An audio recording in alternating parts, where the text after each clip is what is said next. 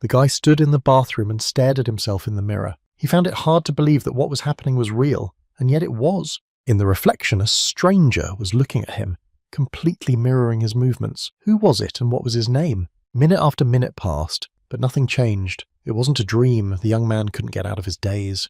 As he approached the mirror, he looked at his reflection. On one side stood Lee Ho-yeol. On the other side was Claudia's grandfather, Arpheus Romeo, the successor of the great clan. He had to calm down and get himself under control. The solution comes as soon as the problem stops tormenting you, and with these thoughts, the guy made himself some tea. He suspected what had happened. He had turned into the character he had made 12 years ago when he was in his second year of high school. It was then that he finally managed to create the perfect version, and he was happy. The character had all the qualities that a teenager appreciates. Many years have passed since then, and Lee Ho-yeol has grown up a long time ago. And now, he has to live in the body of the character he made at the peak of puberty. It was all for one of the best virtual reality games about another world. It combined everything that attracted a person tired of grey everyday life. Until the servers were shut down, she was a legend. But suddenly the CEO of Cosmos, the creator of the popular game The Story of Arcana Continent, was missing. This news caused a shock among the public. Many people could no longer imagine life without virtual reality. But the real tragedy was yet to come. A few days later, Arcana came to the real world. On all continents there appeared rifts from which monsters from the game appeared. At that moment, people began to say goodbye to their lives, each realizing that it was over. The game that had once been their life would now be their end. However, there were daredevils who teamed up with their game characters. This is how the players emerged as real heroes among the population. They not only used the skills from the game, but also fought monsters to protect the world. Now every ordinary person wanted to be like them. Every step of the heroes was closely followed by the whole world, and humanity depended on their actions. Although the players risked their lives, they basked in fame and money. And Lee Ho-yeol, like every teenager, dreamed of being a gamer. He spent hours in front of the screen every day watching the characters' lives. But the guy realized these dreams were empty. After all, the purchase price of the virtual reality device was tens of millions of won, renting hundreds of thousands of won per month. His father, realizing that he had let his son down, repeatedly asked for his forgiveness. His business had collapsed and he could not afford to pay for his son's gambling equipment. Ho-yeol's mother always rushed to comfort him. She did not understand the tragedy. But soon she was gone, and then the boy realized the cruelty of reality for the first time. Now he realized that if he had known things would turn out this way, he would never have given up the game. He would have found the means to keep practicing. Now all that was left to do was to shake his head in ashes, because he hadn't even lost a year. His level and stats were too low. Who knew he'd become the character he created over a decade ago? He put his soul into him and wrote not only his character but also his life story. Grandfather was the heir to a great family, but all his loved ones were destroyed by a demon and he was left all alone. But he didn't have to suffer for long. Wanting revenge, he became a demon hunter and chased them around the world. That's the kind of senseless story Ho-yeol was playing right now. In fact, it was his second identity that he believed in middle school. And at the same time, it was his dark past. He was annoyed by almost every behavior of the character now, even the way he spoke. He didn't understand how to be a productive member of society with that kind of speech. Even Granfel's smarmy appearance that had attracted a lot of attention now caused the guy only anger and disgust. The character was a nobleman and did not forgive any disrespect to himself, but in real life his outbursts towards offenders could end in a lawsuit. By merging with a character, the identity was not to be erased. It was 10 years later and he couldn't remember anything from the game, so he had to get information. He knew nothing about being a player. It was a lucrative profession. Players clearing high-ranking dungeons made hundreds of millions. In return, they put their lives on the line. While the young man's character did not need riches because he had already experienced prosperity, he valued life. So money couldn't have been the primary target. We should have seen what demon hunters do. There had to be something more important than a dime. But he was disappointed to find only 2 Wikipedia pages and a couple news articles, so the demon hunters weren't doing anything. Then his eyes fell on a piece of news and he froze in horror. It turned out that Akshan Base had been destroyed during the night. Misfortunes followed him, one after another. It was the only town where you could become a demon hunter, kind of like the Holy Land for those in the know. It meant that there were no more demon hunters left in the world. Ho-yeol reread the news several times before it finally made sense to him. So his role was simply destroyed in the game. May all his brethren rest in peace. Demon hunters have done nothing before. Not only did they have low stats, but they also had bad builds and weak skills. It was hard for them to level up. So they mostly gained experience by doing various simple quests like delivering bread, but no one could match them in demon hunting. But these monsters were extremely rare, so hunters as a class were considered a waste of time. Other players treated them with contempt. These characters were considered useless. and now all the hunter training had been destroyed. The boy froze in indecision. Still, there was no need for more information, so he sat down at the computer again. There was a heated discussion in the chat room. But then he got a new message. There's a new reality update in the game, and now among the monsters there are demons that are difficult to defeat. Due to demonic debuffs, player deaths have increased greatly. The new monsters were destroying minds and causing many to become possessed. The boy wondered, why if demons caused so much trouble no one dealt with them? After all, it was the direct duty of demon hunters. But what if he's the only demon hunter left and there's no one else to deal with these monsters but him? If that was the case, he shouldn't have gotten involved. After all, the pause in the game had lasted more than 10 years, and he wasn't sure if they were the same demons as before. A lot can change in such a long period of time, and now that even high-level players are failing, what can he do? An inner voice told him he was weak, but a character intervened and reminded him that he was a nobleman. Running away from danger was not his style. The decision has been made. Whoever said what demons did not appear in the new update, they all awaited the same fate. They will fall from the sword Ho-Yel. It was time to do it, but the guy's character seemed, without his input, to be about to go out. The musings were useless and there was nothing to doubt. All anyone was talking about was the demonic update and the casualties. The death toll was rising. The guy promised himself he'd send all the monsters to hell. Several years have passed since the Great Cataclysm. Much was destroyed, but people were able to get on with their lives. Excitement has returned to the streets, but behind the light there was darkness. People who were self-absorbed were constantly in the crowd, but they did not pay attention to each other and did not notice the obvious. Negative emotions of people not fully accustomed to this world became food for demons. The monsters used people as a vessel for their dark energy. Demons completely enslaved humans, turning them into hunters, and remaining only spirits placed inside the body. There was no way to destroy them. People attacked their own kind. They roamed the streets looking for victims in the crowd who were more suited to their emotional state. The group announced another gathering and its leader Tank Namchul reassured the others. There was still a minute to go before the appointed time to wait for another one. It didn't take long to wait. After a moment, Ho-Yel's character appeared on the street and everyone stared at him with astonishment. However, Tank quickly came to his senses and held out his hand with a friendly smile. It was the last member of the group everyone had expected. Ignoring the fact that the guy kept aloof and didn't respond to the greeting with a smile, he continued, "He's just in time for the party to start." Ho-Yel, on the other hand, was staring at one point. It was the rift, so that's how the other players saw it. That's interesting. Crowds of people passed through the rift without noticing it. They couldn't even touch him. The boy thought he had been like that recently before he woke up. And more importantly, this rift was suitable for level 50. It wasn't too bad for his 55th level. He looked at the average level players who were mopping up the rifts conquering monsters. Many of them were level 200. They were known and loved. They were the stars of the day. It was a stepping stone the guy couldn't reach yet, so there was hard work ahead of him. He scrutinized his team. It was a good thing that not everyone was awakened at a high level, so they could always find a group with a similar level. Tank began the briefing. Judging by the extent of the destruction, there was another group inside. They'll go next. 5 minutes to prepare, and it's time to move out. The rift was 19% destroyed. When the destruction reaches 100%, a portal will open, and the monsters will break through to the real world. That's why players were allowed to mop up dungeons. They were the only ones who could stop this time bomb. His musings were interrupted by Tank. He said that their time had come, and it was time to go down. This message caused a flurry of emotions in the group. The boy wondered. Everyone was so friendly.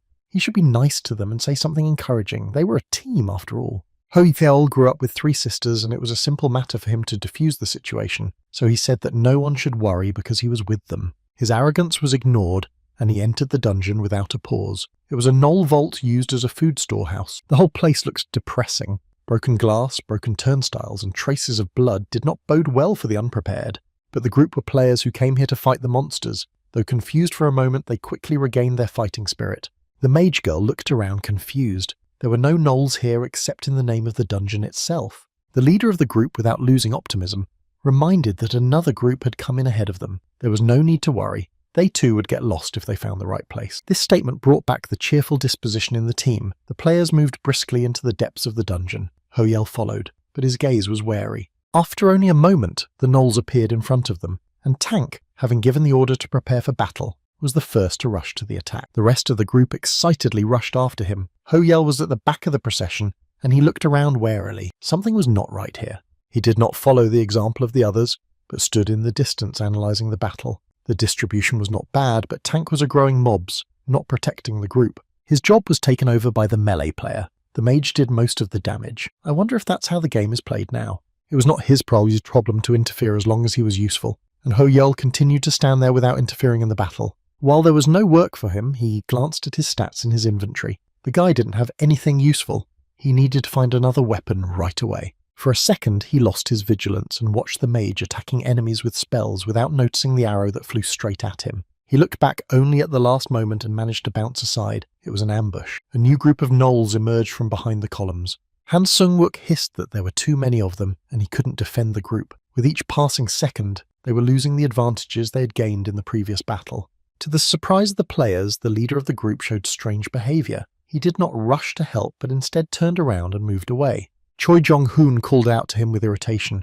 What is he doing? Let him go back as the leader of the group now and help the others fight off the enemies. He didn't have time to finish. A gnoll came at him from behind. His movements were so swift that the guy would have been doomed, but suddenly an arrow knocked the enemy off his feet. He turned around and stared at the shooter in amazement. It was a new player on the team, and no one had expected him to be so proficient with a weapon. Ho Yel, meanwhile, calmly lowered his bow. These dogs didn't seem to have been trained. It wasn't usually his problem, but punishment was sometimes necessary. The battle that had been interrupted for a moment resumed. The enemies became more and more numerous and surrounded the players, and the group's strength was clearly depleted. Ho Yel approached the mage. She was confused and didn't know what to do. He reassured her that he would handle it himself. Let her use the spell. And firing arrow after arrow, he drove the gnolls away. The mage was gathering her strength to prepare a spell. She knew she had to hurry. Finally, everything was ready. She gave a warning shout to the group to step aside and use the fire arrow spell. Everything went up in flames. The players who had hid behind the columns beforehand were unharmed,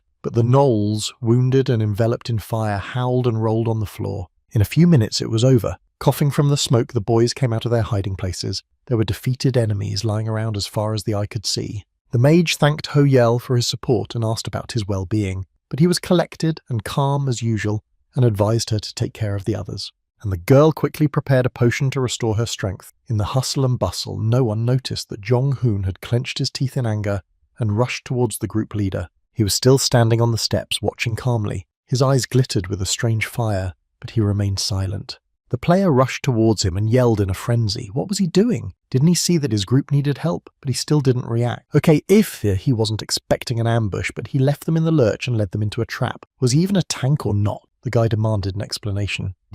Suddenly, the tightly compressed lips of the bandleader parted in a smile, and then everyone heard him laughing, first quietly and then louder and louder. It pissed the guys off. How dare he mock when they had just almost lost their lives? Jong-hoon lunged at him, but Ho Yel squeezed his shoulder. Suddenly, everyone heard the group mage scream in fear. She turned around, spinning on the spot and asking where the light had gone. Her eyes were horrified. The group leader's mood was getting better and better. Those stupid people didn't understand what was so funny. They just didn't see the obvious. How could one not laugh at the fool standing before him? To the astonished comrades, he laughed angrily again. Ho Yel activated the natural enemy skill. His power would increase when fighting monsters. He was the first to realize what was happening. The leader of the group was a demon. At these words, the guy's eyes lit up with hellish light and a monster appeared behind him. It was indeed a demon that had taken over the tank's body and mind. The rest of the group couldn't believe their eyes. After all, they had known each other for a long time. None of them would have succumbed to this monster. Suddenly, Sung-wook found himself alone in the darkness. He called out to his friends for help, but they didn't answer him. What's going on, and where could everyone have gone? The boy's heart pounded like a hammer on iron. It was a vision from his nightmares coming true.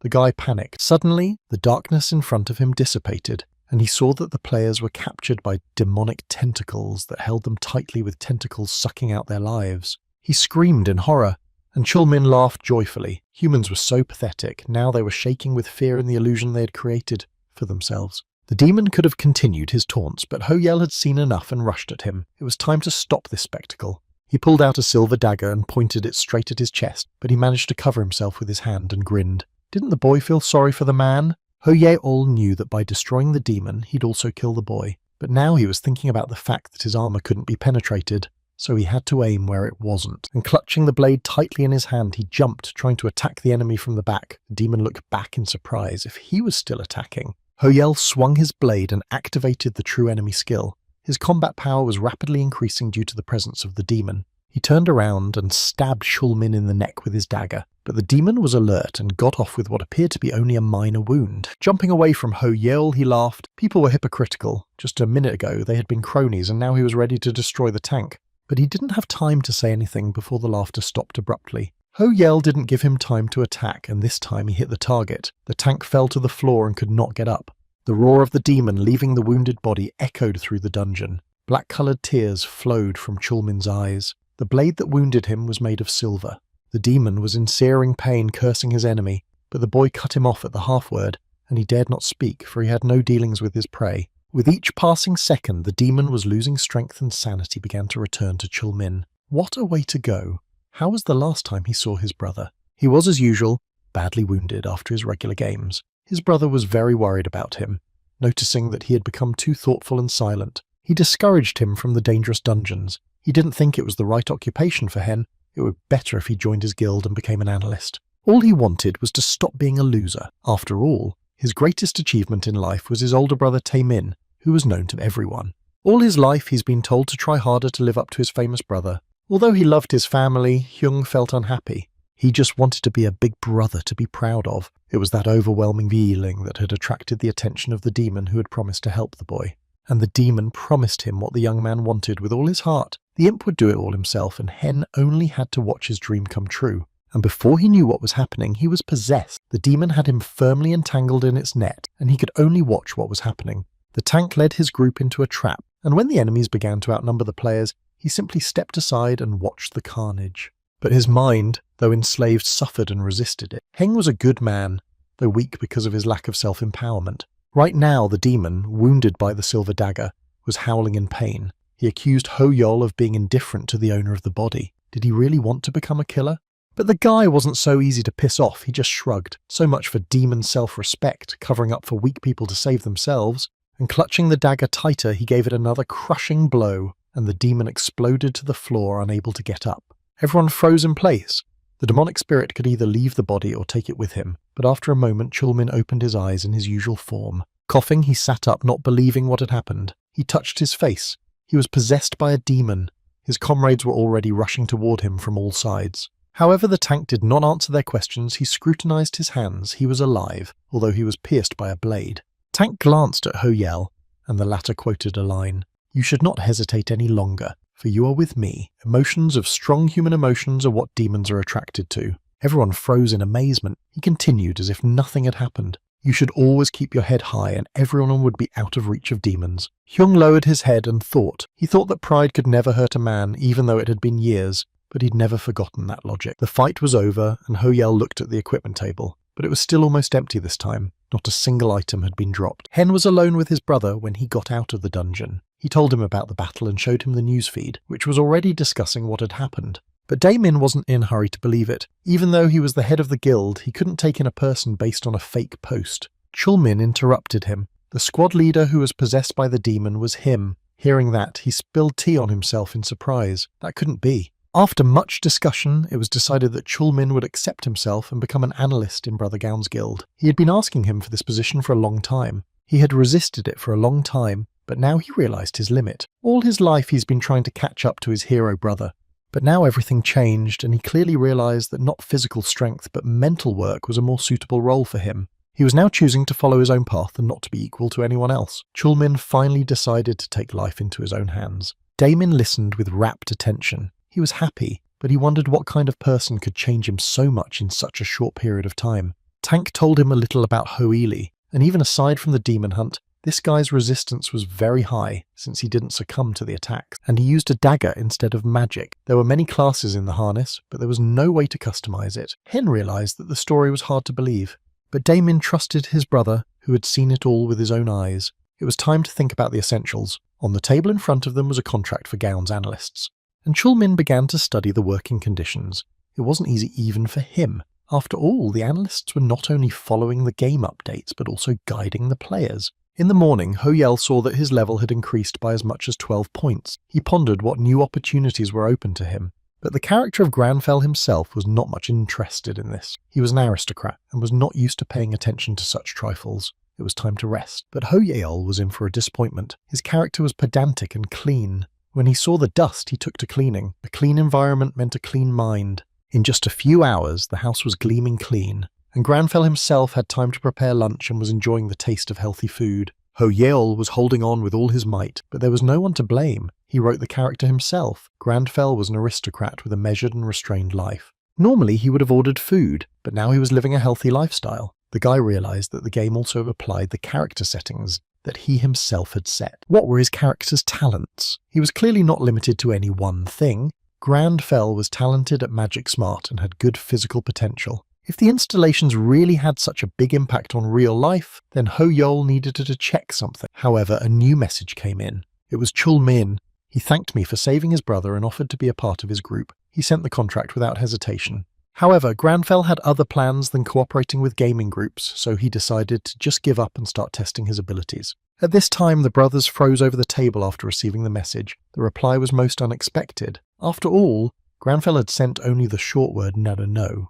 Damon lost his temper. No one dared to refuse, and in such a tone. Hen assumed that the guy had gotten an offer from another guild. But it was ridiculous. The best guild in Korea was offering him a housecar to pay for his every whim and a share of the treasure. Who could beat such terms? Chul Min hesitated for a moment. After the magic tower appeared in Seoul, offices of foreign guilds were opening up around the area. The best groups had gathered in the city. But Damon didn't calm down. There was no way the local guild could offer better conditions. He hadn't encountered the same even with high-level players. Unaccustomed to retreating, Damon was about to leave. There was no giving up. He asked his brother to describe this Grandfell. Damon was determined to bring him in. Hen hesitated for a moment. This guy had contradictory characteristics, and it was really hard to describe him. He looked like the aristocrats from fantasy. Meanwhile, Ho Yeol continued to study. After drinking several cups of tea, he watched hundreds of videos, and his notebook was scribbled up and down. Now he knew the fundamental principles of magic and could use any spell if he had enough mana. Ho Yeol was triumphant. The game was becoming more and more to his liking. The test was over and points could be distributed. With such a talent, all kinds of opportunities were open. He received 2 points each for strength and agility. 1 point went to the luck of Grandfell, who had a battle ahead of him. It would seem that the luck was raised by only 1 point, but in fact it doubled. It was time to rest, and as soon as he closed his eyes, an alert sounded in the room. He jumped out of bed and rushed to his device. Luck had begun to act. It was an invitation to a class quest that was considered a prelude to a counterattack. His eyes lit up. After the appearance of Arcana in reality quests became very rare, and the reason was simple: there were not enough NPCs who could give them out. That's why even an ordinary quest was a rarity in life. And here a class quest fell out at once. They differed in plot and role in them. A class quest would only drop one person from the entire class. That one person was enough to get on all the news feeds and become the player's best. If you look at it sensibly, there was little chance of a class quest being given to a low-level player. And besides Grandfell, there were no demon hunters left. It made sense. He was reminded of Akshan, which was the base for all demon hunters, but the reality could shock the unprepared. They were met by an instructor who explained that the acceptance ceremony was at the top. The soldiers had to climb a steep mountain about a kilometre up.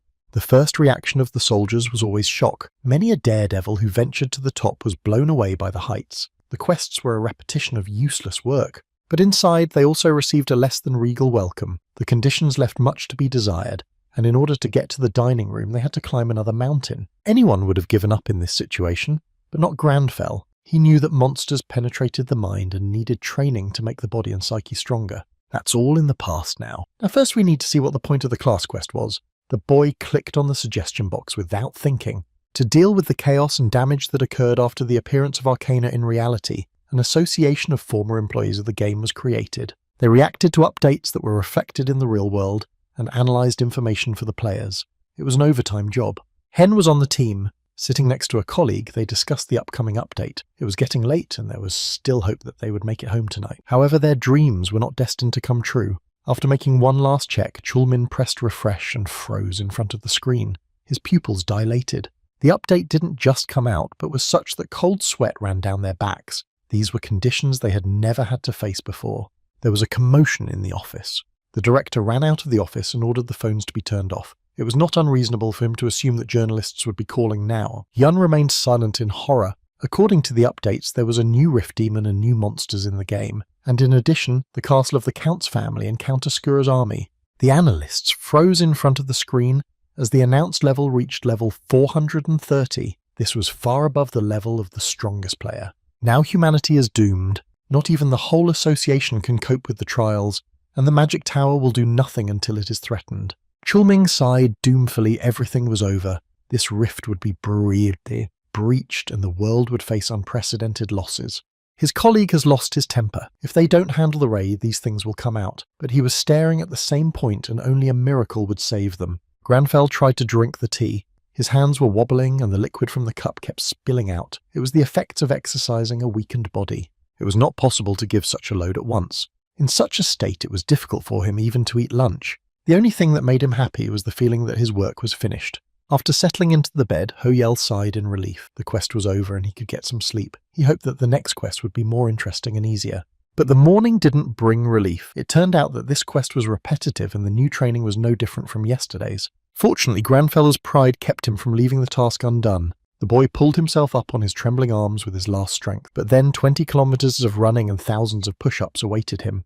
A week passed at this pace. As soon as one quest was over, another appeared. The days merged into one. His body was getting stronger, but he couldn't take it anymore, and it was getting harder and harder for him to get out of bed in the morning. But the reward covered the trouble. Grenfell received 2 points and a +2 to dexterity. He was thrilled not to have expected such an improvement in performance. Now he was excited about the new invitation to the class quest because the reward was well worth the terrible conditions. Here the words of this newscaster came to his ears. The Arcana update was the hottest topic of discussion. Most guilds had already announced that they refused to take part in the Rift Sweep because the new monster Count Oscura's level was too high. It was known about him that he was a demon and a vampire, and he had the highest monster level. Such news depressed and interested Ho-Yel at the same time. Game analysts refused to comment and avoided questions from journalists. This further inflamed the already heated atmosphere among the population. Ho-Yel followed the news. What could he do to help the guild? Level 430 was too high, and he didn't know how to destroy such a monster. Everyone recognized that this trade would be the most difficult in the history of the arcade game, especially since in battle you would have to deal with the negative effects that would arise. You had to have at least a 10-fold level advantage to defeat the demon. Oscura was a monster you couldn't even think about fighting. Ho-Yel regretfully remembered Akshan. There was also a new class quest that required defeating a vampire, but Oscura was the only such monster.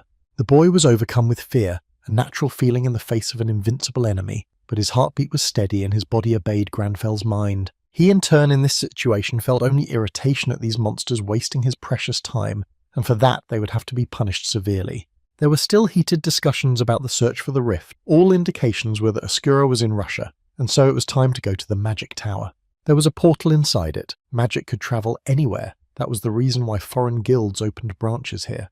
While Ho-Yel was choosing how to get to the Granfell Magic Tower, he put on his unchanged suit and headed towards the exit. He had wasted too much time. Ho-Yel rushed after him, explaining that it was winter in Russia and he should put on something warmer. Granfell stopped. Really should bring tea. In front of the Magic Tower, crowds of reporters were already gathered in front of the Magic Tower and were broadcasting live. Very soon, the top guilds of the country would appear here. As he made his way through the crowd, the aspiring reporter looked around in amazement. He could not believe that he was about to meet the head of the Gaon. He was overcome with doubt. The players were rankers and could simply use portal magic, but the operator had explained that not everyone could do that. Suddenly, the crowd stirred. It was easy to see that Damon's head was towering over the reporters, who were already being bombarded with questions from all sides. The trainee rushed through the crowd. This was his chance to get the job. As he got as close as he could, he asked if Gaon had already found a way to defeat Asker. But the guild leader was not ready to answer questions, and his brother, covering his rear, politely shooed the reporters away, giving them a chance to get to the tower. As he was leaving, Damon turned around. He didn't know how to defeat the new monster yet, but had they ever entered the rifts fully prepared? The reporters froze upon hearing this explanation. The whole world thought that the head of the Gaon Guild always had everything figured out, but Damon didn't stop there. He wasn't going to share information because everyone was talking about saving the world, but when it smelled like a real risk, many guilds refused to participate. The trainee had not yet had time to recover from the surprise caused by the words of guild leader Gaon. As new shouts could be heard in the crowd, it was the arrival of the Shining Guild. Their leader, Rox, was 399th level and 2nd rank. His team didn't have that name for nothing. They knew and loved to show off in public, despite the cocky appearance with their eyes. Each player searched for the head, and the rest of the Gaon players rightly believed that this guild was their main rival. Damon followed the reporters' movements with his eyes and saw the Shining Ones. So they were not only fighting monsters, but also competing with each other. Seeing his brother's concern, Chulmin walked over and patted his shoulder reassuringly. Head Gaon finally smiled. Hen can always be relied on. Damon thought of Ho Ili. His brother had said he'd contact him. Damon hesitated. He planned to change the terms and call him, but there was an update. Everyone said he had incredible strength. I wonder if he'll go into that rift. Maybe they'll meet in the magic tower. At this time, the guy was riding the bus and wasted no time watching a magic training video. He was surprised and inspired by the power of high-level players. He sighed contentedly now the guy fully understood the whole process. It wasn't really that complicated. The magic was activated in 3 stages.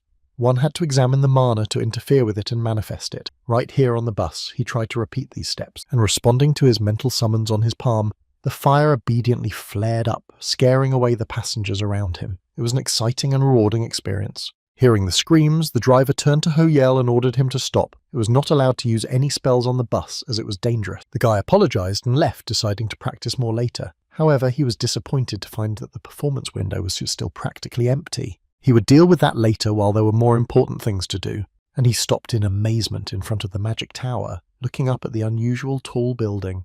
In the main hall, he stopped in front of a magic crystal. The inside was different from the outside. He decided to take a closer look at the surroundings. Suddenly, his gaze came upon a wall that seemed to be made of a blob of energy. It was the well-known portal. The young man could not take his eyes off him as if hypnotized. It was a very strange feeling, as if he could understand the portal magic and it drew him in. He carefully brought his hand closer and touched it. It seemed to him that portal magic was easier than the fire magic he'd used recently. One of the reporters didn't notice the guy and hit him with the equipment he was carrying on his shoulder. He heard a scream and turned around. I wondered if he'd pushed someone right into the portal. Daemin admonished him to be careful in a crowd of people, and Chulmin froze in place because the guy in the portal looked a lot like Ho-Yel. But he didn't have to think about it for long. His brother turned and ordered the briefing to begin.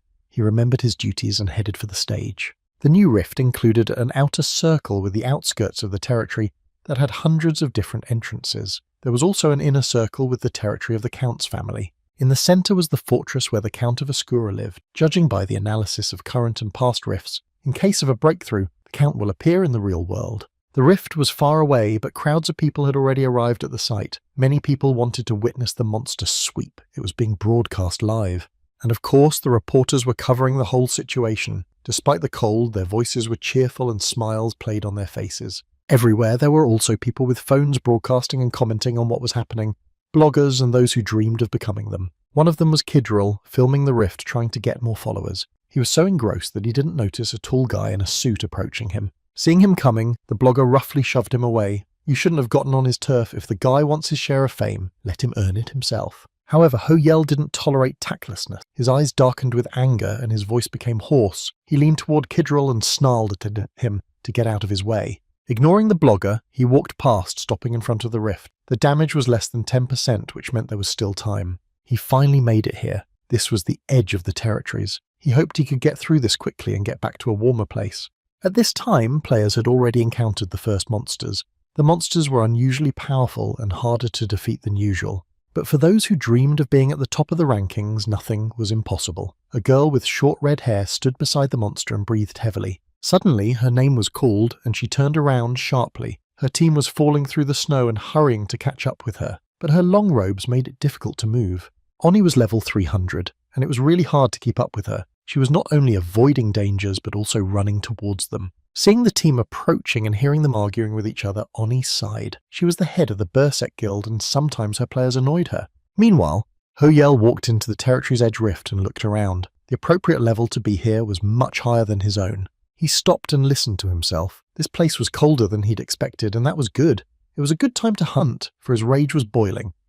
A growling sound was heard behind them, and the blood wolves entered the clearing. These monsters were 230th level. That was a lot for a 67th level Ho-Yel. But the boy was even glad of them. Clearly they were the Count's dogs. He was sure that he could easily defeat them by activating the natural enemy skill. The beasts were getting closer. Their glowing mouths and red eyes could drive anyone crazy, but Ho-Yel calmly waited for them. They had chosen such a master for nothing. He drew his blade and calmly waited for the attack. Under the influence of mana, his body glowed with blue light. He looked at the approaching monsters without fear. He thought he was kind, so he decided to help these ignorant creatures feel the fear of becoming prey, and his eyes lit up with a fierce fire. Meanwhile, Oni was also successfully dealing with the monstrous wolves. There were many of them, and the monsters were tough, but that didn't stop her. Even the team used to her outbursts of anger stopped in amazement. It looked like she'd overreacted a bit and should have calmed down a bit. But the jokes didn't last long. In fact, there were many things about the monster's behaviour that alarmed the group. This time they had clearly encountered something new. It was as if the monsters didn't feel fear, didn't know it existed, but the instinct of self-preservation was present even in the most undeveloped monsters. These were behaving unnaturally. When they were wounded, they didn't howl or whimper. It was as if the pain was unknown to them too, something was wrong. Suddenly, a strange noise distracted the group of players from talking. Somewhere behind the stone mountain, a howl of terror could be heard. Everyone froze. The sound clearly belonged to a monster, but there was so much pain and fear in his voice that even experienced players flinched. What could have caused such a reaction? Unnie, not used to waiting and thinking, was the first to rush towards the howling. She had to find out what was going on. Her team followed her. At this time, Hoyel was holding back a whole crowd of monsters. He stood with his bow in his hands, taking aim. The monsters, sensing a strong opponent, stomped on the ground. The arrow wasn't the best, but he concentrated and felt the mana on the end of it. It was a great exercise in exploring his own power. Now that he was ready, all he had to do was prove himself. He drew the bowstring and released the arrow, which turned into fire as it glowed in flight. The arrow hit the target and several of the monsters burst into flames, becoming a living torch. The rest of the wolves recoiled in horror, howling with terror. As Hoyel took aim once more, the figure of Oni appeared behind the trees. She stared at the young man in confusion, ignoring the group's calls.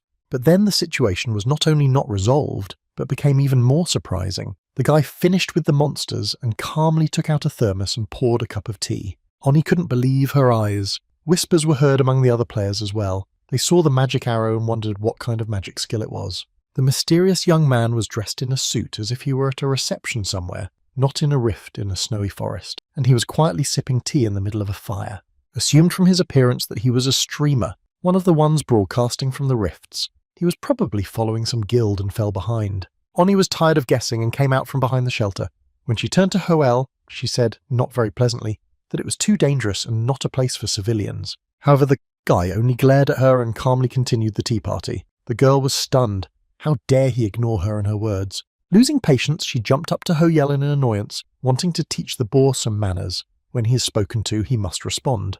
However, her scream was interrupted. Her team cried out in warning of danger, and Oni stumbled back to the call. While they were arguing, an army of monsters silently approached them, and the players put up their shields and tried to hold them back, but the forces were too unequal. They were bloody bandits with 230th level, but the main thing was that the number of them was so large that there was no end in sight. The girl did not hesitate to rush to the aid of her group while ordering everyone to get into position. The monsters were already very close.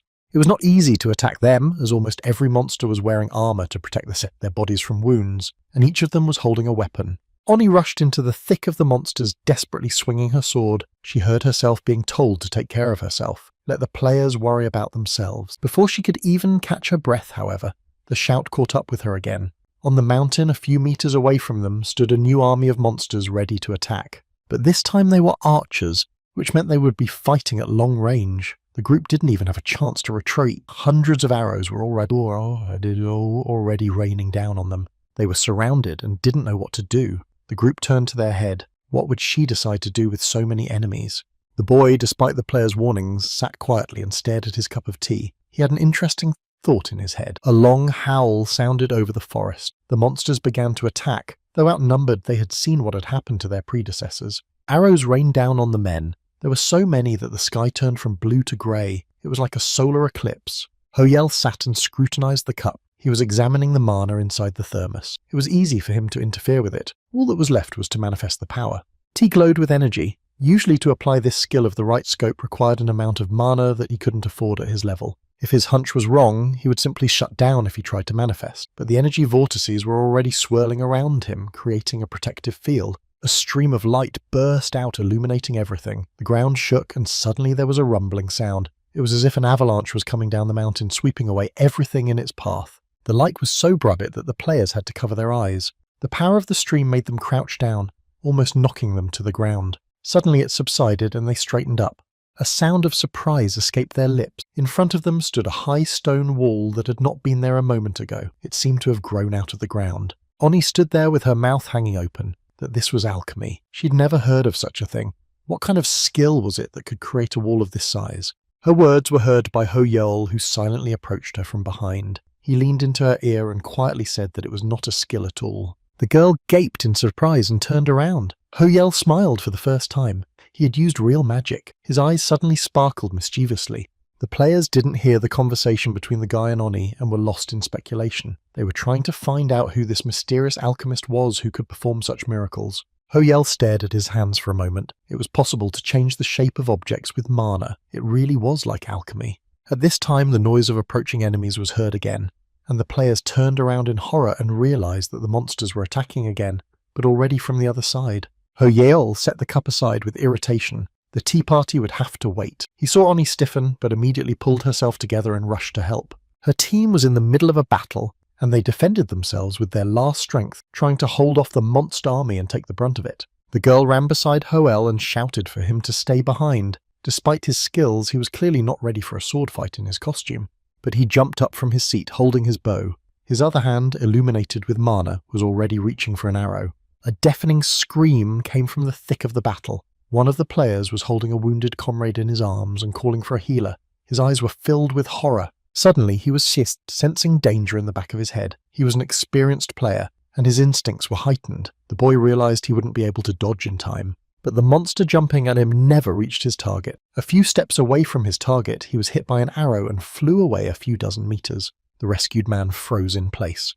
His strong enemy had been destroyed with just one shot. Were there such unique archers in their guild? He didn't recall. Oni saw the situation and was surprised as well. So this weird guy was an archer, and not only was he not scared, but he pushed her back and put her behind him. Looking over his shoulder, the girl saw that he wasn't firing ordinary arrows. The tip of the arrow was on fire, and it killed the monsters with a single blow. Everything stirred in her mind. Could it be that there was a real mage standing in front of Oni? But they didn't use bows. An alchemist, then? Who the hell was he? After a few minutes of firing like this, the battle was over. The guild leader was told that the team had searched every corner but had found no more enemies. Ho-Yel calmly looked at the characteristics and acted as if nothing had happened. Even his suit didn't wrinkle. His behaviour annoyed Oni. He still didn't answer any questions, and he looked fresh and alert. He wasn't tired at all, even though the others were exhausted from the experience. But you had to hand it to him. No matter how annoying his arrogant demeanour was, it was worth admitting that the guild couldn't have done it without him. The guy looked like a tanker, but the girl didn't remember anyone like that, and he had a memorable appearance. She should have thanked him for his help. Without taking her eyes off him, she wondered if it was futile. After all, he would probably ignore her again. Suddenly, Ho-Yel looked up and stared at her. Not expecting to be caught looking at the guy, Oni turned away and blushed. She didn't want him to get any ideas. She adopted the sternest expression she could muster. But why was he staring? Maybe he wanted to invite her to tea. She didn't mind in principle. Ho-Yel walked closer and called out to her. The girl smiled as she waited for the invitation. She could gawk all she wanted, but there was no extra tea for her. The words were so unexpected that Oni couldn't find a response. It was the first time in her life that such a thing had happened to her. She sat staring at him for a few minutes. The rift was the main information occasion for people all over the world. Drones equipped with cameras were constantly circling over the scene, filming sattles and keeping statistics. Many reporters also gathered near the rift to cover the latest events and interview players from various guilds. One of the editors sat in a tent and watched the news from all the channels, trying not to miss anything. The whole world was glued to the screens with him. This rift was called the Outskirts of the Territories and was one of the 3 that appeared in the new update. It was here that a demon of an unprecedentedly high level was located. Gown shining and the others were doing a sweep. There was one question on everyone's mind. Who would be the first winner? Who would clear the rifts the fastest? It was an unprecedented chance for both the guild and the players. After all, everyone realized that the winners would receive worldwide fame and generous rewards. The editor was sitting at the screen. He was the first one to fly to the spot, eager to grab his piece of the glory. His body was so tense that he didn't even feel the cold. Suddenly the door to the tent was flung open by someone's hand, and a guy called out to the principal in a cheerful voice. It was time to drink hot coffee and warm up a bit. The man ignored the suggestion and got to the point. What news from the rift and if there was any video? But nothing had happened yet. So far, the Shining Ones were in the lead. It was worth it then to put reporters at the rift and do interviews right after the players came out, but there was plenty of time. The cleanup would take forever. But then the drone footage appeared on the screen, and the assistant and the editor abruptly stopped talking. It just couldn't be. Maybe it just seemed like it. But no. The first rift was mopped up and the guy rushed out of the tent without waiting for orders. As he ran past the reporter, he gave a smile. Where is he going in such a hurry? The director came out of the tent and ordered the journalist to follow the assistant in a thunderous voice. The first rift glowed with blue lights. It had been cleaned up. Which guild was the first to go? Could it be that Gown had managed it so quickly? But the director didn't have an answer. From behind the trees, the drones couldn't take pictures of the players' faces. The assistant director was running so fast that no one could catch up with him. In spite of the thick snow and the biting cold, he was almost there. The director was in touch with him. The assistant was giving him everything he saw and sending him videos. However, he was insistent on knowing who had been the first in the sweep. The assistant faltered and his voice sounded uncertain. It seems that the Berserk Guild was the first to go. Hearing this, the editor jumped to his feet. This couldn't be true. He double-checked. This group was only 32nd in the rankings. How could they beat out strongmen like Gaon and the Shining Ones? But it was. The assistant sent a confirmation video and waited for the players to approach. He wanted to ask questions before the other reporters arrived. The surprised voice of the editor still echoed in his ears. The Berserk had passed the outskirts of the territory, while the Shining Ones were only halfway through. The assistant reported that the guild was in its entirety and didn't look hurt. Suddenly, a strange guy in a suit crossed the assistant's path. It was strange to find a man dressed like that in the Winter Forest. It was also strange to see a man dressed like that in the Winter Forest. But there was no time to think. Reporters were already rushing from everywhere, and the assistant had every chance of missing the winners. He rushed forward. He quickly explained the situation to the director and disconnected. He never found out who his assistant had met in the forest and why he was so surprised. The boy listened to his instincts and went straight to the stranger, calling out to him. He turned around, but the look in his eyes didn't bode well. But he was not confused and asked questions. What was the young man's connection to the Berserkers, since he had a non-European appearance? What happened inside the rift? But Ho Yel, without listening, ordered the journalist to move away from him in a tone that did not tolerate objections. The journalist was frozen in astonishment and could not reply. The strange guy's eyes glowed with demonic fire. He ordered him once more to back off before he ran out of patience. Seeing that the assistant was frozen in front of him, he turned and ran away. He seemed angry, but in fact he was just cold, tired, and in need of rest. Berserk was already surrounded by reporters from all over the world. Oni frowned. She hated them, but the other players blossomed under the camera flashes. The girl felt a headache coming on. How annoying these people were. And clearing her way, she kept saying she had no intention of commenting. Everyone waited, and the team members tried to reason with the head. They had cleared the first rift and people had questions, but Oni only croaked, no comment. She was annoyed by the fact that she was in a ridiculous situation because of a strange guy. After all, he was the one who had actually cleaned up the rift and left her guild to fend for itself. She had to find him and make him get out on his own. When she looked around, she didn't see Ho Yel. She had been told that he had fled as soon as he saw the reporters. He said he had to go home for a while. The girl was stunned. She suspected that he was not at home, but now she knew he was a real psycho. Things were heating up. She stood in front of the cameras that were broadcasting live around the world. She looked confused and shaken from the fight. It's unclear how things would have turned out if one of the reporters hadn't accidentally turned around and noticed another blue rift. It was the second sweep. Head Gaon came out and the battered players followed behind. Despite their injuries, they had a full squad, so there were no casualties. The reporters rushed towards them. Damon was congratulated on second place and asked for a comment, but he looked at Berserk and tried to understand. Second place, what were these guys doing here? A little later in Gaon's camp, Damon was recovering from a brutal battle, and his older brother and loyal comrade was by his side. They were eating lunch and watching the news. The meeting with the first Berserk winners was being broadcast. It looked like Gaon wasn't the strongest guild in Korea anymore. Damon was furious. Not only did that little brat win first place, but when he left, he called him names. And now the whole world had heard that unflattering epithet. That was the only thing she said in the whole interview. How did they even manage to overtake Gaon, which was the only strong guild in Korea with such a head? He was so angry that he lost his appetite. Chulmin said thoughtfully that she had probably met someone strong in the rift who had helped them. Daemin was going over guilds that could help, but his brother interrupted him. He wasn't sure if it was any of the players. An interesting thought occurred to him. Only one person could do such a thing. Meanwhile, Ho Yel took a hot shower and tried to warm himself. It had been a cold day and he was freezing to the bone. A little later, the guy cooked a meal and had an appetizing lunch. Afterwards, he had a cup of hot tea. He had to think about the past battle. He checked the characteristics and attributes, but the tables were still almost empty, nothing of interest, and the level had risen to 86. Too little considering the danger. Although magic did require less mana than skills, thanks to that he was able to use it more times. Mana regeneration, on the other hand, was slow, though that was obvious with the lack of equipment. His class had advantages that didn't apply to skills. He'd have a hard time dealing with monsters if it wasn't for that group. You should have thanked them if you knew who they were. All because he was weak. Granfell couldn't stand to be underestimated. He would prove them wrong, and if he was overrated, he got better and re-evaluated reality. The next target would be the Count's territory. The boy rose from the table. No time to relax. He couldn't rely on magic, combat skills were needed. And today he found the right subject, a girl with short hair who fought with 2 short daggers. If he could replicate her movements, it would raise her level considerably. He had memorized them exactly and would start practicing them soon. But right now, it wasn't worth forgetting about the base. So Granfell pressed the class quest for a body workout. Now a run of push-ups and pull-ups awaited him. It was also necessary to clean the house and wash the dishes, and Ho Yel, chained in his character's body, sighed sorrowfully. I wonder if they'll be able to sleep tonight. The moon rose high in the sky and illuminated the city. Almost everyone was already asleep and many windows were no longer lit. The streets were unusually quiet and peaceful. Granfell, despite his fatigue, set about the quest. For him, there was no such thing as a can't. He knew what he wanted and took every opportunity. The radio was playing in his ear and the announcer started the evening news. Suddenly his voice became serious. There was breaking news, and Ho Yel became alarmed. At this point, almost all of the rifts had been cleaned up and the county's territories would soon be accessible. However, the progress of the destruction has suddenly exceeded half. The message caused a shock among the guilds who had been closely following what was going on. At this rate, the rift will fail even though it hasn't even opened yet. Damon didn't understand. A day passed where the 60% came from. His brother explained. The time decreased if there were strong monsters in the rift. Panic broke out in the camp of the Arcana 2-day news channel near the rift. The director was raging.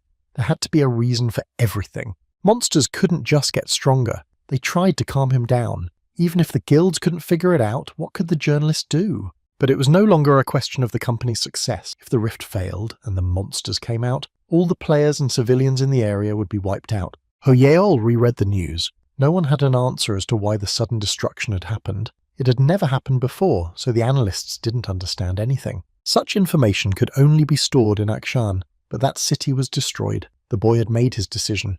Now he had to hurry. Vampires were creatures that shared power through blood. Askura divided his power among the monsters, and after destroying them, he took it back. He poured the returned power into the monsters of the Earl family's territory. Therefore, they became stronger and the progress of destruction accelerated to unprecedented levels. But then, if a raid started on the Count's territory, there was a chance that the Rift Fortress of the Count's family would collapse. That was something to think about. Ho Yel dressed himself, Count Askura, no, just Askura, for he was unworthy of the title. An aristocrat never takes what is given to others. Throwing his cloak over his suit, Granfell grabbed a couple of tea bags and headed for the door. He had important business to attend to. The rift was 5 hours away.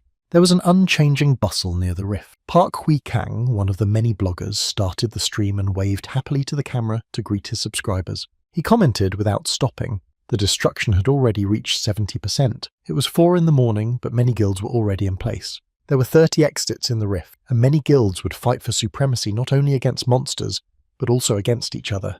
It's going to be an interesting battle. Chulmin came over to Gaon and said hello. His brother greeted him cheerfully, but he sounded worried. Was there any news about the rift? Hyun made excuses. He tried, but the competition was impossible to avoid. The rifts were too small. Damon sighed. The most important thing was that their rivals weren't the shining ones. His brother reassured him. The guild went north. This was where they might not run into the second-ranked United Heavens. They would obviously want the first rank. Suddenly, Daemon's face took on a hard expression. Out of the corner of his eye, he saw movement and turned around. Look who's here with such a brazen look. It was the 4th rank Inazuma guild with Hisagi Kazuma as its head. He too grimaced upon seeing the Gaon. What a coincidence, and right in front of their rift. Daemon reminded him that they had tried to set up a branch in Korea, but in vain. And Kazum replied that it was easier to fly in than to deal with the bureaucracy in that country. But even though the guild heads were smiling, everyone remembered their long-standing feud. They exchanged glances. About to go in, what do you want to try and stop me? The streamer, who was the only one who got to film the scene, was cheering. What a contest! Gaon and Inazuma in the same rift. The sweeps are going to be insane. Chulmin touched his brother's shoulder. He understood his feelings, but right now the main concern was breaking the rift. This was not the time to settle things. But Hyung was also interested. After all, Hisagi Kazuma was ranked 6th, while Daimin was ranked 11th. It's a real Korea-Japan rivalry. It was as if the head Gaon had read his brother's mind, and when he realized he'd given himself away, he agreed. Well, after all, they'd come here first. It would be foolish to leave. The reporters were beyond excited. Gaon and Inazuma entered the Eastern Rift together, 2 guilds known for their long-standing feud.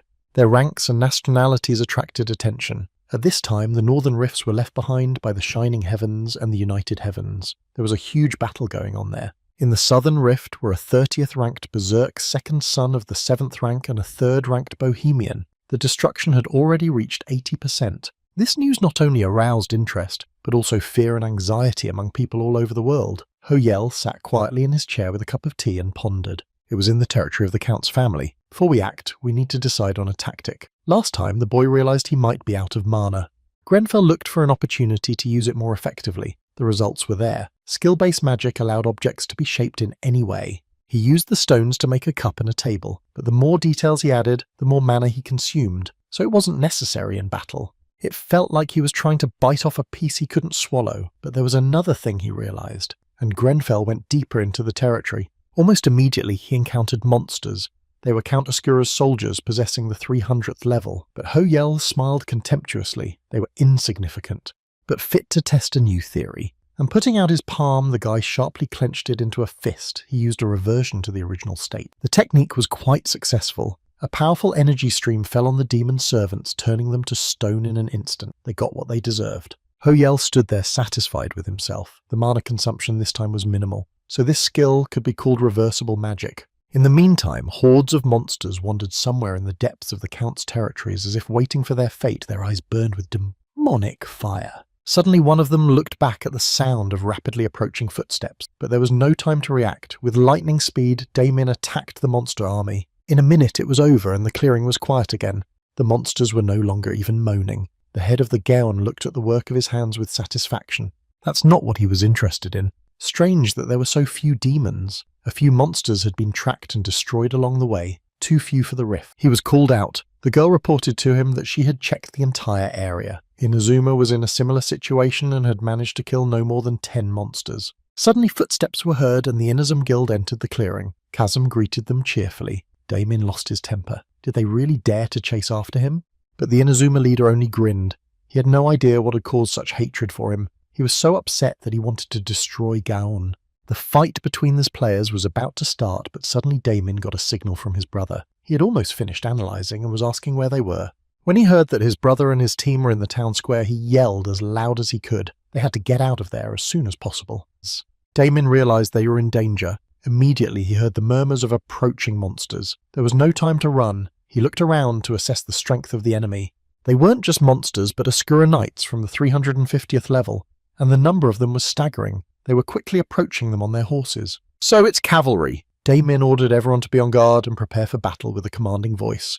The battle was clearly going to be difficult. He knew that on the plains the horsemen are much stronger. At this rate, even with tanks on the front line, they would surely be defeated. What to do? The opposing guilds were now standing side by side, and as much as they didn't want to, they had to cover each other. Monsters surrounded them.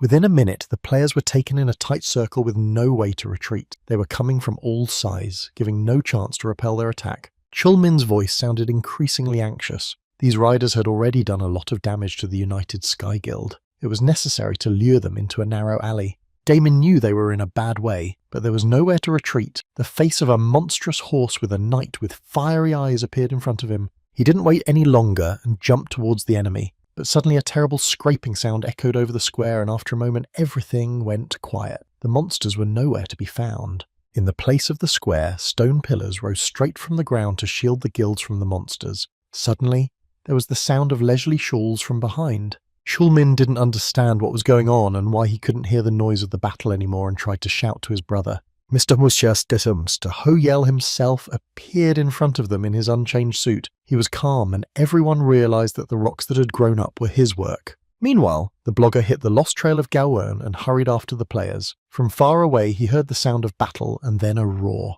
Stones were falling from everywhere. He rushed to the source of the noise and looked out from his ambush to see the Gon Guild. They stood in the centre of the square, but they were surrounded by stone pillars. Hisagi Chasm was also sneaking glances at Ho-Yel. What kind of lord was that? Thanks to him, without a single movement, the entire field was covered in stones. How much magic and confidence this guy had in his abilities. He appeared on the battlefield in a suit and shoes with no military equipment. However, his musings were interrupted by a shout. One of the players turned to him when he saw that the enemy had begun to break through the stone pillars. The monsters stopped for a few minutes by the obstacle, knew no fear or desire to retreat, and now they persistently tried to reach their enemies. Ho-Yel was on guard and, raising his hand, directed his mana towards the demons. The stone pillars immobilized the riders, but they didn't stop completely. The gratitude could be delayed. Damien realized that it was time to act. He activated the barbarian skill, increasing the attack power and reducing the damage, so he could stand up to a dozen horsemen and the head Gaon rushed into battle without a second thought. With the first swing of his sword, he destroyed several monsters at once. Chasm didn't plan to stand on the sidelines and give the laurels to his opponents.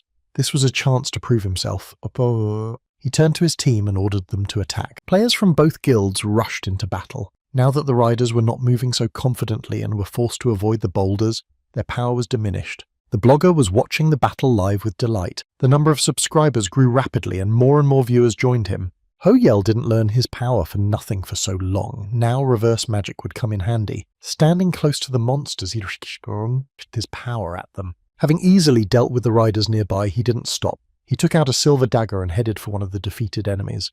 His weapon shone with inner strength. It was a silver dagger with the highest durability, but as he brought the blade over the monster's head, he stopped. It was a shame to waste durability points on such an insignificant creation. What if he changed the mana of the dagger and gave it a different shape? And so he did. Later the players would survey the battlefield and the defeated enemies. It wasn't a bad job. They'd gotten a lot of trophies. Ho-Yell stood aside sipping his tea. Damon's greed was awakened again. He wanted to get him on his team, especially when Inazuma had also witnessed his incredible strength. Suddenly, Ho-Yell's tea party was interrupted in the most indelicate way. A blogger pulled him back, pointing the camera straight at his face. He wanted to ask the guy questions. But the boy couldn't get his piece of the glory. Ho-Yell was already being approached by the players. They were amazed by his abilities and wanted to get to know him better. Damon approached the crowd, pushing them out of the way. He introduced himself and said he'd heard a lot about the guy. He had even sent him a message with a cooperation offer. Ho-Yell stood with a stone face. He didn't desire fame and didn't observe the presence of etiquette in anyone right now. He didn't plan to continue the conversation in this tone. This response took everyone by surprise. Damon froze with his hand outstretched without shaking it back. The blogger did not stop broadcasting and comments were pouring in under his stream. The viewers were also surprised by the harshness and pride of the unknown player. However, Ho-Yell did not feel uncertain. He asked everyone to step back and assured them that he would not answer any questions. The conversation was over before it began. A little while later, the Shining Guild team was resting after the battle at their base. Their leader was scrutinizing the video footage taken during the battle. His name was Rox, and he was the second highest ranked player. What he saw was confusing. What it could be. He turned to his team. Camilla, a member of the group, shrugged nonchalantly. She was an archer and didn't understand these things. Dimitri was losing patience with the endless questions. They had been sitting at the base for a long time and didn't understand why they were wasting time watching the same fragments. Ho-Yell was handsome, but he wasn't worth it. They assured Rox that there was no need to be jealous of the guy. They were often in the news too. Newcomers were constantly appearing in the media for ratings and views. After assuring the boss that their reputation was intact, the guys went about their business. Rox remained silently in his office, staring thoughtfully at the screen. Suddenly, there was a clump of heels and a girl peeked out behind the guy's back. It was Jessie Haynes, who was doing a class assignment for a mage in the guild. Looking at the screen, she appreciated Ho-Yell's abilities. The guy was clearly talented. What he did was similar to magic, but different from it. Despite Rox's chuckle, her gaze became dreamy and was fixed on the screen with a frozen picture of the guy in full height. He was funny. At the same time, a similar scene played out at the Berserk Guild's base. Oni was watching the news and suddenly yelled angrily. She knew he was a player. Things were a little different at Inazuma's headquarters. Hisagi Kazuma was watching the news while talking to someone on the phone. He had been given orders to get Ho-Yell into the guild. It became known that following the rift, the surrounding area was cleared where the Shining Guild and the United Sky Guild met. In the end, the Shining Ones were the first to clear the dungeon. Now only the Count's Citadel remained, and the rift was currently at 72%. Players from all over the world were here and preparing for the action to begin. But this rift was dangerous, and the players were excited in a way they hadn't been before. At this time, Ho-Yell took a shower and turned on the news. To his displeasure, he saw himself on the screen again. It was getting tiresome. Reporters discussed his complete lack of armament. It was impossible to defeat such an enemy without equipment. He clearly needed magical artifacts. Guesses of hidden techniques and techniques emerged. Hearing this, Ho-Yell smirked. He didn't wear anything because he didn't have any equipment. One reporter showed how the player immobilized opponents and changed the landscape, saving the Gaon Guild and Inazuma, and then calmly stood by and watched the battle. Ho-Yell couldn't take it anymore. He had just run out of magic power and had to stand aside. It was time to check out the trophies he had gotten. These were pretty rare items. A blood-cursed necklace with a sealed demon curse, but it required purification to manifest its effect. Usually players threw away such items. There was a big difference between the likelihood of good options and spending money to remove the curse. But there was another way to use cursed items with the exorcism skill.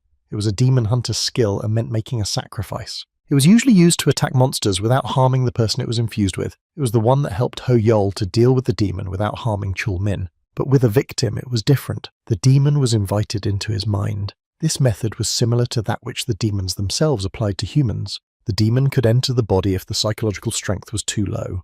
But there was no other choice, and Ho Yel was willing to use it. The phone rang and Nam Chol Min's phone number popped up on the screen. The boy shuddered as he remembered the last time he saw him. Then Ho Yeol was rude to Daimin and his brother threatened to sue him. Did he really decide to do that?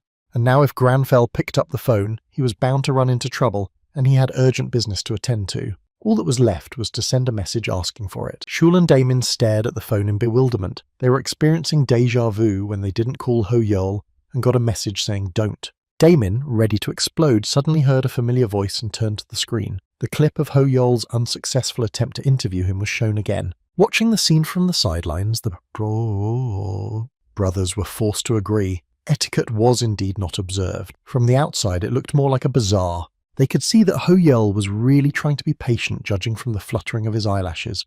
Although the guy was actually just tired from using magic. Guild leader Gaon sighed. It was time for him to decide how to deal with the Count of Oscura. Daimin decided to look at the percentage of destruction and froze in horror. The reading was already reaching 83%. They had to go inside immediately. Suddenly, the city began to shake violently. It could have been an earthquake. Their doubts were dispelled when they heard of a new rift in the Count's citadel. At the stage of 80% destruction, a rupture occurred for unknown reasons. The authorities began evacuating people from the surrounding areas. An emergency was declared after the rift. The Count's citadel appeared on the territory of Russia and resulted in a huge number of human casualties. Thanks to the portal, Gaon was at the scene of the tragedy in no time. Standing in front of the palace, they looked at the demonic structure in amazement. Ho Yel was on the spot. Looking at the citadel, he wondered if everything had happened as he had assumed. The players also recognized him and whispered around him. However, the boy didn't care about that. Putting his hands in his pockets, he calmly walked straight toward the main gate. His gait was as light as if he were walking in a park. Entering the territory of the Count's citadel, he stopped in front of a statue of a demon with burning red eyes. Ho Yel looked at it carefully. This was Count Asker's illustrious palace for a lousy vampire. That's luxury. The Claudie clan fortress from Granfell's past was 10 times the size. An angry expression appeared on the statue's face. It reflected fury, as if it had heard the words of an uninvited guest. Suddenly, the stone demon stood on its hind legs. Watching this scene, the players bounced off the gate. The statue had moved. It was over 10 meters long, and Ho Yel was in danger. The boy showed no signs of fear, and didn't even think of retreating. He had come here to confront Count Ascura and his henchmen. Standing in front of the animated statue, he raised his hand and clenched it into a fist. He had not wasted his time practicing. There was a muffled murmur of falling stone blocks. The demon statue roared and began to collapse before his eyes. Huge rocks fell around Ho Yel with a whoosh, but he didn't move. The Shining Ones watching the scene froze. The mage was especially amazed at what she saw. Her eyes widened and she caught every movement of the unusual young man. Some strange sounds came from the citadel. Something was going on inside. It was like everything that had happened on the video. Rox didn't know what to do. Suddenly Jessie snapped and ran toward the castle. They tried to stop her, but in vain. They were already planning to go in, so there was no need to make any unnecessary moves. But the girl didn't hear a word. Forming magical shields, she moved through the air like steps and got farther and farther away. Ho Yel was satisfied. The statue was made of ordinary stone, and he easily managed to smash the monster. Why did they put this kind of trash in the centre of the garden? Suddenly, there was a clatter of approaching footsteps and shouts from behind. Granfell turned to see what was happening and raised his eyebrows in surprise. Players from different guilds ran into the gates of the citadel and headed straight for the castle. The guards had been destroyed and this was their chance to get to Asker first. The destruction of the statue was like a signal. The warriors' morale was boosted and they rushed straight into the castle without a second thought. And Ho Yel saw a new quest. One had to feel the victim's fear. Wasn't that a prerequisite for entering the castle? The guy rushed after the players. Rushing through the corridors, the boy pondered. He was only level 100, but he was the only demon hunter. Who else would have to fight the Oscurus? Behind another door, a large room with a dining table appeared before them. It was a banquet hall that must have held dozens of monsters more than once. The walls were decorated with portraits that would terrify even a man like Ho Yel. It was as if they were demons themselves, framed in luxurious frames. The gallery of the castle was also where the Gaon Guild was located. Damon stopped in the middle of the corridor and lowered his head. Sweat was running down his face and he was having trouble breathing. He explained to the anxious crew that he felt sick when they entered the corridor with the portraits. He had the feeling that someone was watching.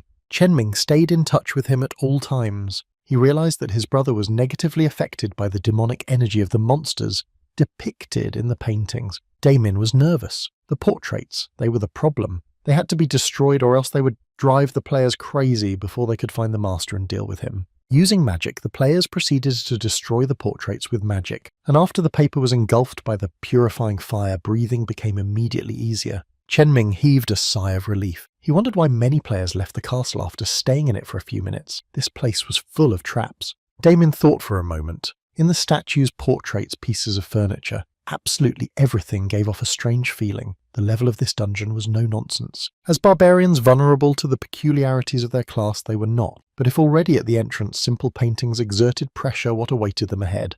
And the head of the Gazon stopped and looked into the dark corridor that seemed to stretch endlessly and held a million dangers for him and his team. Ho Yel, meanwhile, was not happy about the artwork on the walls. How could one eat a meal surrounded by such ugliness? The structure of the castle was nightmarish. There were too many passages and branches. The head of the man who designed such a thing was given only for decoration. But the labyrinth of corridors suddenly ended, and a tall, wide staircase appeared in front of him. He seemed to have finally reached the place he was looking for. He felt a strong negative energy coming from under the door. The owner of the building was clearly there, and they had something to talk to him about.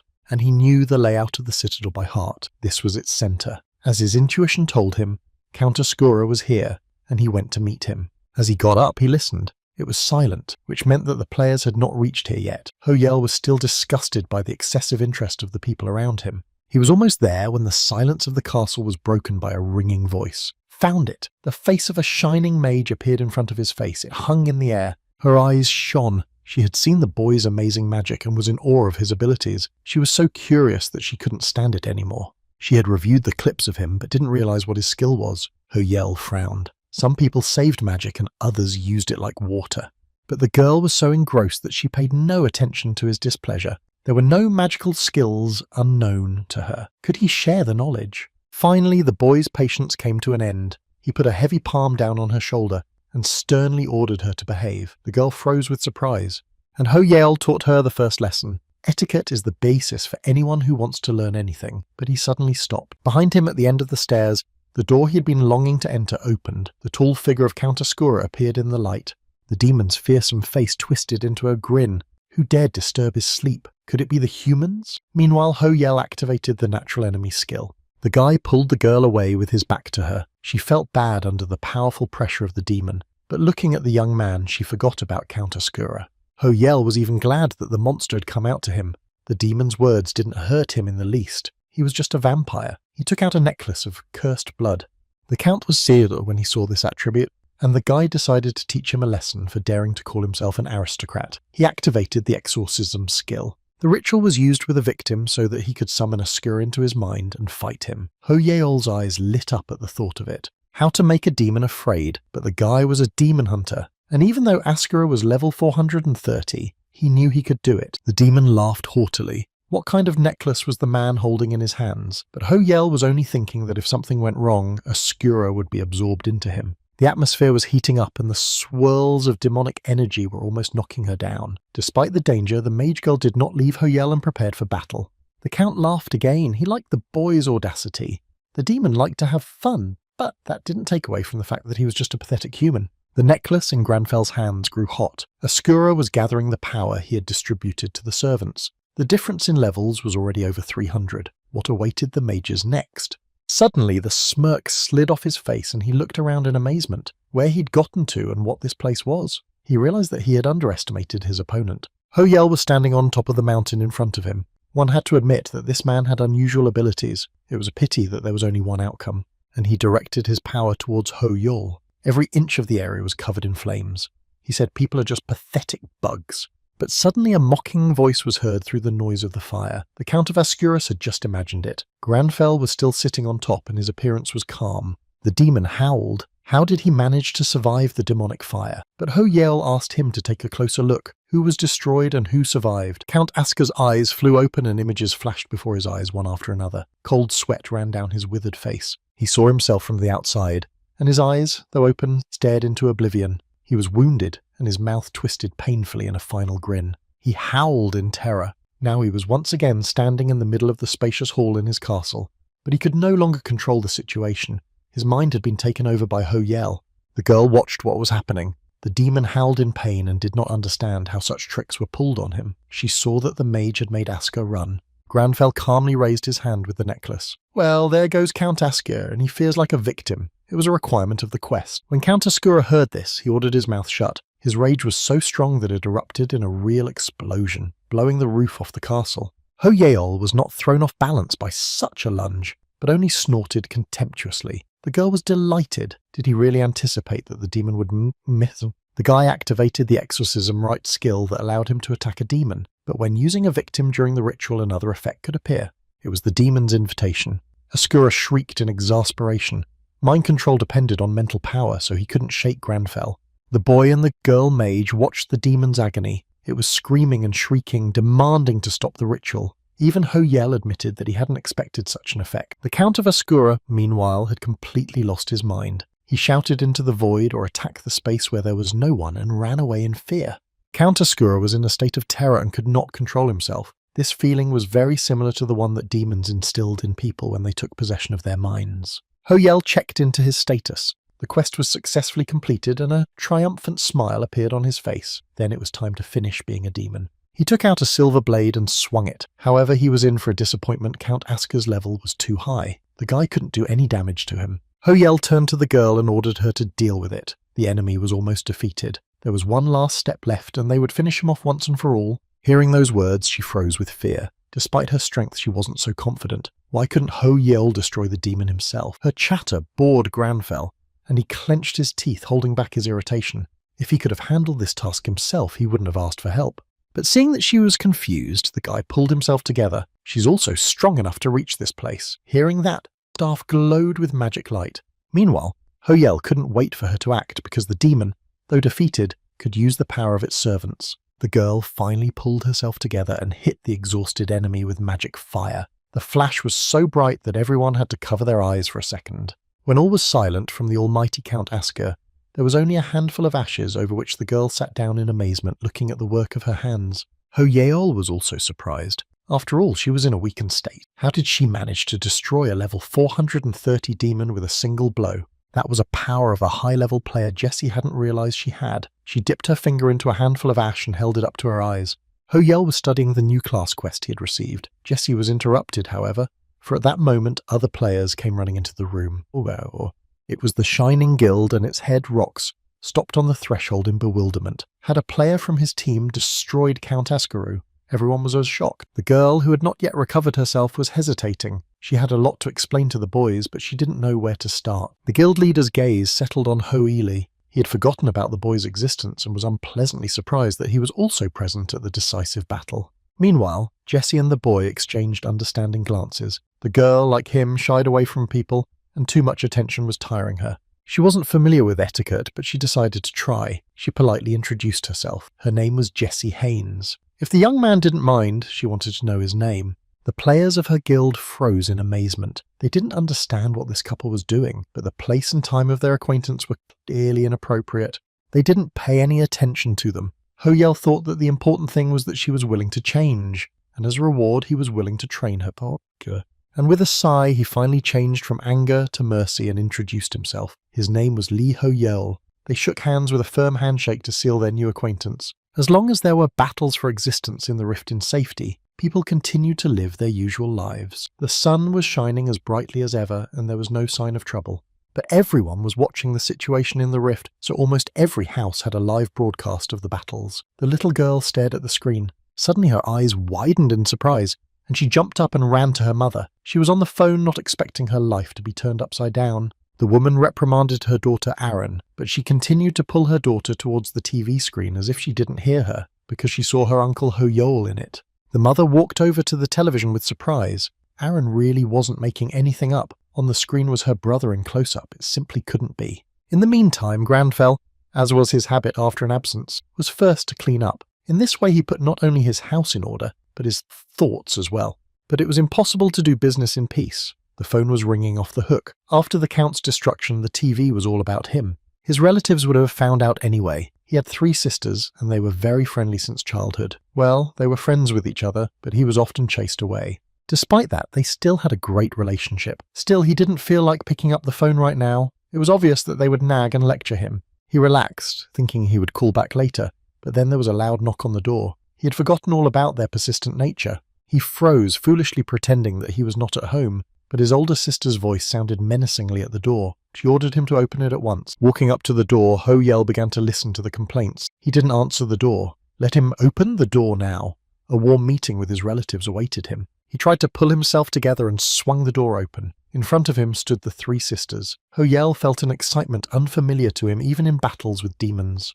But his personality had changed because of Granfel's character, so he gave them a stern look and asked them not to disturb the neighbours. It was a good idea to calm down first. Chulmin was in a bad mood and had no energy to even get up from the couch. He couldn't tear himself away from the screen and watch the news all day long. His younger brother Damin even began to worry about his condition and brought a cup of cocoa thinking that this warm drink would cheer him up.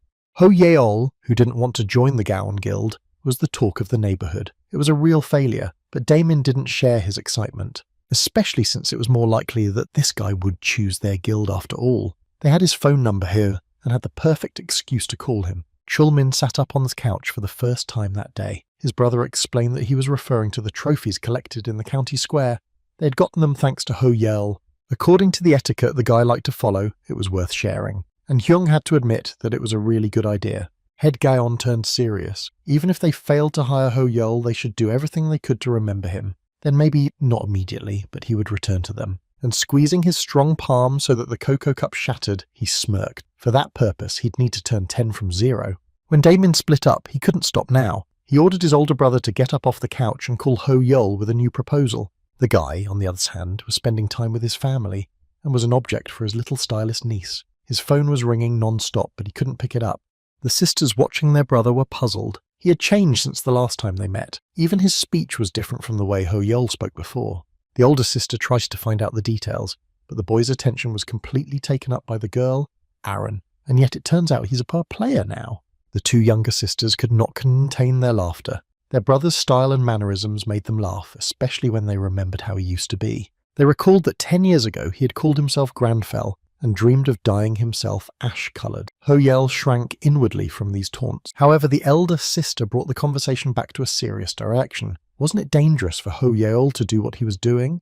They were so scared when they saw the news. People everywhere were saying that players were getting hurt a lot during the raid, and the brother wasn't answering his cell phone. They were afraid something had happened to him. They would talk to their parents themselves. They had been gone since early morning and hadn't seen the news yet, but how frightened they would be when they found out was anyone's guess. Ho Yeol must know that they are on his side and he could drop everything at any minute. They would support any decision he made. He apologized for the inconvenience. But he liked what he was doing now. Moreover, for him, fighting monsters was Granfell's calling, so there was no need to worry.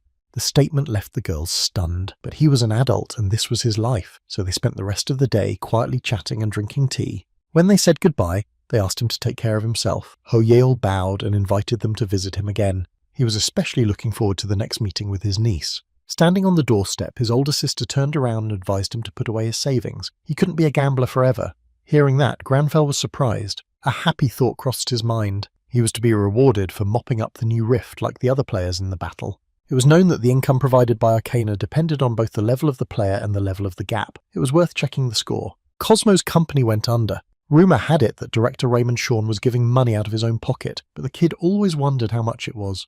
At this time, the players from the Shining Guild were spending time at the base. The sun was just moving towards sunset, and there was a whole free evening ahead. Jessie sat in the chair watching the video. Camille came up behind her and put her arm around her shoulders. She wanted to know more about the strange young man, but the girl did not give in to persuasion and kept saying that she knew nothing. She sharply asked her friend to leave her, because she needed silence. Camille immediately raised her hands in surrender. Jessie was usually calm and compliant, and this reaction was surprising. Everything was weird, and the unpleasant conversation and the video that showed how to say hello in Korea. What's going on with Jessie? Meanwhile, Granfell checked his account. Although outwardly he remained unperturbed, Ho Yol's inner Ho Yol squealed in amazement. 110 billion won. The trophies alone were enough. This Ryman must have been a real rich man. But Granfell thought it unworthy to rejoice over some money. He would also get a vampire sphere. Its effects had to be purified before it could be recognized. Granfell disagreed with his inner voice again. Ho Yel believed that if the probability of cleansing the curse was low, the item should be discarded, or use it as a sacrifice during an exorcism.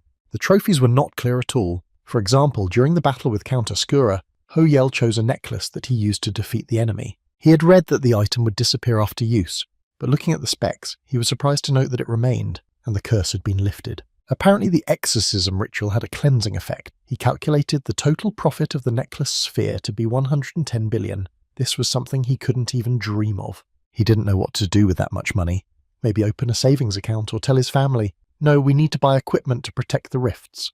There was an emergency meeting at the AAU branch to discuss the pass sweep. The screen showed a close-up of the demonic horseman. The leader urged everyone to look at the screen. As they watched the rubble turn to stone, the use of spells was evident. Everyone jumped up when they heard that statement. What nonsense! It's impossible to make such stone pillars with a spell. There is a limit to magic power. According to the laws of magic, it was impossible, but the spell was visible. Experts from different spheres proved their rightness and disagreed with the opponent. The two friends leaned back in their chairs. Everywhere you went, there was Ho Yel. Even his relatives were always asking him to tell them something in confidence. Strange that there wasn't a person by that name in the Arcane database. I don't know if it was just a nickname. This was getting tiresome. Today was just Thursday, the day of the game update. As soon as it was released, we could calm down. Colleagues began to watch what was happening on the screen.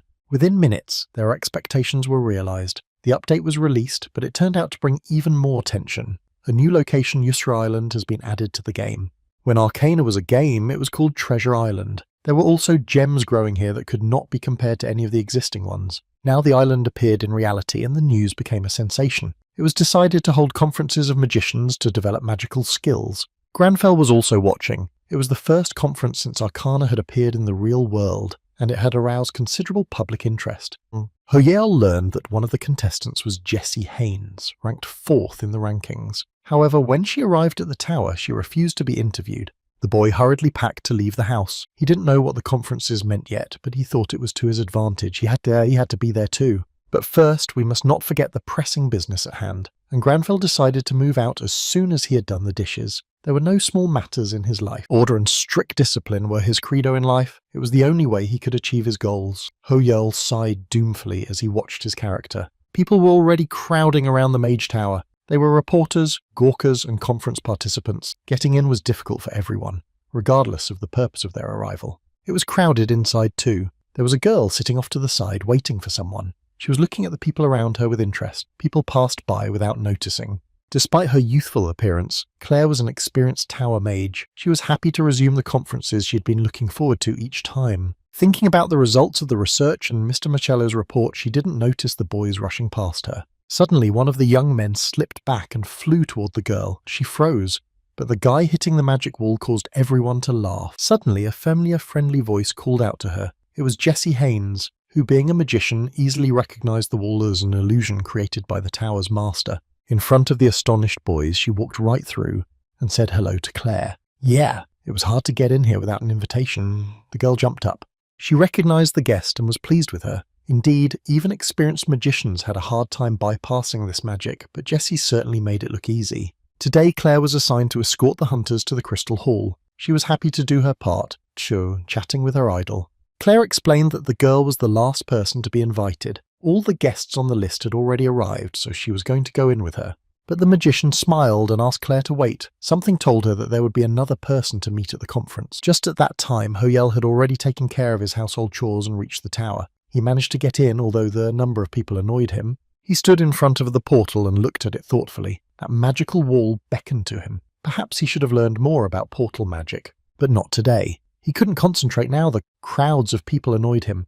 Why was the tower so crowded every time he came here? Through the crowd, he headed to the opposite side of the hall. Everyone wanted to get to Yusra Island. His musings were interrupted by a loud voice. Someone recognized him. People roared in surprise. They turned to him and pointed their fingers. The boy wrinkled his nose in frustration. Here were the first repercussions of his appearance on the news. It was getting harder and harder to get through. People were grabbing his sleeves, taking pictures and asking questions. Everyone wanted to know if Ho Yel would go to Yusra Island. Suddenly, one of the reporters grabbed his bag and pulled as hard as he could. He asked for just one picture, promising to leave him alone. It was too much. Granfell, without parting his lips, ordered him to let go. And when he turned around, everyone could see that his eyes were filled with such rage that they were on fire.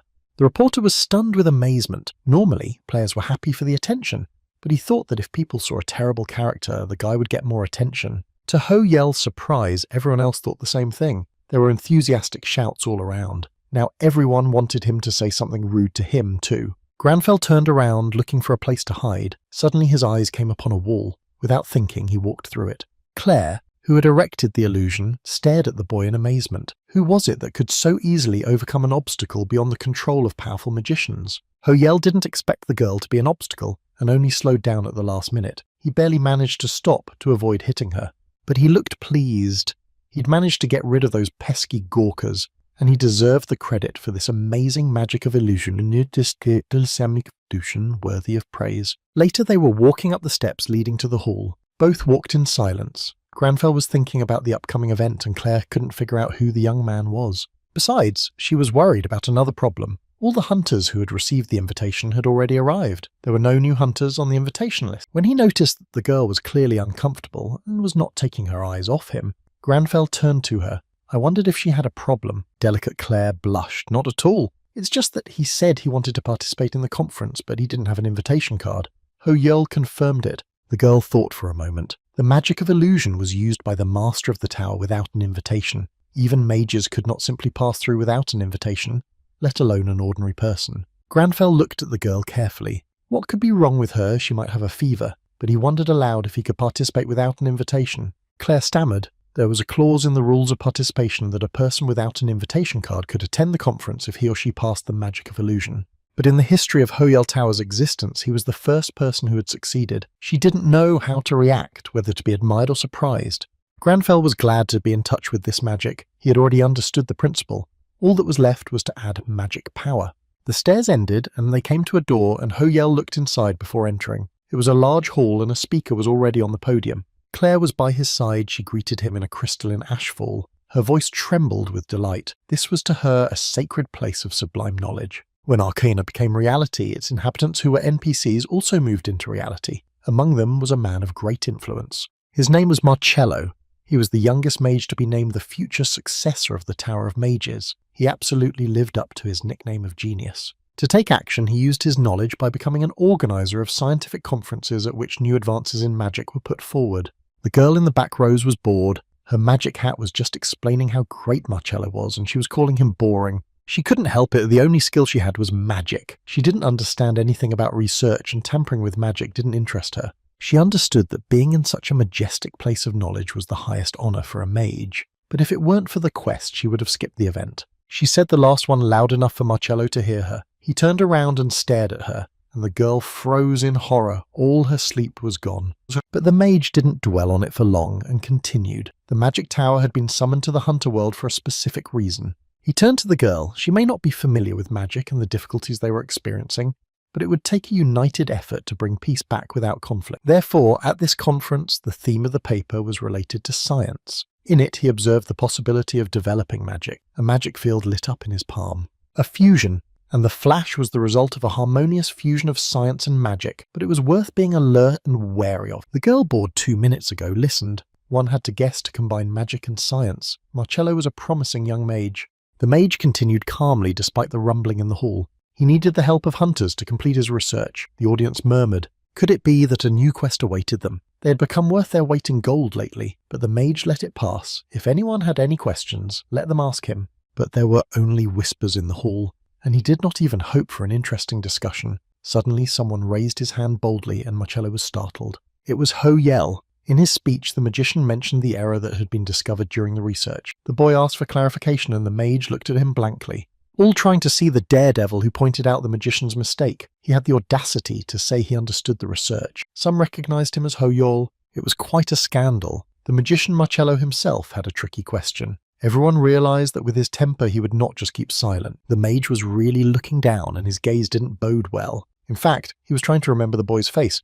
It was unfamiliar to him. Granfell stood up straight and remained confident. He had studied all of the High Mage's work and respected his talents, but it was necessary to be clear. At last, Marcello broke the long silence. Could he have heard the reason for the young man's inference? His voice was calm, but his gaze was lightning.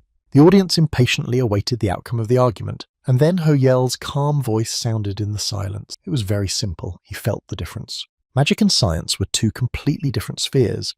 During their merger, this difference was particularly clear. This was a waste of time. Granfell had already experienced the difference between skill and magic, and demonstrating his talent, he held out his palm with the same flash on it. Marcello stared at this boy in amazement. There was no way that could have happened. It had taken him months to activate himself, as the hunter felt what he felt. Many people recognized Ho Yol. He must have used centrifugal force during the interaction. Even though the process looked unskillful, the result was not bad. The boy smiled happily, but the people around him, seeing the smirk on his face, misunderstood the message. Did the young man think everything was so funny? Suddenly, Marcello's calm voice boomed over the audience. Leaning on the lectern, he called out, "Hunter Lee Ho Yol." The hall was instantly silent. Could the young man participate in his research? Immediately, Granfell received a new quest. He had to help the mage to reach a new level.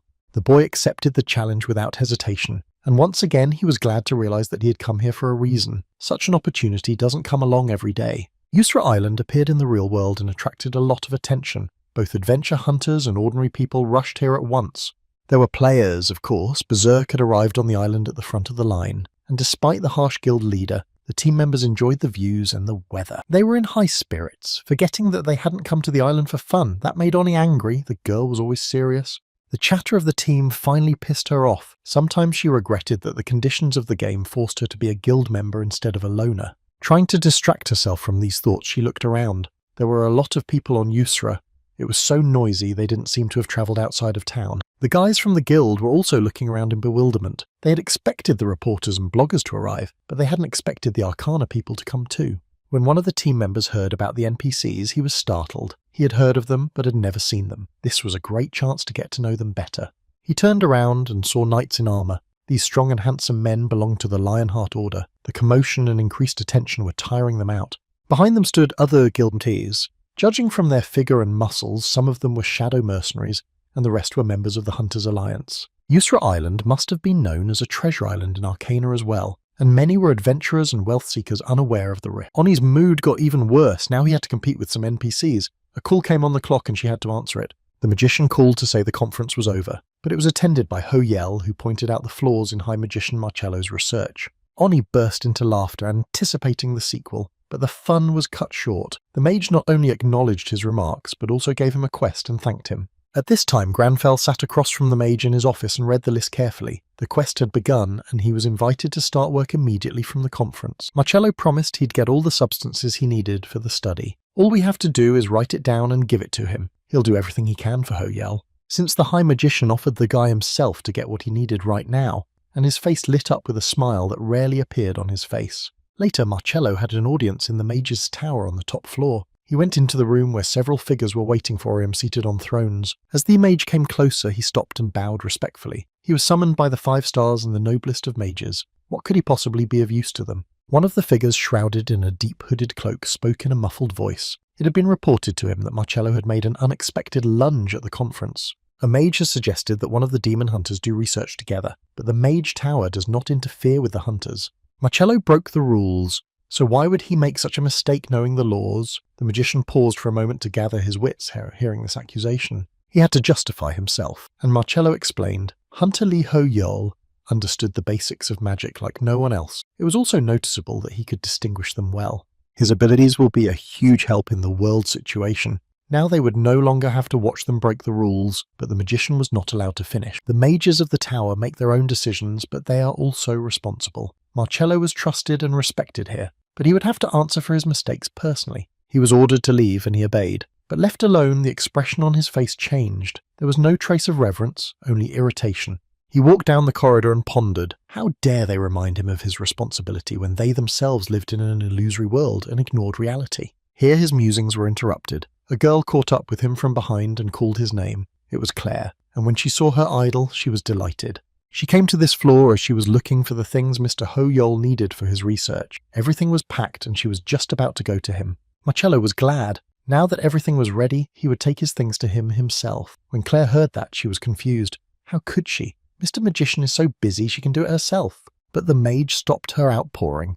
He had freed himself and was going to stop by to see him himself. There was something he needed to check out. Claire had no choice but to obey. Granfell sat in the office set aside for research assistants. He was looking through books that were not available to him as an ordinary player.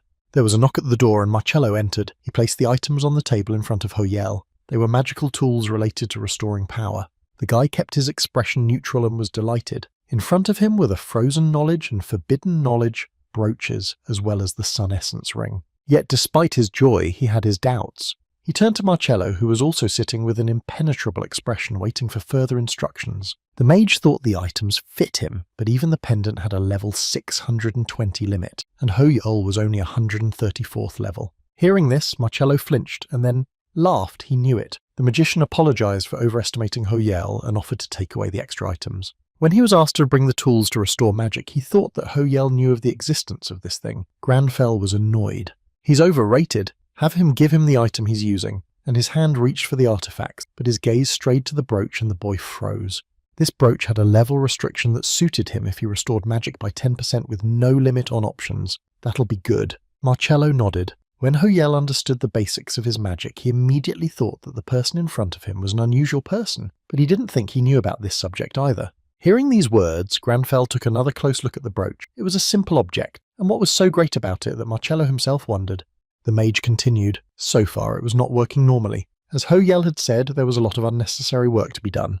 Now he had to wait for a new quest. Marcello will contact him if necessary, and Granfell assured him that he would wait for him to correct any defect, saying that he put the brooch on his suit. For the first time, a smile appeared on the mage's face. He was grateful for the young man's understanding. He'd rarely experienced such an attitude in the tower. Granfell put a hand to his chest as a sign of understanding. The mage thought again that with this guy he could finally make a difference in the tower. Meanwhile on Yusra Island, things were going on as usual. Kidrol, a blogger known since the last rift, was also here waiting for Ho-Yel. But even now there was already a lot to see. Many players from all over the world had gathered here, hoping to become famous or at least find treasure. Traditionally, the main character appeared at the end, so there was a chance to meet Ho-Yel. The blogger didn't notice one of the players sneaking up on him. He read the comments over his shoulder and roared with anger. His face was covered by a half mask, and the muffled sound was indeed like the grunting of a wild beast. Li Ho-Yel, that upstart has been everywhere lately. We should teach that rising star a lesson. He was a Kinbear player with a reputation for violence. After Arcana became a reality, new faces appeared. They went to any lengths to achieve their goals and constantly found themselves at the centre of accidents. Players would walk into the gap with gangs and go missing. There have been many, but there was no evidence, and the brigands went unpunished. Kidrol, knowing Kinbear's reputation, was worried. Why was this thug interested in Mr. Ho-Yel? When he was called, he turned around with a start. The boy met the bloodthirsty gaze. He told Ho-Yel that if he continued to perform too much, he would get bored quickly. He waved him off, promising to follow the broadcast closely. Users were closely watching the clash on the air and put forward new theories. Ho-Yel had a lot of competitors, and what if those thugs got together and went against him? Maybe that's the reason why he doesn't appear on Yusra. Meanwhile, Grenfell sat quietly in his study drinking tea and thinking. Did he have a reason to visit the island he had heard so much about? Rumour had it that there were real treasures on Yusra, but a level 135 player couldn't enter a level 350 gap. But most importantly, there were no demons. Instead, there were other powerful monsters. He could try, but at this rate, he'd be wiped out right there.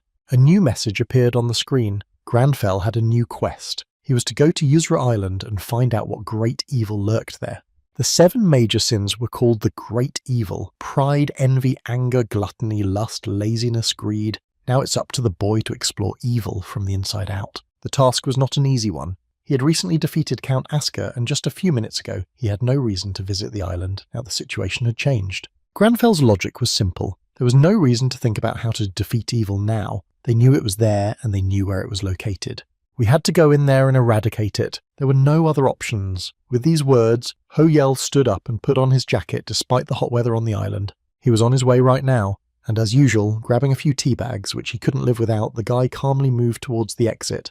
On the island of Yusra, his arrival created quite a sensation. Not only journalists and bloggers, but also other players crowded on the shore keeping an eye on him. Ho-Yel was wearing his strict suit and his appearance stood out among the others. He looked as if he didn't notice the crowd staring at him. He stepped ashore and listened to himself. His intuition did not fail him. He could clearly sense the presence of evil, so the guy had come for a reason.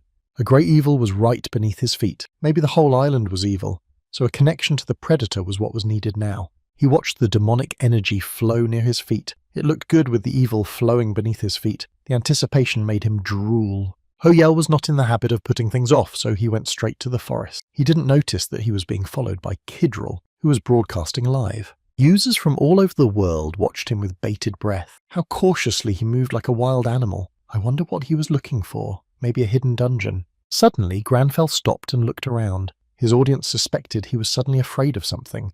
Maybe he was looking for easier monsters. Indeed, Ho-Yel was probing the ground to find a suitable opponent, but all of them were clearly of a level several times higher than his own. Kidril commented quietly, trying not to give himself away. He tried not to disturb the young man. He was a master of pretending he didn't exist. But then the young man stopped talking and fell silent. Ho-Yel suddenly jumped aside and froze. A thunderous roar that clearly belonged to the monster came from the thicket. Then the boys jumped into the clearing. One of them was waving his daggers, trying to fight off the animal. It was Patty, and he was clearly not coping with the situation.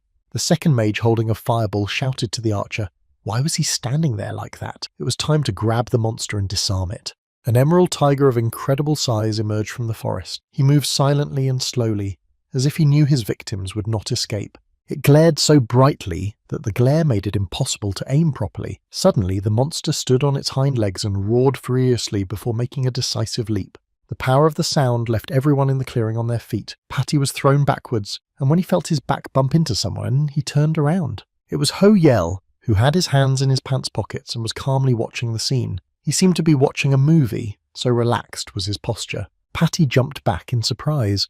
It was the famous Ho-Yel, whom he had only recently seen on television. Where did he come from? Granfell shrugged. He just wanted to see a scorpion.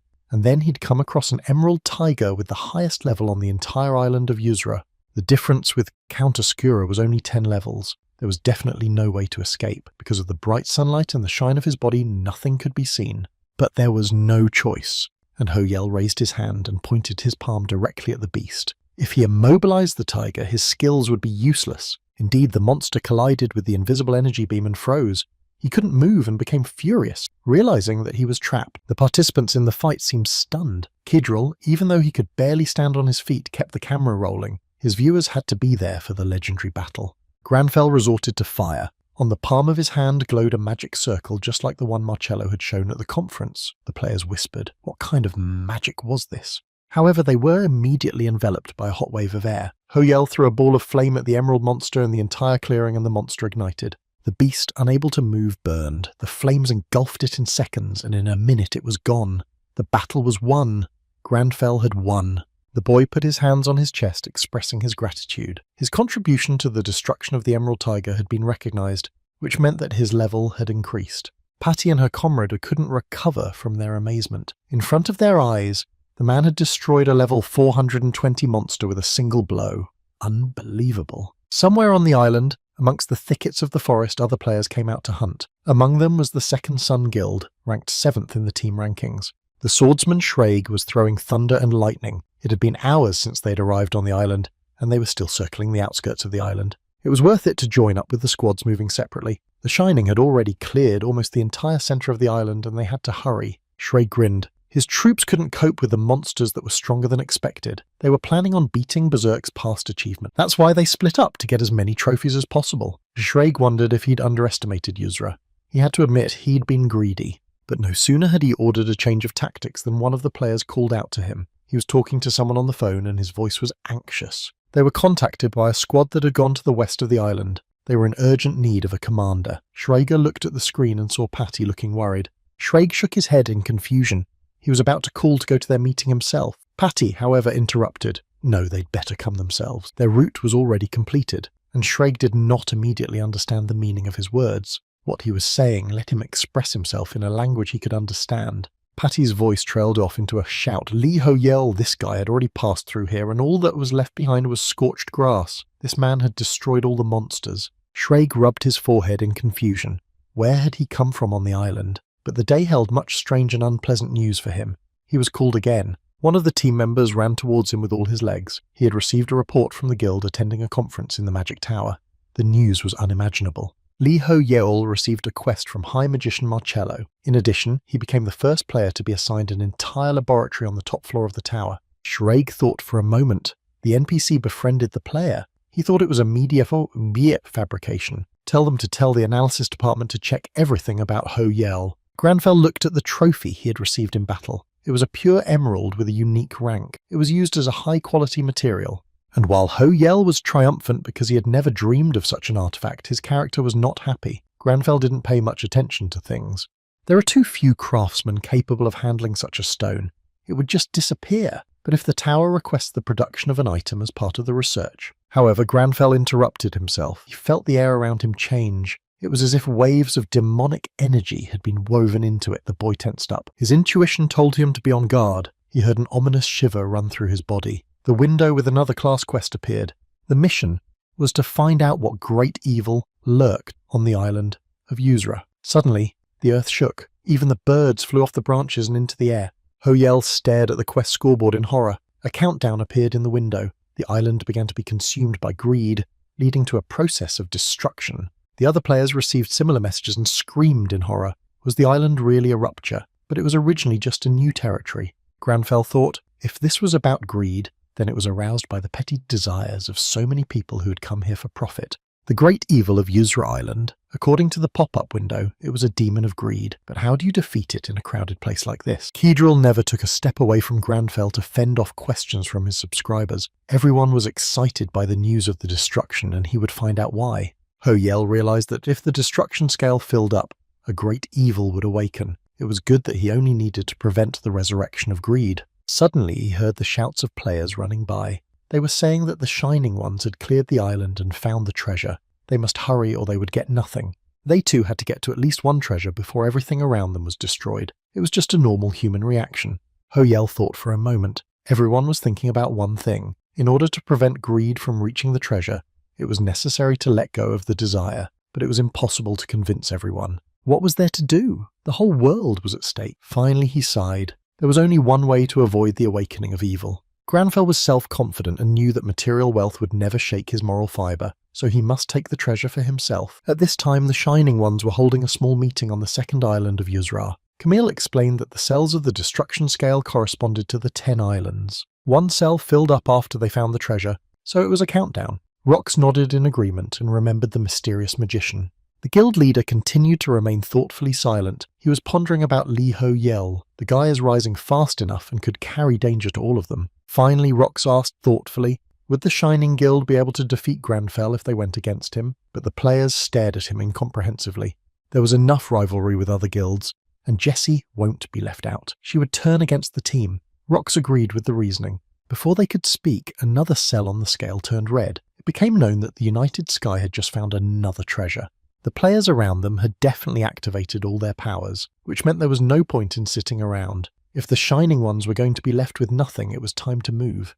There was a fierce dialogue going on inside the guy. He and Granfell's two personalities were fighting in it. Ho-Yel tried to stop himself. He was intimidated by the character's decision.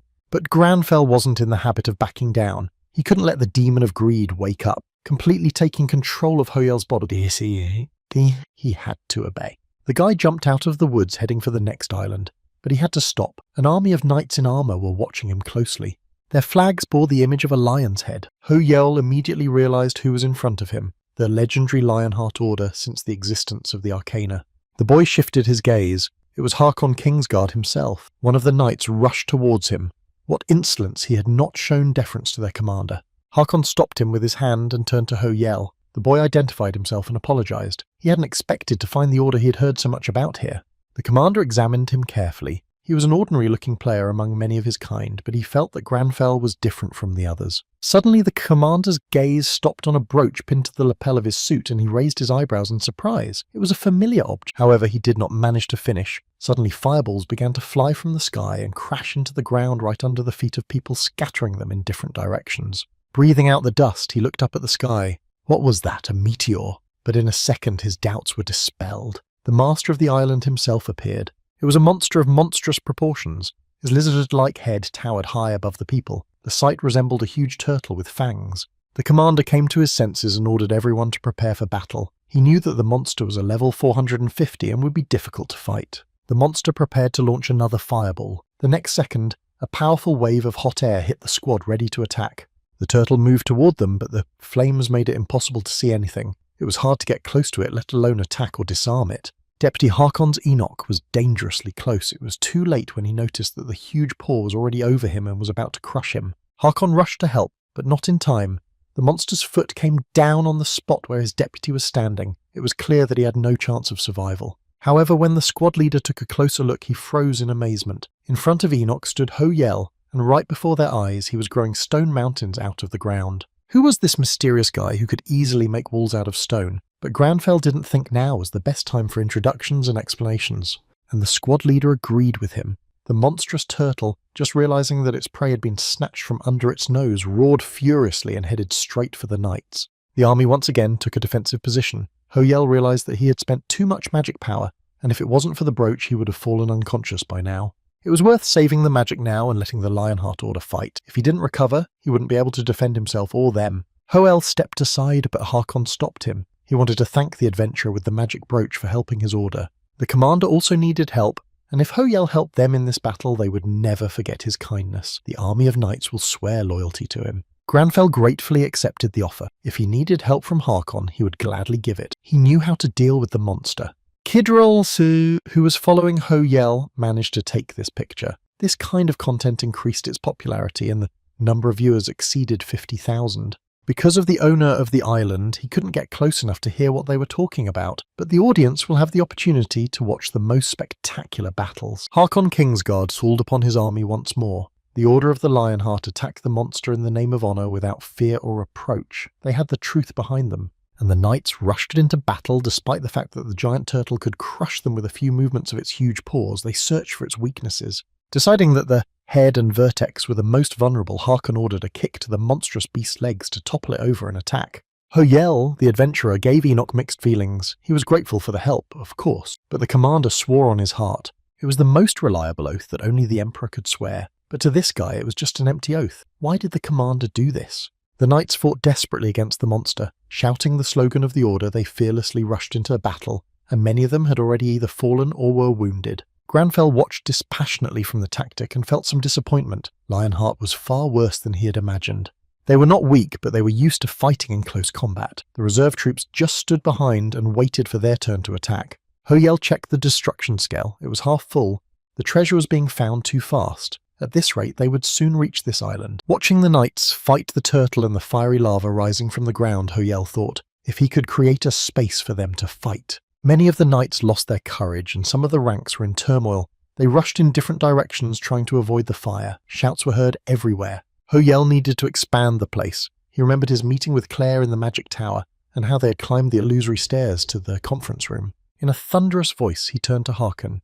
Were they ready for the offensive? He would open the way for them. And the knights, hearing his call, froze in place. Granfell stretched out his hand in front of him and energy waves flashed on his palm. They spread faster and faster and began to fill the entire space. Finally, they reached the monster and wrapped around it like chains. The giant tortoise stood up on its hind legs with a roar. It felt trapped. The knights did not take their eyes off the magic. They had never seen such a powerful mage capable of stopping the island master himself with a single move. Kidrul, without lowering the camera, was astonished. Not only was it a battle that only a few people had ever seen in their lives, but he knew that this broadcast would bring him fame. Ho-Yel, meanwhile, held the monster without seemingly any effort. Harkon kept his eyes on it. This is the staircase of the magic tower's master. Yasika had seen something like this before in the tower, but Enoch could not believe what he saw. It couldn't be. An ordinary hunter was not capable of such magic. At last, Harkon came out of his stupor and rushed forward. The path was open for an attack. It was just in time because Ho-El's mana was running low.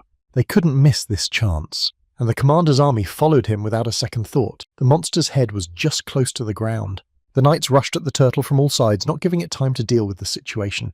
They had a chance to end this battle quickly. Suddenly, a figure with a glowing sword flashed into the formation. It was Harkon. He swung his blade down on the monster's head, slicing it in half. Ho-Yel rejoiced at his victory. He began to receive notices of the end of the battle. The commander and all the knights were refusing their contribution to Granfell's account. He didn't realize what was happening. His level was rising with every second. Suddenly, he was called from behind. It was Harkon. His brooch was familiar to him. Back in the days of yore, this item was given to the tower from the Emperor as a valuable gift, and today they owe the young man the lives of many knights. The commander Tseztie, followed by the entire squad of loyal knights, knelt down in front of Ho-Yel. This was their way of expressing their loyalty. Their Order of the Lionheart will follow Ho-Yel, the master of the brooch, everywhere. Their emperor has been exposed in the past, but now the order has a new lord. When the guy heard that, he froze in amazement. He also received a notification that a giant turtle with golden fangs had been destroyed with the highest contribution. Suddenly, a blue ball of energy appeared in the space between them. It emerged from the ground and hovered in the air near Ho-Yel. The boy realized it was the island's treasure. You could take it for yourself, but then the great evil would awaken, and if you don't take it, someone else will. Granfell touched the balloon. The outcome would be the same either way, but what to do? The scale was already showing 60% destruction. Suddenly, Ho Yell jerked at his hand and the orb began to dissolve. He knew he could not awaken evil, for Granfell Claudie Arfe Romeo wealth is fleeting. Everyone froze. Even Harkon watched without taking his eyes off the scene. Despite his life experience, he had never witnessed anything like this in his life. To Granfell, however, as the heir of a great family, the delights of wealth and the feeling of greed were unknown, so he reached for the treasure without fear.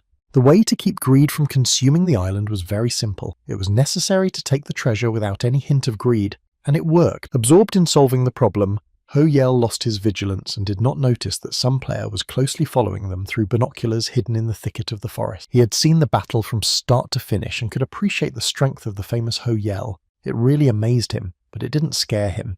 Let this guy collect the rest of the treasure himself. There's no point in getting his hands dirty and wasting energy. And then he'll come back and just take it. The hidden player's name was Kinber, and he was known for his viciousness and ruthlessness, even among the worst thugs. By now, he had a trail of victims following him. He did not consider human life to be of any value. His method of instantly destroying the unwanted was effective, and his hand never wavered during the strike. Having disposed of the weaker opponents, he followed Ho Yell, like a jackal waiting for a lion to drop its guard or weaken to attack. Drones flying relentlessly over the island recorded Granfeld's receipt of the treasure. He held the broken crown in his hands, unsure of what to do.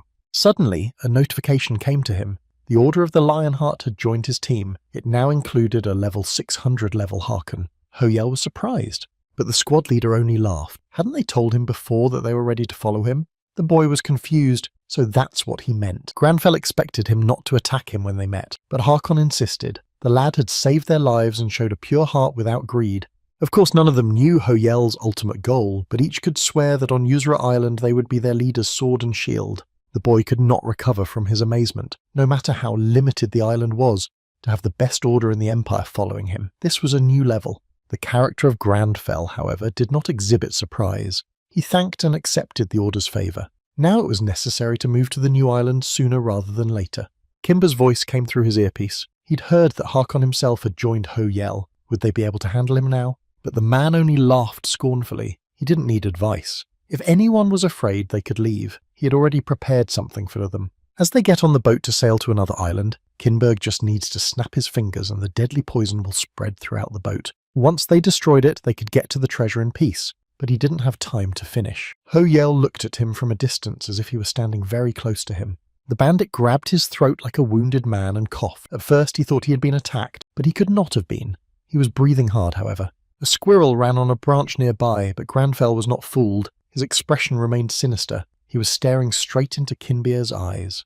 Harkon approached silently from behind. He did not doubt that Sir Hoel had already guessed the rat that had been sitting in the tree watching them all this time. But Ho Yell was preoccupied with another problem. The destruction scale was 8 cells full, so he had to hurry. There was only one treasure left, and yet he was relieved that he had managed to prevent the awakening of the great evil, for the process of destruction could not now be fully completed. At this time, Kimber could not regain consciousness. He felt an overwhelming fear that prevented him from breathing. His accomplice began to worry without getting answers. Finally, life began to return to him. He was surprised that Ho Yell had let him live. Whatever the reason, he was grateful for the mercy. When he was able to speak again, his voice trembled from the experience. From then on, he washed his hands. He advised everyone not to touch Ho Yell if life was precious. When his associates heard those words, they stopped in surprise. What had happened in the 2 minutes that Kinber had been wheezing into the phone? They stopped to confer. That sneaky Kinber had abandoned them at the worst possible moment, and they didn't know what to do next. Park Hyun-jung is a lightning bolt. So much time and effort had been invested. He was ready to lash out at anyone right now and was unwilling to listen to calls to pull himself together. The rest of the team quickly cooled his ardor, and the bandit, realizing he couldn't handle them with curses, retreated, but his anger was growing by the second. Suddenly it hit him. The gang had surely conspired with Kinber to leave him out of the picture, and when they heard such accusations, they were stunned. He'd lost his mind.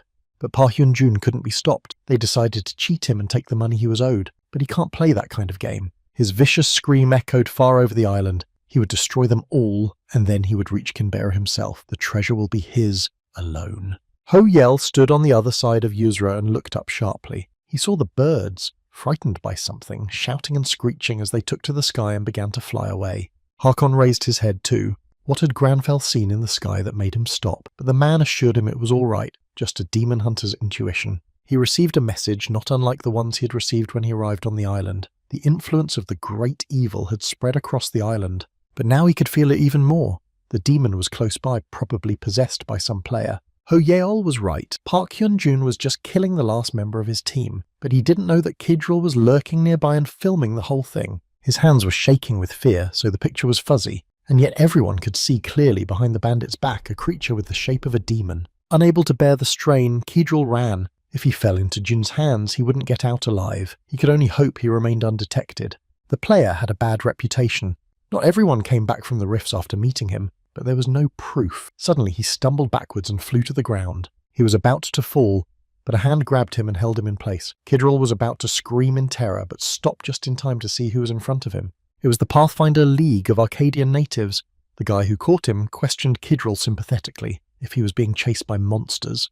He'll come to his senses. The boy thought that even a psycho who destroys his comrades for money would not go against the Pathfinder League if he wanted to remain a player. So he quickly calmed down and thanked his saviors. Now he was safe. The NPCs were characterized by peace and justice. Drones were flying over the island trying to find interesting shots. The editor sent the pictures to the air while explaining the purpose of the treasure hunt to the viewers. Each island had its own way of doing things. It could be a hunt for the master of the island, a monster with a name searching for fragments that need to be put together. Through various ways, the guilds and leagues had already obtained the treasure. Finally, the last island was left where the players had already gathered. The Shining Guild just arrived here. They had already managed to find 2 treasures in the western part. Their ambition felt like the greatness of number 1. Gaon is known to have found treasure on the eastern side. This team arrived on the island and prepared to fight. This displeased Chief Hisagi. They were followed by Berserk and Second Son. They each had a treasure, and with one more they could end the competition for supremacy once and for all. The announcer, who was closely following the unfolding events, was tirelessly commenting on what was happening, but suddenly he hesitated, unable to believe his eyes. There was silence on the island as well, and everyone stared at the new arrivals. Their appearance was so incredible that none of the players could utter a word. The world's strongest Lionheart Order appeared from around the corner. It was known that the head of Harkon Kingsguard was about level 600. Damon stared at them. His older brother was on the phone with him and he asked him again whether he was overheating in the sun. Maybe he was imagining things. Oni's head exploded with an angry scream. It was unfair and against the rules, but her shouts were cut short as well. The one who led this army stepped out behind the order. It was Lee Ho-yeol in his impeccable suit. His face was impenetrable, although it was hard to hold back under the pressure of everyone's irritation. He, on the other hand, calmly walked over to the order and stood next to Harkon, facing everyone present. All eyes of the tankards were turned to him. Though his eyes spoke of confidence and that he would be the one to find the final treasure deep down, he was uneasy. He knew he would be squinted at, but he hadn't expected such an effect. The announcer enthusiastically continued to broadcast. The guy is making the big guilds worried. Hisagi was approached by one of the players. He had seen this Korean in the county, but had no idea about him. The head advised him not to become enemies with the guy. Camille was more relaxed. She said she was warning everyone. She wouldn't fight Ho-yeol for any reason. She cared about her life. The tension between Granfell and the players was growing by the minute, but suddenly everyone heard Harkon's scream, and at the same instant lava came whistling out of the ground. Damon barely had time to jump away from one of the geysers. He ordered his team to run for cover and change into firefighting gear. Screams were heard from all sides. Some of them had been burned and were unable to move, but they had to move to stay alive. Suddenly, a giant lava carp jumped out of the ground. It was the 420th level island master. Everyone drew back in horror. Oni, ready to rush into battle, had to retreat. The rocks, the air around her, and even her equipment became hot. The metal swords were especially difficult to hold. Hisagi stepped back to a safe distance and thought about what to do.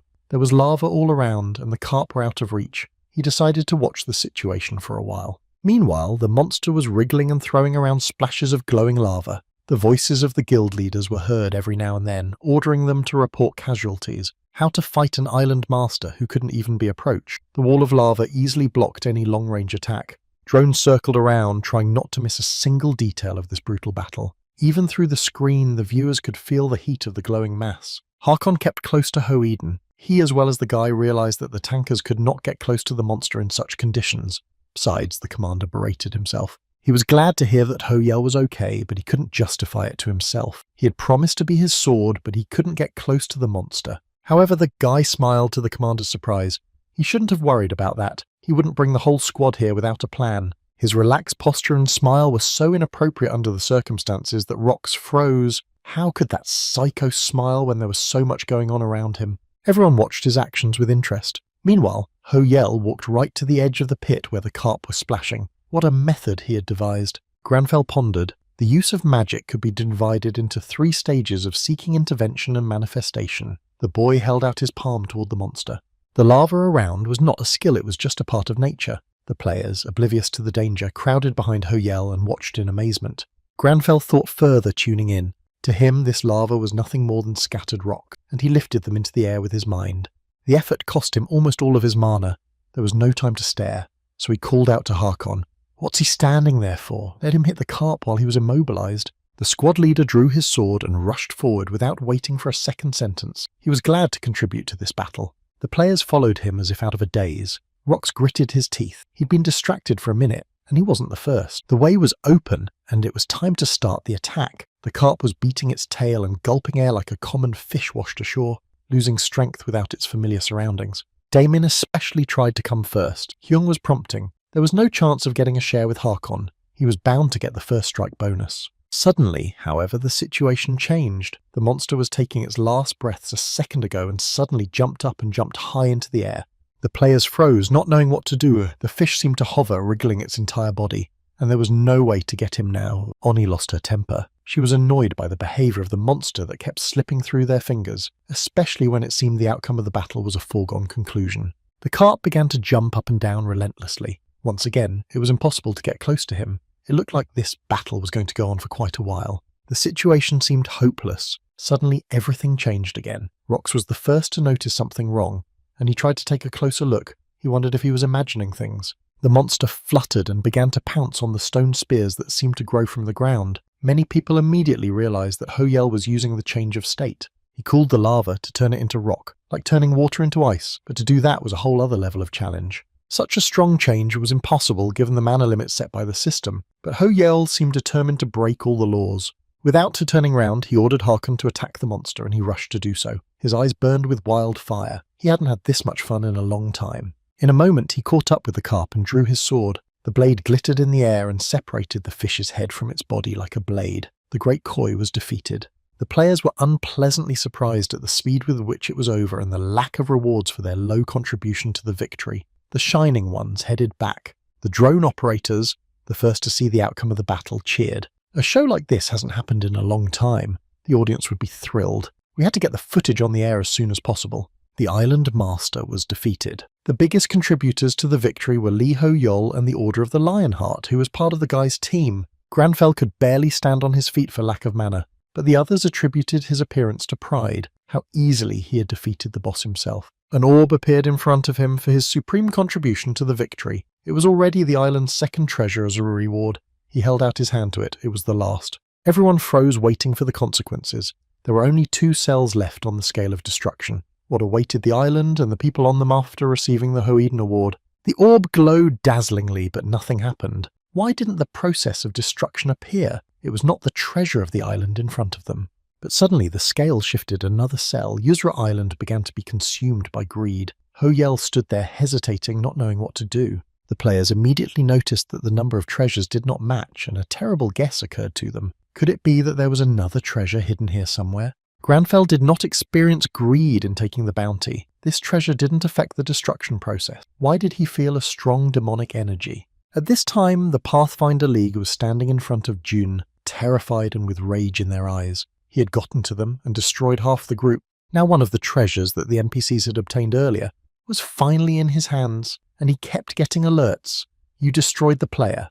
The members of the League were horrified. This cruel man had killed their friends, and even though they were still alive, they felt a burning desire for revenge. June couldn't take his eyes off the treasure sphere. He was mesmerized. Suddenly a pain pierced his head, and he couldn't help but scream. He remembered everything he'd done. He didn't mean it. The demon appeared right in front of him. It was greed, one of the 7 deadly sins, staring him right in the soul. He himself dreamed of obtaining the treasure, but he didn't even have the skill, and now he had everything he dreamed of. It was the demon's turn to get his. Suddenly, a light figure flashed between Jun and his victims. A single swing of his sword and the thug flew aside, and the men were finally safe. Kidril, who had already lost touch with reality from the horror of what was happening, stared at the warrior. He didn't realize that tears were streaming from his eyes. As he looked closer, he saw a girl in armor. It was Jessica from Lionheart. She looked at him with concern, asking if they were all right. A second later, Hoyel came out of the corner at a leisurely pace. He had a disgruntled look on his face. He could clearly hear the unpleasant rotten smell of demons. Kidril tried to stand up in surprise, but his legs wouldn't hold him up. Mr. Keir Lee Hoyel. It was an honor to meet him in person. The boy came to his senses. Nothing bad would happen to him next to such a man. He finally remembered his phone and picked it up, turning on the broadcast. Suddenly, Esika gave a voice. The figure of a man appeared in the thicket. June was still alive, and she needed an order to know what to do with him. At the same time, Granfell received a notification that a new class quest had been created. He realized what was really going on and looked at June, and he confirmed his guess with a shriek that echoed across the island. Behind him, the image of the demon that had swallowed his mind was clearly visible. The deadly evil of Yuzra Island boiled over. It emanated energy waves so powerful that even Harkon could barely stay on his feet. Suddenly, the orb rose above June's head and shone with a blinding light. He stood staring at the treasure for which he had done so much evil. Yes, it was the treasure of the island. Now Hoyel had to prevent the resurrection of sin and make sure that greed did not touch the treasure of the island. At that time, the earth shook and fiery lava poured from the volcanoes. A dark haze covered the sky. The process of destruction had begun. Everyone felt it. Oni stood stiffly, unable to take her eyes off the volcano. It rumbled and shook. It was obvious that something irreparable was about to happen to their world. Suddenly, a dark mass spilled from its mouth, and as it erupted, it became an eerie, huge hand that seemed to clench the earth around it. The ground shook and rocks fell from everywhere. Trees fell under the feet of the players. The sea around them was raging with the waves that reached 10 meters high. The operators of the surviving drones were the first to see the full picture. The archipelago was merging into one island, although it should have collapsed and gone down. Explosions were heard in the center of the island, and the ground cracked open. A golden castle appeared from underneath and grew in front of the amazed players. Delighted shouts were heard all around. It was another treasure of the island. The building was made of cast gold. Hoyel did not share their joy.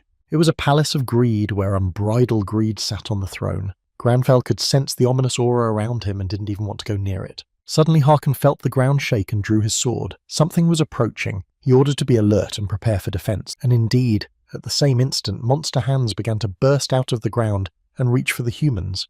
Esika was the first to notice them and warned the others. It was the undead. Before their eyes, the arms, then heads and shoulders of the monsters showed, and in a few minutes they were facing an army of monsters. The reporters filming live from the drones were delighted by the sudden appearance of the golden castle.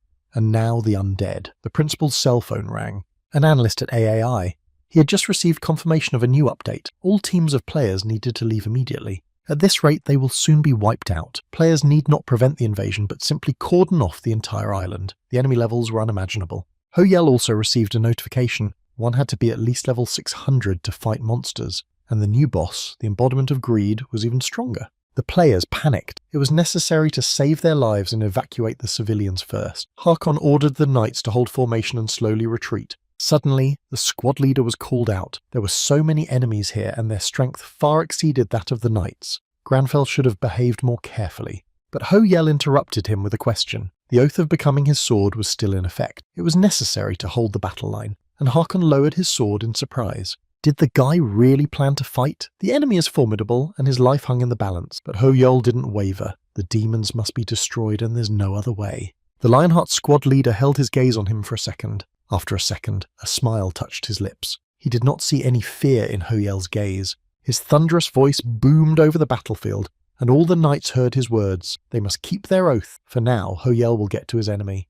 And a line of voices answered him to that cry. Meanwhile, Kidril and his friends from the Pathfinders were astonished. They were about to enter the castle. Confirming their hunch, Granfell, standing at the head of the army of knights, gave the order to advance. There were miles of undead in front of them, but they had to break through. The video from the live broadcast was seen by analysts. They couldn't believe their eyes. Someone was trying to break into the castle. Didn't they see the updates? The reporters had the same reaction. Player Hoyel and the Lionheart Order went to attack the undead army. They planned to capture the Golden Palace. Guy, meanwhile, was assessing the situation. The Lionheart Order had fought better than expected. As he thought, these warriors were unmatched in a foot battle. He shifted his gaze to his hands, which were radiating magical power. The recovery of mana was progressing smoothly. Very soon he would regain his power. Everything was going as it should. At this rate, they would be able to enter the battle very soon. Meanwhile, not all the players rushed to their aid. Second Son stood off to the side. One of the team turned to the head. Shouldn't they have gone out and joined the offense to get contribution points? But Schrage was adamant. Moving out now was reckless. Almost no guilds had joined the mission. They would be defeated and quickly retreat. Ho-Yel watched the battle. He noticed that the evil beasts, after being defeated, would rise up and join the battle. It was a resurrection. And the young man didn't have enough mana. Suddenly, a lightning bolt struck among the players and headed towards the great battle with evil. People looked away, not realizing what it was. Dae-Min, who by custom couldn't stand aside when there was a battle going on next to him. He ran into the crowd of monsters with speed and started chopping them down like trees. Out of the corner of his eye, he saw a familiar figure and stopped for a second. It was Oni, who, just like him, didn't miss the opportunity and rushed into the fight. Drones were filming the battle. The announcers were thrilled. What an unexpected development. Gaon and Berserk followed the player Ho-Yel and entered the Golden Palace. But on the approaches, they couldn't get past each other and there was a verbal altercation. They had been bumping into each other a lot lately. Granfell wasn't thrilled. Of course he could use some help, but their constant clashes were tiring him and distracting him from the real problems. But there wasn't much choice. Turning to the arriving players, he said rather affirmatively, "You will help me?" It didn't sound very polite. There was silence for a moment. The players were pleased with the proposal, and Ho-Yel was cursing himself for not observing the etiquette that played a large part in his life. Oni paid no attention to that. She owed him a debt and she would still come to his aid, but that didn't mean she liked the man. As always, Dae-Min thought of his guild first. Hyun advised him to make a good impression on Ho-Yel. It was a great chance. Each guild leader, though they hid their intentions, wanted to pull Granfell to their side, so they watched each other's every move carefully. The fiends that had been finally defeated by the Order of the Lionheart stirred again. Enoch saw the monsters revive one by one. There was no telling how many more times they would have to grab their swords today, but it was time to call it a day. The warriors drew their swords and got back into position. This time, the two guilds were with them. Dae-Min turned to the team and ordered them to cast Blessing and Defense to completely destroy the uncleanness. Ho-Yel, seeing the incredible effect of the spell, turned to Oni. His knights also needed blessing and protection. When Dae-Min heard this request, he immediately complied with it. The Gaon priests supported the order. Now they fought knowing that their fighting ability had increased dramatically. Oni was angry. She too was going to give the order a buffet. Now the hated Gaon was getting all the credit. The knights were revitalized. Fighting with the blessing was easier. They were sure that this time they would destroy the evil. Without a second thought, the warriors rushed to the attack. Dae-Min was successfully fighting the monsters when Ho-Yel approached him from behind. He was grateful to the player and promised to remember his kindness, and Dae-Min was satisfied. But when he offered to help Granfell, he refused both God's protection and blessing. He didn't believe in something as absurd as God. Dae-Min, already dreaming of their friendship, was stunned by the answer. He couldn't find anything to say, but stood there staring at Ho-Yel's back as he walked away. Unfortunately, Harkon was next to the boy at the time, and he heard every word Ho-Yel said. Something happened to the commander after that. His pupils narrowed. He saw a luminous figure before him in white robes. It was his majesty, but he no longer believed in God. The dark forces emanating from the golden castle enveloped him and penetrated deeper into his consciousness. Harkon, clutching his head, had no strength to fight. Ho-El noticed that something was wrong with Harkon, but he was distracted by the castle, which was emanating demonic energy, and ordered everyone to move away. The knights called out to their commander, but he had completely lost touch with reality. Dark forces possessed him. He moved into the depths of his consciousness. He was back in the throne room reporting to his lord. There was talk of a new demon leader in the Northwest Canyon. A refined man sat on the throne and listened intently to his knight's words. Harkon needed an order and immediately advanced towards his enemies. But the Emperor was in no hurry to answer. He was pensively silent, drumming his fingers on the armrest of his throne. Finally he stood up and turned to the commander of his army. Thousands of warriors would once again die at the hands of demons. Harkon didn't know what he was getting at and waited respectfully for him to continue. The demons appeared and the adventurers disappeared. Even the wizard's tower disappeared in an instant. Across the empire, people were disappearing without a trace. The Emperor questioned God every night, whether this was his will, whether the world had truly come to an end. But God, who was always on the side of the people, never answered his prayers this time.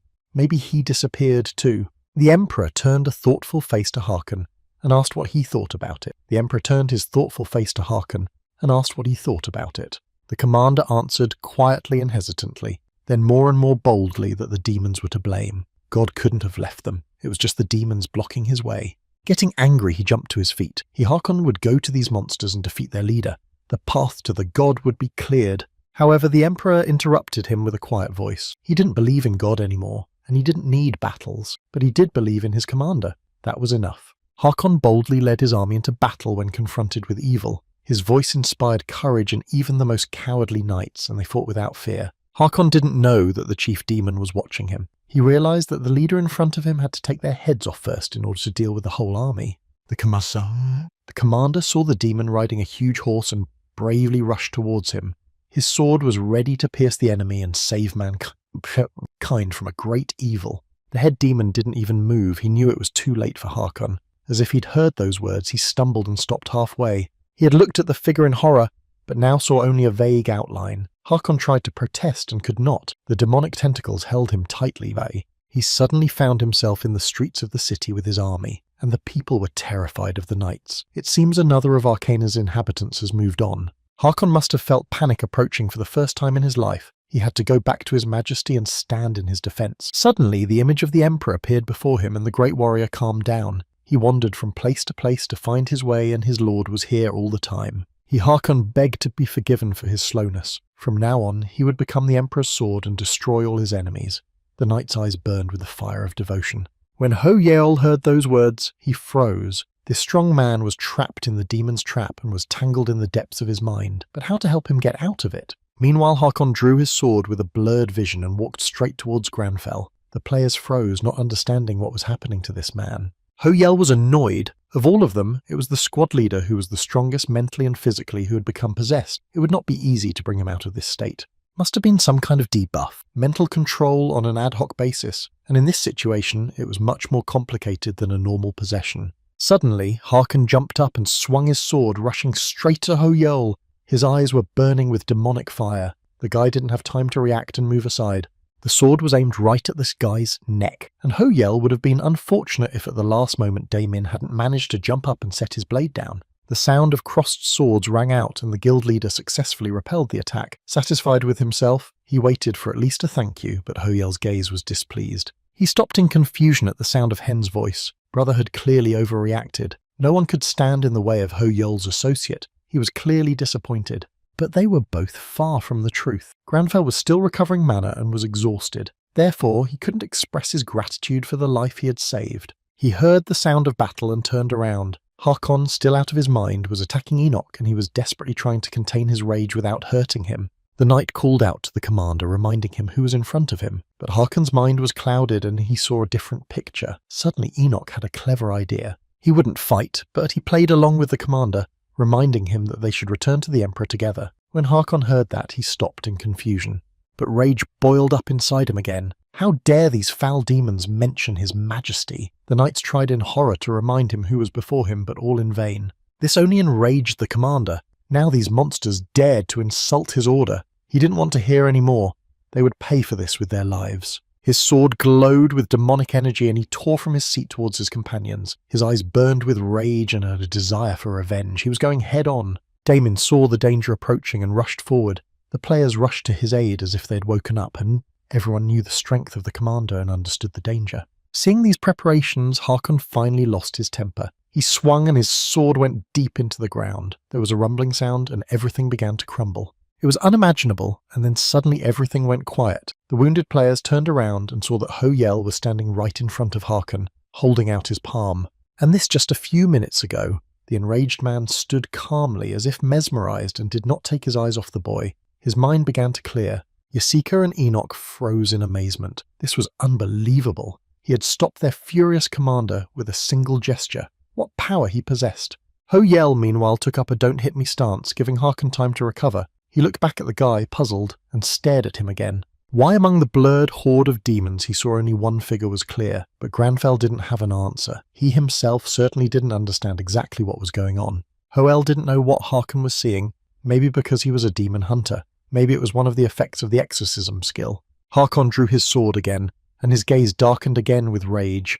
Let the boy call himself otherwise, he would have to destroy him. Ho-El didn't know what to say. He froze, not knowing what to think of. He saw that the commander was confused in the labyrinth of his mind, and the demon was leading him down the wrong path. Hakon took the silence as a threat. No matter how much he cared about the man's name, he was going to slay him, and the sword flashed through the air. At last, Ho-Yel parted his lips and asked him to wait, and he held out his hand to his brave follower. The gesture was so unexpected that Harkon froze. What it all meant? Could it be that the demon was hiding behind the light figure and wanted to lead him around? In his hesitation, he didn't know what to do. The commander once again scrutinized the man in front of him. Suddenly something familiar glinted on the stranger's suit. No way. It was the same brooch. Harkon wouldn't have mistaken it for anything else. It had been presented by His Majesty to the tower. His eyebrows rose in surprise. Suddenly, memories flashed through his mind. Harkon stood before Ho-Eden and swore loyalty to him for saving their lives by promising to be his sword. Granfell, watching this transformation, realized that the squad leader was finally coming to his senses. As expected, sincerity worked. He received a new alert. The exorcism skill level was raised to level 2. New effects had been added. The last one interested him the most. Suddenly, Harkon, who seemed to have fully recovered from what had happened, cried out warningly, calling Ho-Yel to attention, but it was too late.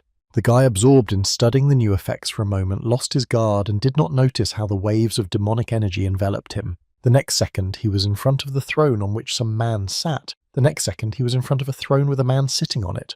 The unfamiliar man sat with his head down and kept saying the same phrase in a quiet voice. He wanted to protect his kingdom, the precious kingdom of Yuzra. Their lands and seas were lavished with bounty. The soil was full of shining gems, and people loved each other, and everywhere there was peace. Everyone was happy. But one day everything changed when a stranger appeared on their shore. He'd been washed out to sea. He was clearly a victim of a shipwreck, and the people took pity on him. And the sovereign himself received the stranger warmly. They fed, and comforted him, and then sent him back with all the help they could muster. But in return, they got an invasion. Violent strangers came in huge ships and attacked the island. The people of Yuzra were peaceful and did not know how to fight. By trampling the kingdom, they sowed bitterness and anger. The king could not understand the reasons for the cruelty. If they wanted treasure, the people could share it with them. The answer was a contemptuous laugh. Divide? Why do that when you can get everything by force by robbing the people? This reply horrified the emperor. He realized that by his openness and faith he had allowed the empire to fall. His mind could not bear it, and tearing off the crown, he cried out in anguish. Greed now lived in him as well. Holding out his hands to Ho-Yel, he said the same thing. Everything was his and no one else's, this island, this ocean, this sky. Suddenly Granfell interrupted him and ordered him to shut up. He could no longer listen to the once great emperor making a big deal out of some pennies. He let Ho-Yel out of his clutches in surprise. This guy had called the treasure a pittance that wasn't worth his attention. But Granfell would not back down. All riches were in vain. He would show the emperor that the only thing that could be taken from him was the pride in his chest. Ho-Yel found himself in front of the golden castle and Harkon ran anxiously to meet him. He could imagine what it would be like to struggle with himself. But the man did not turn at his call. He looked toward the palace and suddenly held out his palm and turned to magic. The foundation, it needed a little intervention. The palace shook, a little at first and then more and more violently. Shards began to fall from the walls and its foundations twisted as if in an earthquake. Kidril sat almost at the very top of the tree and filmed everything that was going on. His audience was with him. So were his new comrades from the Pathfinder League. The reporters had the same reaction as soon as the image appeared on their screen. Something unbelievable was happening that caused cries of amazement. The palace was crumbling right before our eyes. The walls were shaking and were about to collapse. Everyone held their breath, not even daring to move with excitement. In a few minutes it was all over. The golden castle was in ruins and lay at Ho-Yel's feet with the faithful Harkon at his side. Granfell felt incredibly weak due to the almost completely used mana, but he mustered the last of his strength, shouting orders to Greed to come out. There was silence and he continued, "Let him come out and see how many soldiers have sacrificed themselves in his defense. How dare he call himself their ruler? The fleshless demon soared through the air. How dare he destroy the palace of his wealth? He dared to throw a challenge to him, one of the deadly sins of greed itself. The evil was gaining strength and spreading, but its epicenter was right next to Ho-Yel. But the boy calmly and contemptuously looked at the monster's fury. The demon roared. It would destroy him along with the warriors. The players could barely stand on their feet under the power of the demonic energy. They were being squeezed by the monster's invisible tentacles.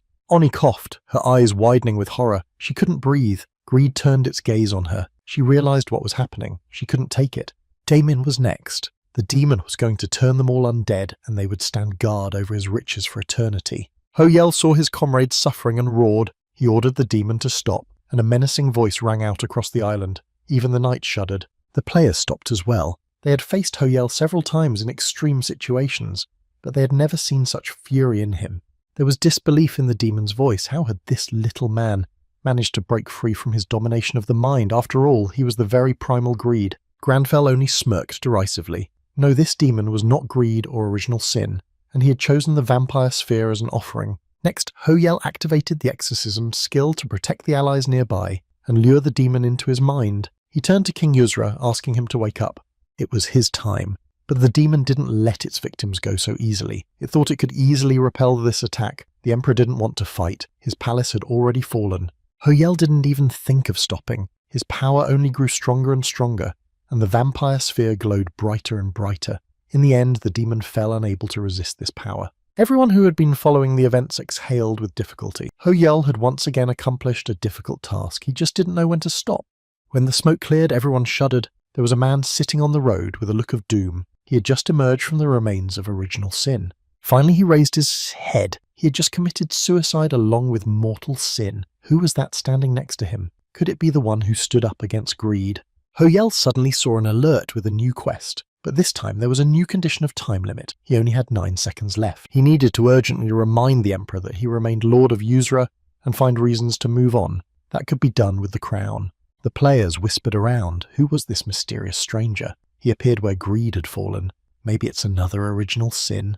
Hoyel remembered what he had gotten as a reward for helping Lionheart. Everyone saw him take something out of his inventory and approach the mysterious man. Granfell pulled out a crown that glistened and transformed. It was no longer a broken thing, but a gem-studded symbol of power. As soon as the king felt the familiar weight on his head, his mind finally cleared. His body also responded. He was strong and agile again. The quest has been completed. He has fulfilled the conditions and the secrets of Yuzra will be revealed to him. The rest of the players on the island were also notified. Rox was called out. He looked back to read the notice and smiled. It was clear to him who had uncovered the secrets of the island. There was only one man here capable of such a thing. It was the first worldwide notification. It was broadcast to all the players around the world. Something extremely important and incredible was happening. The notification screens flashed once more.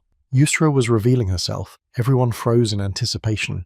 It was clear that this event would affect everyone's life. Pillars of light shot out of the ground in every corner. They were so bright they made you cover your eyes. People had never seen anything like it before. Suddenly the ground shook and Order of the Lionheart barely had time to bounce back. Unbelievable. The historical site was rising from the ground before their eyes. It was the long-lost ancient kingdom of Yuzra. There was an urgent update to the game. A new region had appeared. The reporters filming the whole thing froze, but then there was screaming. I should have brought the camera as close as possible and the others should have run to the scene. Hoyel couldn't utter a word. The majestic view of the city was breathtaking. He was staring at it so much that he didn't see the king himself walking towards him. He knelt down and introduced himself. The last king of the kingdom of Yuzra Hakuna. Hoyel saw the alert out of the corner of his eye. He had become the savior of the kingdom. His kinship and influence over the royal house had reached its limit. This was confirmed by the emperor as well. He wanted to express his gratitude for saving the kingdom. Kidrill's arm, which was stiff from the camera, felt no discomfort. He stiffened and tried not to miss a single word of the scene. The emperor wanted to know the name of his savior, and Hoyel thought he should not let his guard down just yet. He was still a monarch even though he had fallen. For the first time in his life, Hoyel was confused and hesitated. It was impolite, but the king didn't notice. His name will be passed down from generation to generation. He stood up smiling. When he was in greed, he was told it was time to right his wrongs. Then he decided to destroy himself along with his sin. But the savior did not abandon him and return the crown. Was there a reason for this? The Granfell expected him a king whose error had ruined so many subjects. At this time, the Second Sun Guild was racing through the forest. Shreg ordered them to move as fast as possible. The last upgrade was national level. This area was of unimaginable value in the old days of Arcana. Numerous towns and villages, as well as rare monsters, hidden treasures and resources. If they could just get involved in rebuilding Yuzra, they could get a lot of money. They had to take their chances while they still could. The king waited for Hoel's answer and he finally spoke. He thought it would be the right choice to restore the kingdom of Yuzra, so the emperor was stunned into silence. It was his secret dream, but who would follow a king who once turned his back on his subjects? Granfell was less skeptical. It all depended on how the king behaved next. He had come to help restore pride by righting wrongs. The expression of extreme surprise and disbelief was replaced by a long-awaited appeasement. He wished and did not dare to ask Hoyel. It was as if he had read his thoughts. Hearing this, the players whispered. There were too many events for one day. They needed time. but everyone understood the prospect. A panting Second Son team jumped out into the square, and Shrek decided to take the bull by the horns, proclaiming that his guild would help in the rebuilding. The angry whispers around him didn't stop him. When he saw Ho Yeol, he went straight to him. He urgently needed to meet the man in charge of the situation. He ran up to the young man and grasped his hand. He was pleased to meet Ho Yeol because he had heard so much about him. He smiled, trying to shake Granfel's hand. Seeing this, the players froze. Knowing how much etiquette meant to the young man, one could guess the consequences. Shrek could sense that things were heating up. Maybe he was rude or hasty. Ho Yeol, meanwhile, could barely stand on his feet. He was almost falling asleep as he walked. He tried to focus on the intrusive man who was shaking his hand, but he couldn't make sense of the words. The guy felt like he was going to pass out. Finally, he realized that he needed to lie down and sleep as soon as possible. He turned away from the bewildered Shrek, leaving him with an open mouth. Granfell turned to the king. He had a proposal, and he responded respectfully. He was willing to do anything for his saviour. The next day, Berserk had been gathered at their headquarters since early morning. They were reviewing the video footage of the new city's appearance for the umpteenth time. Oni kept rewinding the scene in which Ho Yeol had so unceremoniously turned his back on Shrek, interrupting him half-heartedly. It was as if he didn't exist at all. She was flattered that her old enemy, the guild leader of the Second Son Guild, had screwed up so badly in public, and the rest of the team just watched her atypical mirth. The atmosphere was joyful at Gaon's headquarters. Hyung was overjoyed to see his brother back, with not only victory, but also good news. Daemin had gotten the quest to restore Yuzra's kingdom, and his brother was incredibly proud of him. Daemin only smiled modestly. He just did whatever Hyung said. Chenmin was ready to kiss his little brother, but he dodged and forbade it. The players looked at this scene with disbelief. Who would have thought it? Yuzra was the first kingdom to appear after the Arcana was renovated in reality. Once the renovation is complete, its value will skyrocket. Now, a bunch of people were trying to mend relations with the kingdom of Yuzra. One of them was Shrek, who was not discouraged after his public failure. The potential of the new area promised wealth and aristocratic titles for those involved in the reconstruction, attracted daily new players from all over the world. They kept Ho Yeol at bay, waiting for him around every corner. Everyone wanted to join in the recovery quest, talking about their talents. For someone like Granfell, it was a punishment. Now even a simple trip to the store was an escape from the angry mob. He was exhausted. So he can't be at home. Maybe he should have hidden in the mage's tower. It was guarded by illusions and spells. The players wouldn't be able to get to him there. Ho Yeol was about to leave when a familiar voice called out to him. It was Jessie Haynes, who appeared out of nowhere and hovered right in front of the boy's face. This time she demonstrated a polite Korean greeting. She took off her headdress, gathered her hands and bowed, and only then said hello. But Ho Yeol was too tired to appreciate her skills. He could barely keep his eyes open. This made his expression seem withdrawn and unfriendly. He overpowered himself and asked her to sit down. The girl agreed, but she was so nervous that she started talking nonsense. Then she remembered why she had come. Jessie had questioned. She had watched the video of him and appreciated his skill in researching intervention and emergence. Ho Yeol tried to hold his head back with his hand. Her teacher recognized his talent, too, so the power he used was magic. She was so engrossed that she didn't notice that Ho Yeol had stopped blinking. She looked closer and realized that he was sound asleep. She could hear the sound of his humming. She waited another minute to make sure he was asleep. The girl clapped her eyelashes in confusion. Her interlocutor had fallen asleep during the conversation. This had never happened to her before. Did her chatter bore Ho Yeol so much? Jessie stood up and moved closer thoughtfully. Suddenly she jumped onto the table and was very close to Ho Yeol's face, running her palm over his eyes. He was asleep. Granfell opened his eyes abruptly and jerked open. His office was empty. Had the meeting with Jessie Hyris been only a dream? But suddenly he saw a note on the desk. The girl apologized and promised to come back next time. He was probably too tired and fell asleep with someone next to him. It was rude of him. His thoughts flowed in a different direction. He'd gotten the quest to research Marcello. He waited for the challenge. There was no way the mages would just accept a researcher.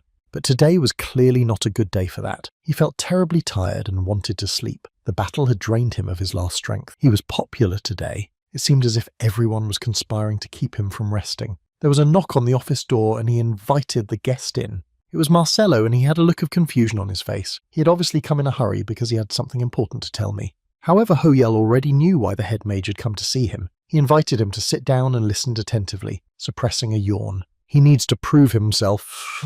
Marcello, meanwhile, began to apologize. People doubted him because of his shortcomings as a magician himself, but Granfell interrupted. It wasn't about flaws at all. With a sigh, he got up, put on his suit and ordered him to lead the way. And Marcello, again surprised at his shrewdness, obeyed. All the high mages of the tower had already gathered in the hall. They were waiting for Ho Yeol. Even though they had heard about the young man's talents, they had to be convinced of his abilities. Sitting in the front row was the mage of the ballet healing school, Jusia. She smiled, knowing that Ho Yel wouldn't pass the 3-level sealing magic created by the mages. Granfell stood in the corridor, not knowing where to go. It was as if he had read Belia's thoughts behind the wall and decided to listen to his intuition. They didn't believe in him. Well, he'll prove he can do anything. And as he walked down the hallway, he felt some kind of attraction. Ha, that wasn't so hard. He made a movement towards the solid wall and easily opened the door hidden by the illusion. His eyes sparkled. He knew he had done something he hadn't been expected to do. Those present shrieked in surprise. This couldn't be possible. He had broken the 3-level sealing magic so easily as if he had opened an ordinary door. Even Marcello, the creator of theoretical magic, couldn't do that. And Ho Yel, ignoring the whispers in the audience, calmly walked to the stage. But the look in his eyes didn't bode well. It looked like someone had played a prank on the door, and Granfell didn't like to be disrespected. Jusia, who sat closest to Ho Yel, flinched under his gaze. A chill ran down her spine, something that hadn't happened to her in a long time. What an overwhelming aura. This guy was clearly no ordinary explorer. Ho Yel got right down to business. He came all this way because they wanted to get to know him better. But if the mages were going to waste his time playing petty tricks, that meant only one thing. His voice became muffled with restrained irritation. He sprang abruptly to Belia's side and leaned quite close. Their faces were almost touching, whether they were ready to take responsibility for it. There was silence in the audience. No one dared to argue with this magician. Jusia lost her composure. She blamed herself for not looking at him earlier. Ho Yel froze, giving them time. In fact, his strength had left him again, and he fell asleep. It was an awkward situation, so he turned around and went to the podium. There was another whisper of indignation among the mages. He called it a petty trick, a spell beyond the power of many high mages. Who the hell is he? One of the attendees remembered now. He was sure it was the researcher Claire was talking about. He was the one who had attended the conference uninvited. Belia listened carefully to the conversations behind her. Now everyone around her understood why Marcello had recommended this guy for research. Jusia thought for a moment. So this man was the stranger who had discerned the Tower Master's illusory magic. That was impressive. Left in his office, Granfell checked his credentials and was surprised. His antics had increased the number of mages recognizing him at the meeting. Still, the number was less than he'd bargained for. The boy held back a yawn, but they were senior mages who were essentially the pinnacles of their school. It was enough to open some doors, especially since Ho Yel was originally a demon hunter and not a mage. He was in no hurry. Now he needed to sleep, and then he planned to take the loot from Yuzra for evaluation. The aspects of magic had to be studied from the beginning. There was much to do. His thoughts were confused and he fell asleep on the spot. Suddenly an unknown voice called out to him and the boy shuddered. In front of him lay a talking scroll. He must be dreaming. The suddenness of it was like a dream come true. What the hell? But the scroll went on to explain that it was Marcello communicating with him through magic. It was magical parchment, a device to transmit messages. If Ho Yel wanted to transmit information, he just had to speak to the parchment. Granfell brought the paper up to his face and tried to say something, but no, this way was not for him. With an abrupt motion, he tossed the parchment into the trash. But he reappeared. His voice sounded hurt, but he was apologizing. Marcello heard what happened in the Crystal Hall. The magician set a trap with the door. A chief mage is someone who is worthy of the pinnacle of magic regardless of the school he graduated from. But mages were constantly demanding to prove this position.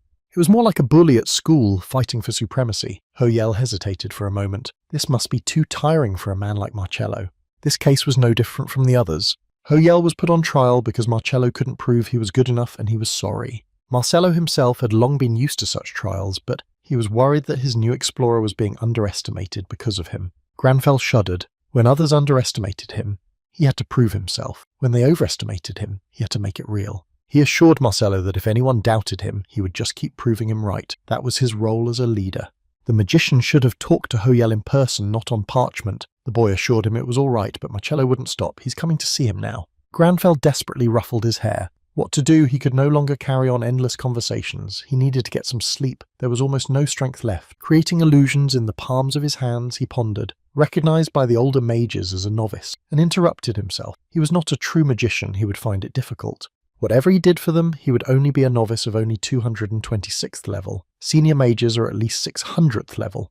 But his lips were stubbornly tight. He wouldn't let it drag him down. There's always the opportunity to prove those who underestimate him gravely wrong. Pensive, he drifted off into the creation of magic, inspection, intervention, and finally the manifestation. Ho Yel was pleased with himself. The office was filled with the magic of light, but his last bit of strength had gone into it, even though light magic was supposed to be the most basic magic in existence. But then Marcello knocked on the door. Damon and Hyung scrutinized the latest news and were amazed. People seemed to have gone crazy, suspecting that it wasn't Hoyol who had actually defeated evil. Marcello entered the study. They had much to talk about, and the topics were delicate. The magician felt uncertainty and a little guilt in front of Hoyol. The guy pulled himself together and offered to come in. He gave the most welcoming look possible to his face. The management of facial expressions was also the pride of Granfell. However, at the threshold the head mage froze. Did Hoyol really use magic, and the one confirmed that a little practice before his arrival in basic things? The guy assured me he wasn't going to burn down the lab, so there was nothing to worry about, but Marcello looked around as if he hadn't heard him. It wasn't about fire danger at all. He hadn't expected to see such intense magical traces. They spoke of unprecedented spell power. Suddenly, someone behind him shrieked with delight. It was Claire, who had gotten into the office unnoticed, and now couldn't take her eyes off the beauty of the footprints. Marcello looked back to make a remark, but others were already standing in the doorway. They too were attracted to the magic, but they attributed it to the head magician and were delighted. It was getting more and more crowded. The wizards hesitated to go inside and tramped down the corridor. Marcello's questions were heard, how he had managed to get such traces. He tried to explain it wasn't to his credit at all. Researcher Lee Ho-Yol was the one who created this miracle, and he pointed to the chair, but it was empty. Granfell held on for a long time, but realized that he couldn't take it anymore. He needed to rest, and the tower would not let him rest. Using an illusion, he escaped. He can't regain his strength if he stays here. The people around him seemed to go crazy, marveling at the footprints. Ho-Yol needed to go home immediately. His path was blocked by another company. The mages greeted him as they headed for his office. He had been so confident there at the meeting. Couldn't he demonstrate his talent by solving a puzzle? It was one of the 3 difficult tasks in the Tower of Magicians. The best record was 9 days. The puzzle became more difficult as the mana invested increased. Marcello needed 10 days, but Ho-Yol was in a hurry, so he summoned reversible magic. The magicians were in a daze. A new record. Ho-Yol took only 1 second to solve the problem. They rushed after him, but the boy had already escaped. On the stairs, he felt safe for the first time. The boy looked at the quest assignment. He needed to convince 7 more mages of his abilities. He smiled contentedly. This would take less time than he had anticipated, but then the smile slipped from his face. At the bottom of the stairs, a crowd of journalists was waiting for him. Questions were heard. How would Ho-Yol comment on the rumors that he had only picked up the award? The guy froze. How rude of them. He didn't plan to answer and turned to leave, but a crowd of mages caught up with him from behind. The situation seemed hopeless. There was a terrible commotion. He was surrounded on all sides by questions. He felt like a fish caught in a net. What to do? How to get out of here? A glow caught his attention. He clearly felt the mana flow on the wall change. There was no time, and he stepped into the unknown. To his amazement and the amazement of the crowd, he easily passed through the wall and found himself in the office of Belea Josia, who was already familiar to him. When she saw him, she cried out. Ho-Yol still saw the door as soon as she opened it with her spells, as one would expect from someone who wielded the Tower Master's illusion magic. Ho-Yol froze. In front of him was the mage from the meeting. Did she really mean to say that she had helped him? He could actually feel the mana walls interfering. It was the same with the Tower Master's illusionary magic. He also felt the interference and checked the mana to return it to its previous state. Belly grinned and put her hand to her mouth, but then she laughed loudly and merrily like a schoolgirl. What made her laugh so hard? Wiping her tears, she spoke his own words. When people believe in me, I make reality come true. Well, Ho-Yol had indeed followed his motto. She laughed and spoke calmly. Ho-Yol was probably the only person she knew who thought the Tower Master's illusion magic was simple. Now it was time to introduce herself, and she gave her name and her position in the tower. Now she also decided to recognize him as qualified.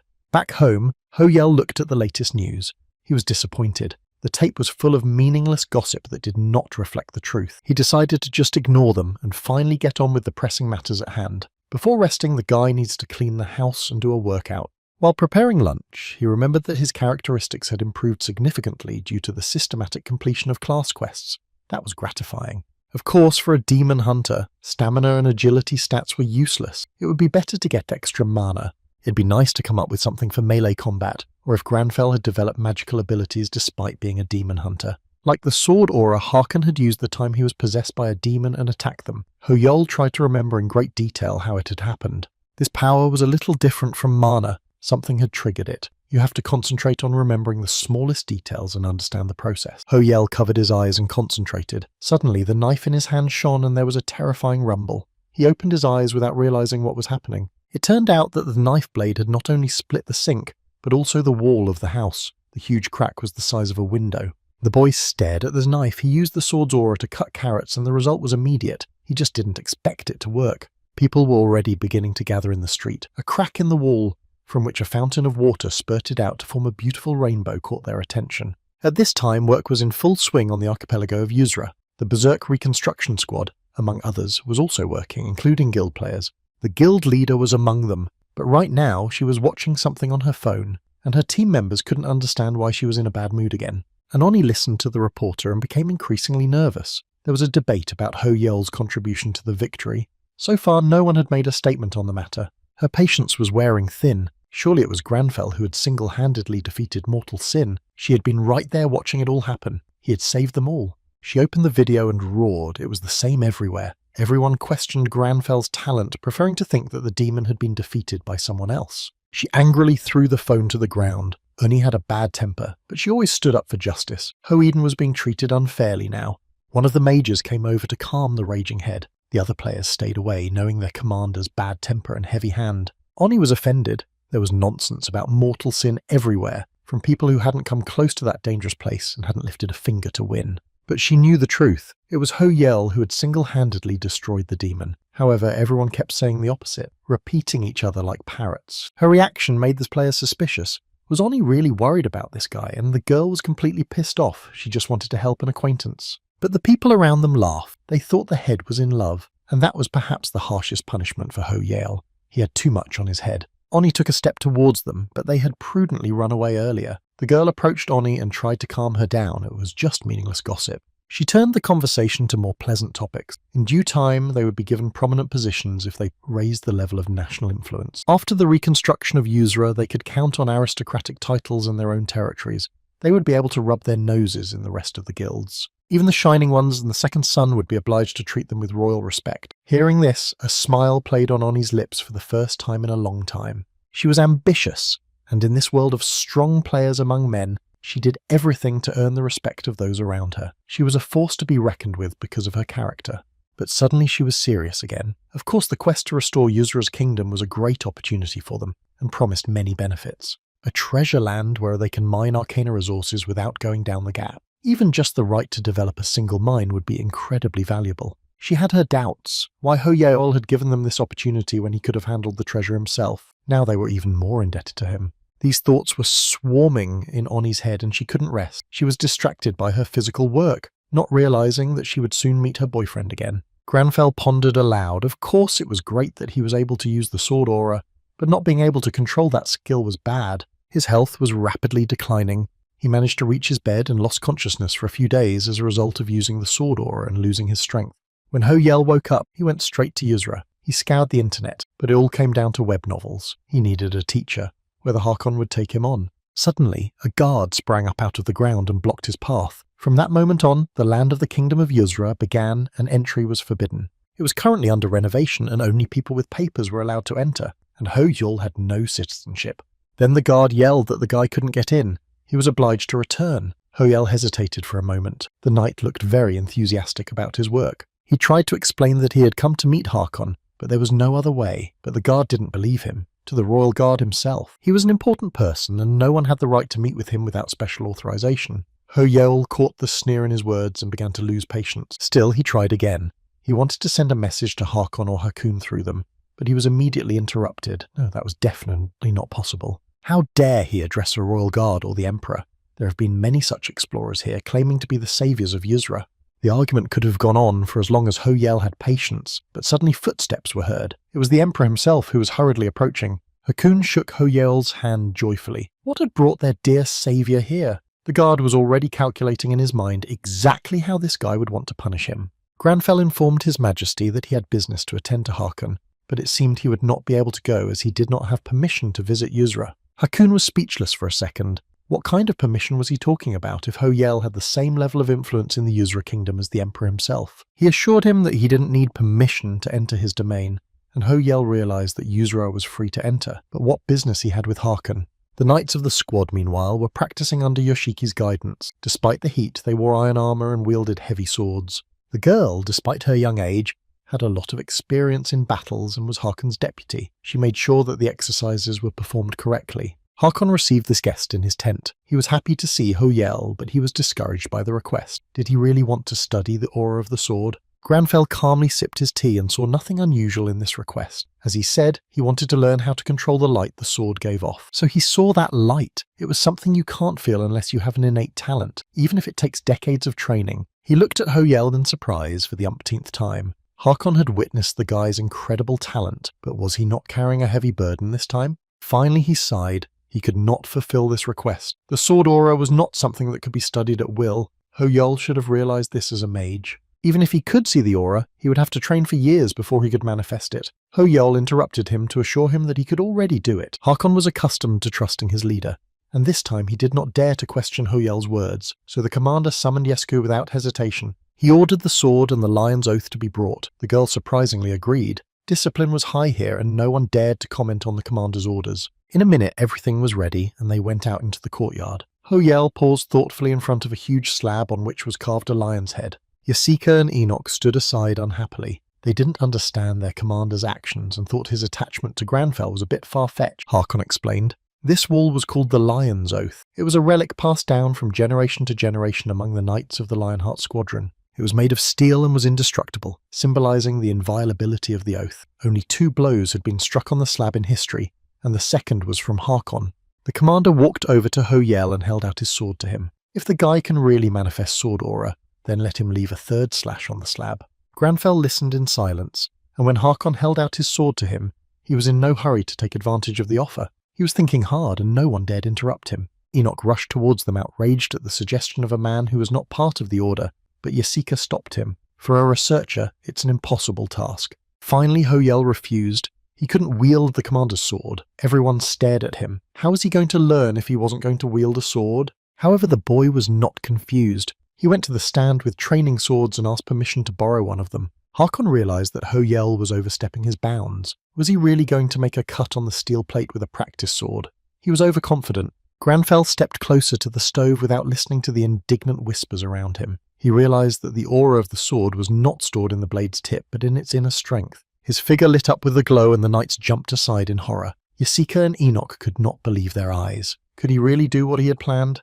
The glow grew brighter and brighter until it blinded everyone present. Finally, Ho-Yel swung around and struck the slab with force, splitting it into 2 halves. Everyone cried out. It was a sword aura that was shockingly powerful. Even Hakon didn't have this kind of power, even though he had spent years training. Ho-Yel, with his sword burning with blue flames, even though he felt like he was losing consciousness because of the wasted mana, turned around and asked if such a cut was enough. Hakon chuckled happily in response. Granfell had always surprised him, and he was very interested to see how far his potential would eventually go. The commander felt the young man's body tremble. Apparently he had had enough of training, so he told the aides that Ho-Yel would train with them. Learning swordsmanship should always start with the basics. His commanders were outstanding swordsmen, so Ho-Yel should first learn from them. Granfell was happy. Hakon understood what he needed, and his strength was recovering quickly. Now he really wanted to get started as soon as possible. A moment later, he was standing among the knights. His appearance did not excite Yoshiki and Enoka. It was surprising to them that a mage would learn swordsmanship. The captain's favour was annoying, but he refused to use Hakon's sword. That meant that Ho-Yel wanted to treat the captain properly. And if so, it was their duty to be polite to him even if they were displeased. And he and Yasika were really trying their best. Standing in front of the new recruits, they gave the first instructions. Yasika advised them to prepare well and change into their training suits. Looking at Ho-Yel's back, the girl thought that despite his talents, he was only a mage, and with his lack of stamina, he wouldn't be able to use his sword aura. But when the guy came back, Yasika couldn't say a word. He was always in a suit hiding his figure, and never engaged in physical combat.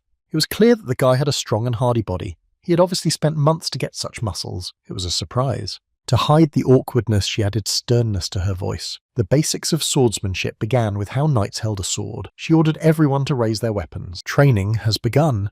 The recruits started working with their hands. Every now and then shouts were heard as instructors corrected technique or made remarks about position. Ho-Yel was always thinking before he did anything. Now he was listening to the remarks and trying to remember in detail how Hakon held his sword. Ho-Yel closed his eyes and the image of the squad leader appeared before him. His sword always seemed very heavy, but it was strong and fast. It was as if the boy had become his shadow. He repeated his every movement, the position of his hands. Ho-Yel raised his blade above his head and concentrated all his strength in it. The sword shone again, and Granfell swung it and lunged. The movement was so powerful that it had the effect of a bomb exploding on the people around him. Many of the recruits flew off to the side. Yasika and Enoch held their ground, but it was worth the effort. The power of the mage was staggering. They could hardly believe what was happening. They observed the captain's skill that the knights aspired to. Ho-Yel perfectly reproduced it after doing it only a few times. Harkon, who was watching from afar, was amazed. The guy's sword aura was unique. He had never seen such a genius. He walked closer and thought that this talent even surpassed his own, but he needed to guide Ho-Yel so they wouldn't lose him in the mage world. Emperor Hakoon also came to the training ground after hearing about the upcoming training. He was also interested in watching the training of his saviour. He explained to Harkon why he was here and scrutinised the seashore where the recruits were training. His eyebrows moved angrily. There was too much sand on this beach. This could have been a problem for his rescuer's bronchi. And without listening to any objections, he ordered to cleanse all the sand from the training ground so that not a single grain of sand was left. The servants rushed to carry out the order. It wasn't enough. He thought the sun was warming too much. What if the saviour fainted from heatstroke? He couldn't let that happen. Now we had to pluck some trees from the jungle and plant them right on the beach to create shade for Ho-Yel, and the knights rushed to do as instructed. Harkon grinningly turned to his majesty. To think he was so worried about the training session, the emperor was truly a paragon. Seeing how worried his majesty's commander was, couldn't just stand still, and with a thunderous voice he called out to his faithful Jessica and Enoch. He had been too lax lately and wanted to get some training with the newbies. Throwing off his usual costume, he happily rushed onto the training field. Seeing that his assistants do not come to themselves from astonishment, he asked not to be burdened by the fact that he is a superior and treat him as a simple new soldier. Hearing the objections, he approached Ho-Yel. Would he mind his participation in the training? And the boy looked up to see Jessica making signs to him. He felt that he was betraying her, but he could not answer otherwise. Of course, he'd always been happy to see Harkon. Relations between them were already strained, so he had nothing to lose. He turned to Harkon. If so, let the instructors train with them. Thus began the most awkward training session in the world. No matter how hard the knights tried to pretend that nothing special was going on, they all felt awkward. There was a knock at Mattis's laboratory in the Mage Tower. A scholar of black magic invited him in. He was busy writing another document. This was the man who brought black magic, considered unorthodox, to its present position, and if it wasn't for Marcello, he would have been the best magician of his time. He looked up, and the man who had come in laid out the items Ho-Yel had asked him to appraise on the table in front of him. It seemed to him that the trophies were related to black magic. Mattis scrutinized the items and clarified. Li Ho-Yel, he was the adventurer who had recently become a joint explorer with Marcello. In front of him was a pure emerald crystal-scaled carp silk and a vampire count orb. All of the artifacts were extremely rare and valuable. These were not items that could belong to one person. Ordering the paper to be served, he began to write to Ho-Yel. He planned to appraise the items himself. When the moon rose high in the sky, the training in the kingdom was finally finished, and the exhausted knights, barely moving their feet, moved to their resting places. In a couple of minutes, all the bunks were occupied, and the whole forest was filled with the rich man's snoring, and only one bed remained free. Granfell, despite a full day of training, didn't miss the class quest. He had almost reached his limit, and yet he kept pulling himself up.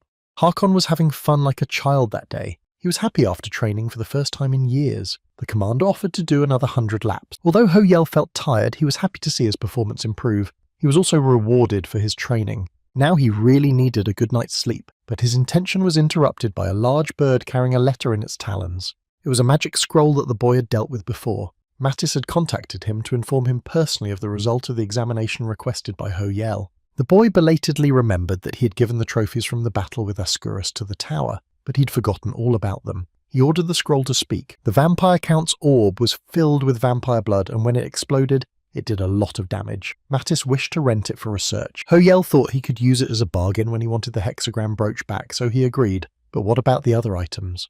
The emerald crystal revealed some unexpected characteristics. It restored an important effect after a shot and could be used in jewellery.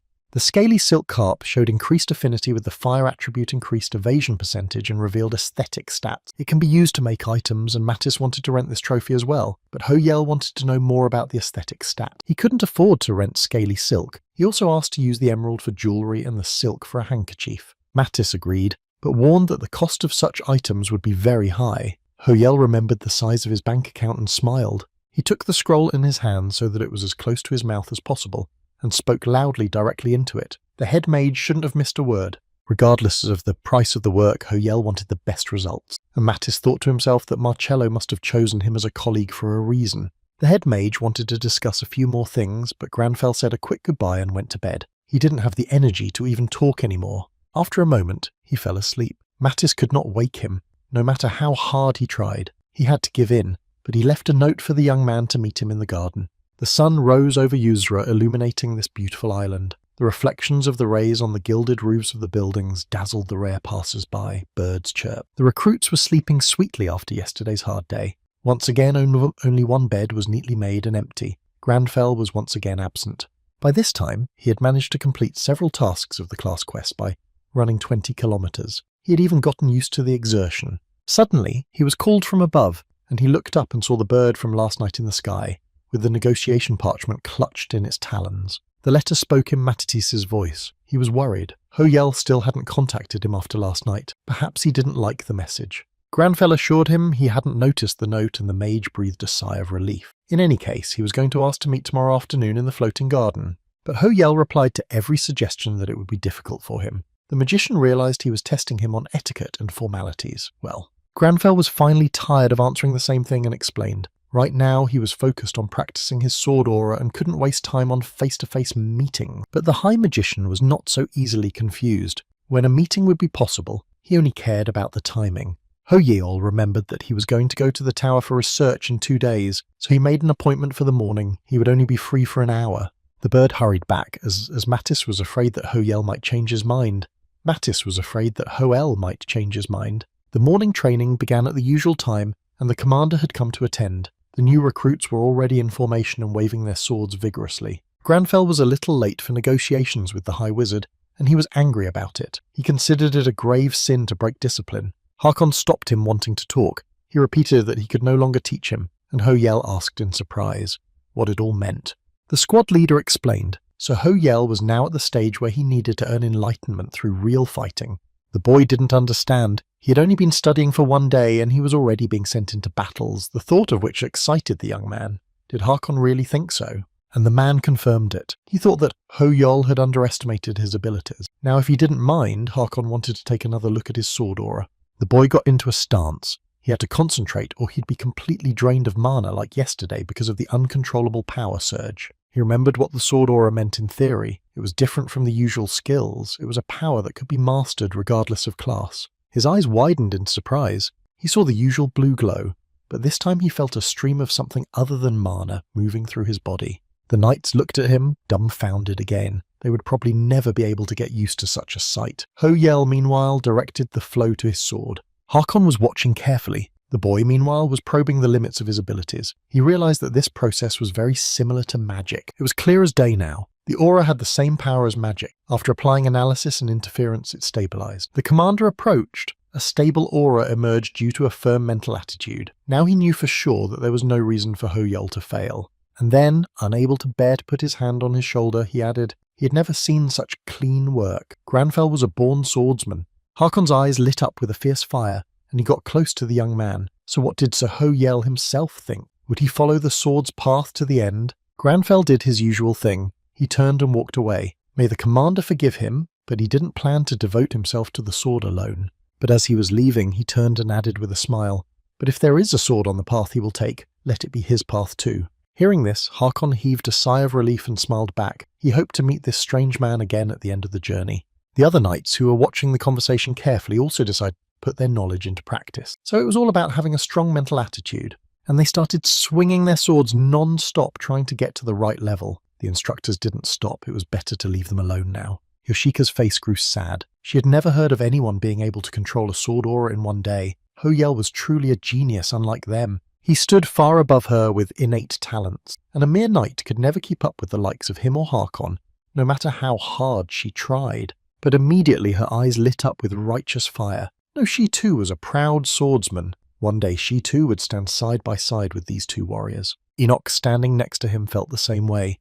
He was proud, brave and clever. Then why did he doubt himself, thinking himself unworthy of great titles? As Harkon walked off the platform, he turned around and chuckled at what was happening. His warriors were not outstanding magicians, but they had loyalty and honor. He saw they were fired up to be better. All geniuses tend to change their surroundings. He himself felt a flame in his chest for the first time in a long time. Ho-Yel changed into his usual costume and walked through the forest to get off the island. His sword was clutched tightly in his hand, for he was now a swordsman. The commander said he could use the sword in real combat, but he was worried. Are there any low-level monsters to test his strength on? But instead of a deer, a silver-maned leopard of level 300 came out of the thicket to meet him. The difference in strength was 74 levels. Granfell no longer thought of the danger. The leopard dared to bared his teeth at him, the kind of behaviour befitting only an ignorant beast. He will teach him a lesson. Ho-Yel drew his sword and stood in a stance, waiting for the attack. The blade shone obediently. The aura of the sword was getting easier each time. Perhaps Harkon was right. A girl with a sword in her hand came out to the edge of the forest. It was Kichi, the captain of the Shadow Mercenary Forces. Her team members were missing and she was looking for them. Suddenly, she heard the grunts of the monster that swarmed the forest. The fur of the huge animal was surging on its back. The beast clearly sensed danger. Kichi reacted by hiding behind a tree. She decided to assess the situation before she did anything else. When she looked out, she saw Ho-Yel. That was too bad. An adventurer who could use sword aura was very promising, but his opponent was a silver-maned leopard. This monster was shunned even by experienced high-ranked players. He was the real boss of Yuzra Island, and not many people were left alive after meeting him. It was a relief to her. They had to slow down to avoid colliding with the leopard. Now they would hurry to the kingdom while the monster was busy. She couldn't have done otherwise in summoning the Shadow Mercenaries to Yuzra. Their miserable existence in Arcana was over, and now they would begin again in the kingdom. Inwardly, Ho-Yel was panicking. The sword aura was a weak helper with such a level difference. The natural enemy skill was also not activated. He was trying to calculate his moves. Naturally, as soon as he hurriedly moved, the monster would immediately counterattack. The outcome would be obvious. It was clearly better now than before, but the sword aura was still using up a lot of energy, so Granfell couldn't wait much longer. He would simply run out of energy. He tried to coldly reason further. We could use the same tactic as with the Emerald Tiger, spot its movements with magic and then attack it. But then everything he learned after that was useless. It was time to tell the world what he had learned. It was only right to use the sword. It was as if the leopard was waiting for the signal. As soon as Ho-Yel chose his battle tactics, the beast lunged at him. Its fangs were bared and its eyes burned with demonic fire. The sight of the monster was so frightening that even the ever-calm Granfell, who had been in fierce battles, shuddered. It was urgent to pack up. Though his sword was glowing under the influence of the aura, he lost faith in himself for a second and felt denial in anticipation of the terrifying beast's attack. Granfell defeated himself. Then the strangest thing happened. The monster seemed to slow down. The guy moved much faster and the blade came down right on the leopard. The battle was over. The beast lay defeated by a single blow. Ho-Yel himself couldn't believe what was happening. Could it really be the power of the sword aura? Granfell looked at the leopard and stated, it wasn't enough of a warm-up. He'd have to look for someone stronger, but his strength was at its limit. The day came to meet Mattis in the floating garden, another place in the tower created by the mages high above the ground. The mage was already waiting for the young man under the shade of the trees. He pondered the secret figure of the researcher Marcello recognized. It would be good to understand what kind of person he was. Footsteps were heard on the path. It was Ho-Yel himself, who was punctual as usual. He wore a tailored suit and generally looked confident and calm. As he approached, he turned to the mage. He was Mattis Dean Carl, and having received an affirmative answer, he approached, scrutinizing his interlocutor. The mage invited him to sit down, but he listened to himself. As Granfell approached, he could clearly hear the vibration. He was indeed an unusual man. Ho-Yel's face was unperturbed. However, he felt weak and his muscles were very sore. The few days spent on the island were taking their toll. However, Ho-Yel had business to attend to, so he didn't want to waste time talking even if his interlocutor was a high magician. He went straight to the point. Mattis suddenly felt an incredible burning sensation in his hand. He turned around and saw that his ring was glowing with a dark violet light. It wasn't just jewelry, the ring reacted to black magic, and it darkened. Mattis had never seen a colour so black as the abyss before. Could it be that this man was hiding the darkness within him? But he did not give himself away and acted only as a man who was on the side of good. Mattis glared at Ho-Yel, but he didn't even raise an eyebrow. Granfell had spent years learning to keep a straight face, and now he could use it. Supreme Magician Mattis was not always so successful. At university, he was constantly ridiculed and attacked by other students. They thought he was obsessed with witchcraft and curses, and as we know, people don't like those who are different, whether it's looks or intelligence, and he suffered. Sitting in the library, he asked himself how they could deny curses and sinister magic. He swore he would prove to these fools the true value of magic. His dream came true. Very soon, as an outstanding magician, he was noticed and invited to the tower, where he gave lectures in the Academic Society Hall. There he demonstrated his skill by using shared mana to move dead animals as if they were alive. He explained that in this way it was possible to solve problems that magic could not solve, but here too he was interrupted. Nonsense, what this charlatan is talking about. Mattis tried to shout them down, let them not blindly deny it, but look at the core. In this way it may be possible to solve the problem of interference in the worldview. The bleachers buzzed. There was no need to listen further. Even encouraging diversity was too much, but everyone was looking at the grey-haired man. It was the president of the Academic Society. He was silent during his speech. He turned to the magician and asked how he planned to name this magic. And Matthias realized that with this question, the president himself approved of his activities, quietly said from now on he would call it black magic. After that, the other magicians had nothing left but to take black magic too, but Matisse's fame did not last long. He was annoyed. He believed he could solve his worldview problem with black magic, but year after year passed, and he made no progress in his research. After a few years, the Magician's Tower faced interference, and Matthias did his best to block them. Despite this, he could do nothing himself. He spent his days in shame, failing to block out the interference in his outlook. Now having met Hoyel, he was shocked to think that someone with such a strong sensitivity to black magic existed outside of Arcana. He looked closely at Granfell and realized that he had found the key to success. With this man, they would be able to overcome the limits of black magic research. They sat in the garden and drank tea. Hoyel was asking questions. The senior magician thought that the light emitted by these rings had something to do with today. Seeing that Mathis was in deep thought, he reminded him that he could only give him 1 hour. His tea was getting cold and they were not making any progress. The mage came out of his daze apologizing. These rings determined the target's sensitivity to black magic, or in other words, their black magic talent. Black magic. For some reason, this word was familiar to Hoyel, and Mathis explained that it was another kind of magic that used mana in a different way than usual. The magician demonstrated the difference. He raised his hand, and a firebird flashed on his palm. Magic explores and interferes with mana to manifest power, and black magic used the inner darkness as mana and was a different kind of power. The surroundings darkened and the skull in his hands glowed with dark colours. This black mana is created in the heart of the manifester and is especially influenced by the manifester's past. The darker the manifester's past, the stronger the black mana. To think that Hoyel's sensitivity to black magic was so high, what kind of past he had, the Supreme Mage couldn't even imagine it. Granfell's eyes darkened at the memory. It took him a few moments to pull himself together and give his face an impenetrable expression.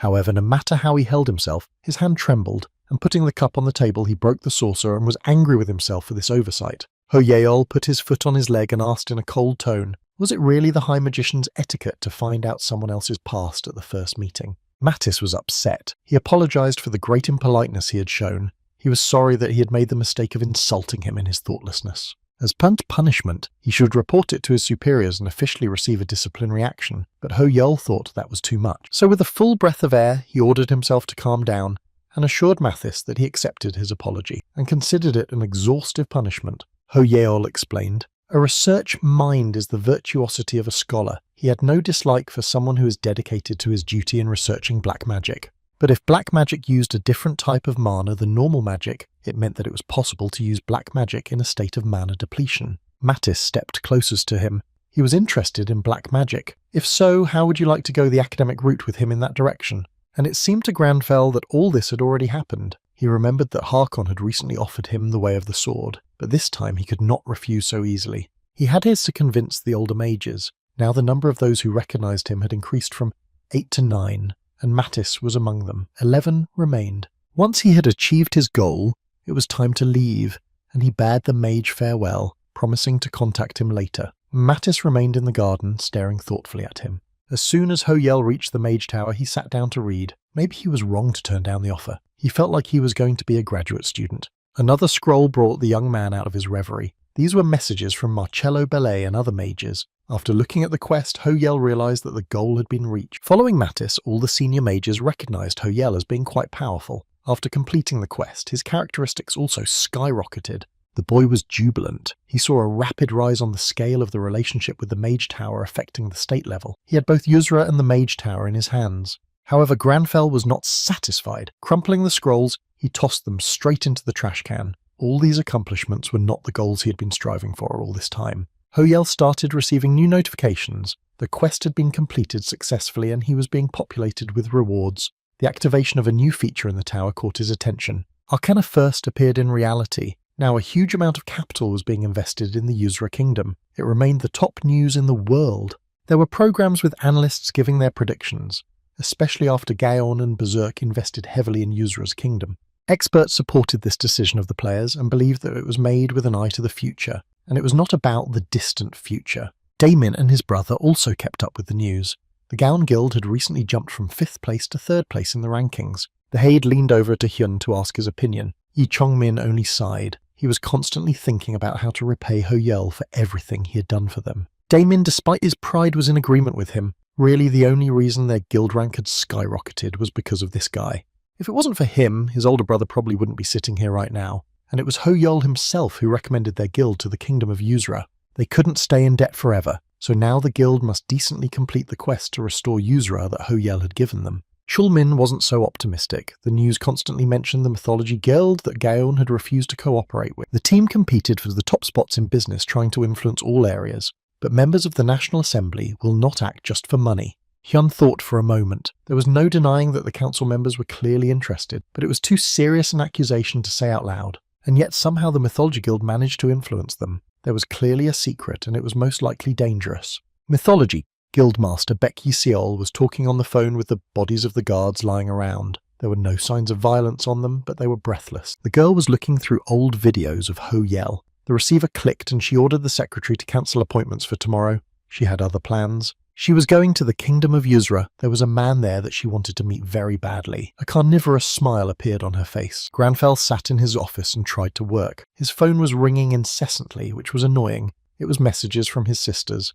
Running his eyes over it, he set the phone aside. Nothing serious had obviously happened, so why were they bothering him for nothing at a time like this? Suddenly another parchment appeared before him, and he listened with interest. It was the senior mage Maya. She apologized for being intrusive. Now, since Ho Yul was working together with the High Magician, he was almost at the same level as the magician himself, so she prepared something for him. Granfell didn't get a chance to listen. There was another stack of similar parchments in front of him, and they all spoke at once so that nothing could be made out. In the whirlwind of new names and suggestions, Ho Yul quickly felt dizzy. It seemed that the tower was more interested in talking than working. Realizing he couldn't take another minute of this, the guy got out of his seat and sprinted away. He needed some peace. He needed some peace, and the tower didn't offer it anymore. There was only one place left where he could find what he needed. It was the Kingdom of Yuzra. When Hakun heard his request, he laughed happily. So he's had enough of his fans, and now he needs peace and quiet. Well, it must have been hard for the young man. And Ho Yul sipped his tea and confirmed it. But that was the formation of a partner in the scientific work of a supreme mage. The mages were only expressing their sincerity. It wasn't worth letting it bother you. But Granfell was undeterred. He never took bribes, especially when they were offered as an expression of sincerity. The Emperor burst into laughter once again. This was so typical of Ho Yul. His Majesty was sure that was why the sin of greed had fallen in his presence. And now that they're talking about that battle, did Ho Yul see the video that was posted on the internet by Gaon? It clearly showed a young man fighting a great evil. Granfell couldn't answer. The phone rang again. It was one of the sisters again, and he remembered belatedly that he had never answered any of the messages. As he pressed the button, he saw his sister's menacing face. "That's enough! Wake up, King Yuzra!" And she laughed merrily. The video of him had already gotten millions of views. Ho Yul smiled affectionately and thanked them for watching his battle, and without waiting for further questions, he pressed the reset button. It was time to get down to business. Ho Yul turned to the Emperor and explained that he needed a secluded place where he would not be disturbed by his prying eyes. Hakun happily responded. Was there a preference for location? He was thinking of private property. The young man stopped him. A room would suffice. Eventually, after much debate, the Emperor agreed to give him a small but cozy house in the quietest part of the island. Finding himself alone at last, Ho Yul heaved a sigh of relief. He was tired of people. The first thing he did was to take off his jacket and untie his tie. What a relief. But he felt awkward. Watching the video, he realized that there had been a lot of hits. Who authorized Gaon to put this video online in the first place? He felt anger boiling up inside him. He should have sued this guild for amateurishness, but he didn't have the strength to do anything. In order to get his thoughts back on track, he got into the habit of cleaning. Wherever he was, there had to be order, inside and out. There was a Gaon guild camp located on the Yuzra archipelago. The head's tent was guarded by guards. Suddenly, Damon's angry exclamation came from inside. He was just checking the value of his guild's stock, and his surprise was unparalleled. What the hell? Why had they dropped in value so much? Hyun sighed sadly. The reason was mythology again. They had once again spread some strange rumours about Gaon. These guys were clearly not planning to retreat. Chongmin thought for a moment. They were clearly hinting that Gaon was obligated to share the quest to restore Yuzura with them. How did they suddenly have so much influence? Daemin opened another article and shouted. At this time, the head of mythology approached the tent. She was stopped by a guard who had orders not to let anyone in. Head Gaon was outraged when he read the news. Guildmaster Gaon had fallen in love with Baek Yi-seol and was now chasing after her, begging her to marry him. Who would ever believe such nonsense? Suddenly, his screams were interrupted by a soft girl's voice. Where could he have heard such a thing? Daemin flinched in surprise. It was Baek herself. She flapped her eyes innocently. Daemin seemed to know things about her that even she didn't realize. He must be really interested in her. The brothers opened their mouths in astonishment. Daemin was the first to come to his senses. The members of their guild must stand guard and not let anyone in without permission. Meanwhile, Hyung suspected something wrong and jumped out of the tent. His suspicions were confirmed. The guards were lying on the ground and showed no signs of life. He angrily turned around and looked at the girl. Jongmin was sure that she was aware of the consequences of attacking the members of their guild. Ms. Baek Yi-seol took on an innocent look. What kind of attack are we talking about? They fell asleep by themselves. Her eyes shimmered with a mysterious light, as if hypnotizing Hyung. The boy froze in place, unable to move or say a word. His mind was foggy and his body wasn't listening. It was a familiar, unpleasant sensation. The girl was no ordinary girl. She was the number one in Korean business, the child of the Mythology Corporation and the head of the guild that was currently ranked 41st. Daemin, seeing his older brother's condition, pounced on her. What was she trying to do now? Didn't she feel like she had overstepped her bounds? Hyung, still shrouded in the spell, couldn't move, but his clarity of thought returned. The other day he wondered how she'd gotten the support of the National Assembly. He looked at her carefully, and a terrible guess flashed through his mind. If she was using mind control magic, it would be a good idea. But the players weren't supposed to be affected by this sorcery. How could it? He should have warned Daemin, but his body refused to move. It was the same as when the demon had taken over his mind. He could hear the whispering in his ear. There was no need to fight it. But this time Hyun disagreed. Ho-Yel approached the Scown tent. He was on his way to clear the air and force the players to remove the view from the network. But when he saw the guards lying there, he realized that things were bad. Without delay, he stepped inside and immediately felt the oppressive atmosphere. Daemin and the girl jumped away from each other in surprise and froze. The boy looked around and seemed to recognize the source of the tension. Miss Beck looked at him steadily, and her eyes lit up with a mysterious light. Ho-Yel scrutinized her carefully. His verdict was quick. She was a demon. He could see it as well as he could see Daemin standing next to her. The girl was pleased. He had come to her on his own. He didn't seem so significant in real life. Had he himself struck down mortal sin? And she called out to him. He turned around and Beck struck the most seductive pose she could muster. I thought to myself that a mortal sin was obviously no big deal. Ho-Yel froze silently. She walked over to him and ran her finger across his chest. He must have heard of her, but the young man acted abruptly and threw her hand away. He didn't pay any more attention to her and continued to confront Daemin. Miss Baek looked at her hand and couldn't believe what was happening. Hyung explained. They started spreading false rumours about Ho-Yel. The article said that he only gave privileges to the guilds he was affiliated with. He couldn't bear to watch this ignorant and uploaded the video in order to clear up the misunderstanding. But if Ho-Yel was offended by it, Chung-min was ready to apologise. Granfell thought for a moment. He knew that the false articles were the work of mythology and the National Assembly. He was interrupted again by a girl calling his name. She gave her eyes the most innocent and unhappy expression. How could he behave like that to her? It was rude of him, for which he had pushed her away. Ho-Yeol turned to her with irritation. Everything Baek Yi-seol understood perfectly. He was talking to Gaon, who told her it was polite to interrupt someone else's conversation. The girl grinned. Technically, he was the one who had interrupted her conversation with the guild by bursting into the tent, but she realized that Ho-Yel wasn't so simple, and she began to approach the boy again. People would just pray for her. Even someone like Lee Ho-Yel couldn't resist her charms, no matter how hard he tried. Granfell meanwhile realized who was in front of him. He felt the automatic activation of the natural enemy skill. He froze, not knowing what to do. Suddenly, people burst into the tent screaming. They were reporters who had found out that not only Gaon but also mythology had gathered in the tent. In addition, Ho-Yel was standing there. Ms. Beck bounced away from Granfell. This was not part of her plans. Hyun grinned happily. Finally, the reporters were here. The media manipulation had succeeded. They shoved cameras in her face and peppered her with questions.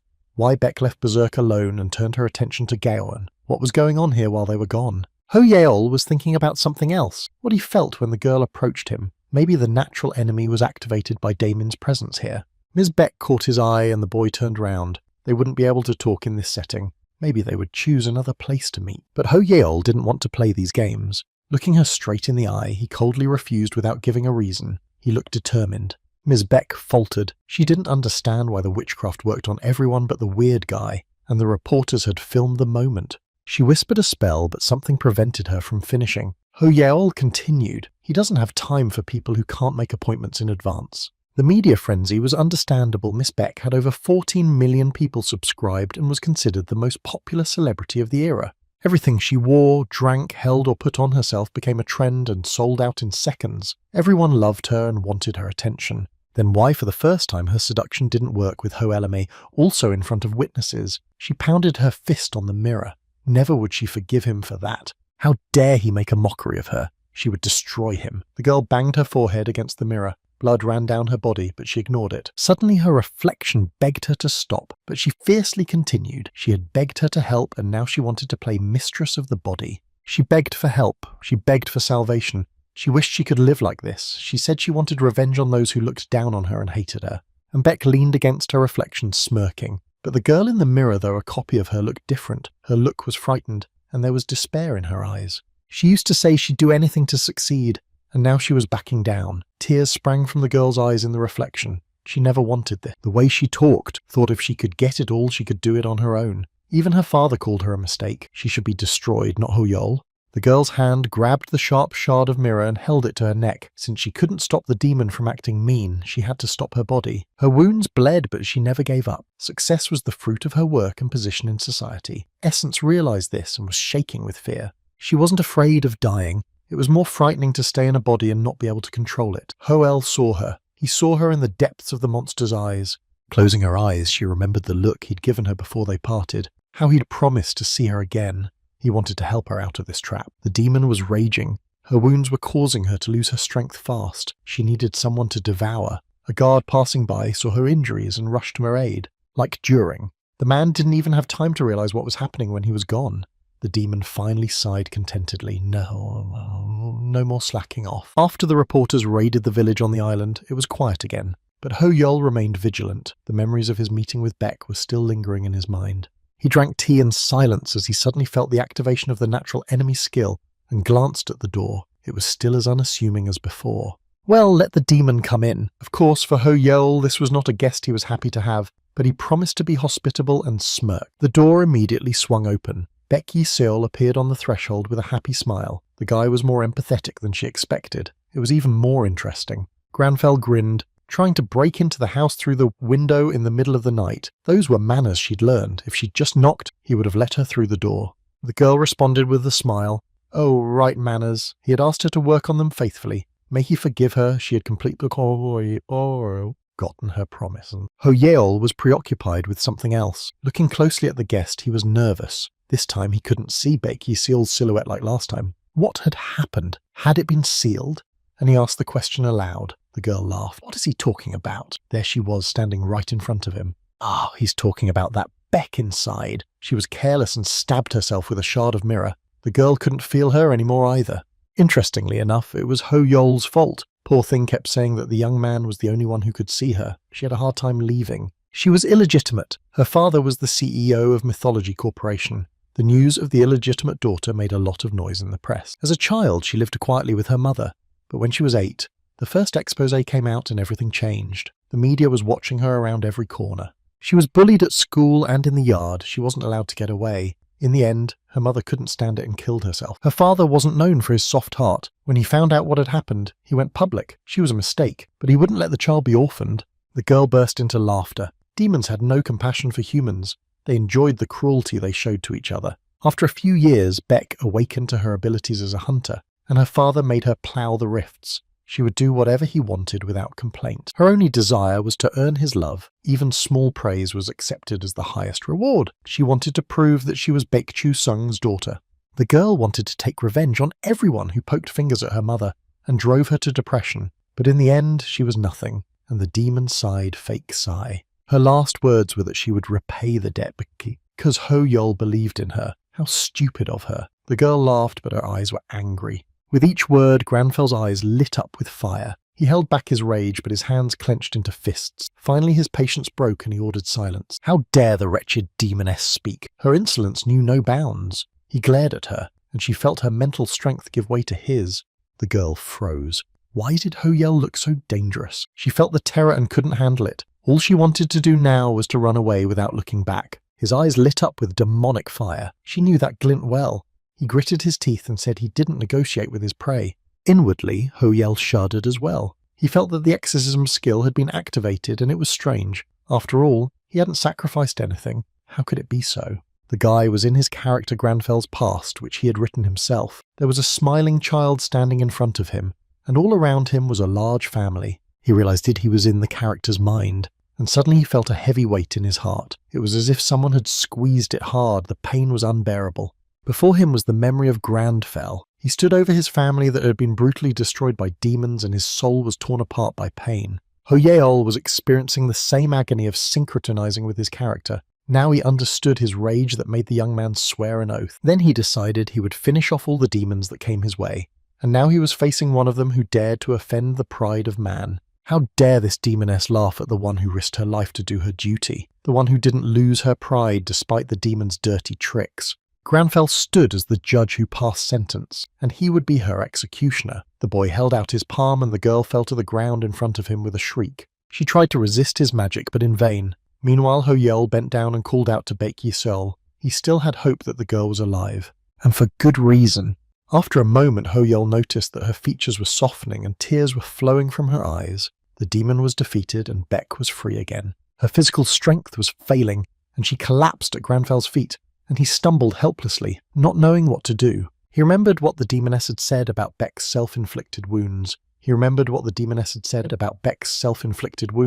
At that moment, the door swung open violently. Essica appeared on the threshold with her sword at the ready, followed by the rest of the knights. They ran to help him. The patrol reported the demon's presence on the island. They knew at once who he was here to see, if everything was all right. Suddenly the girl's assessment of the scene faltered. Ho-Yel leaned over Baek, sheltering her, and the situation seemed ambiguous. Essica blushed and apologized. She didn't know he was with a lady.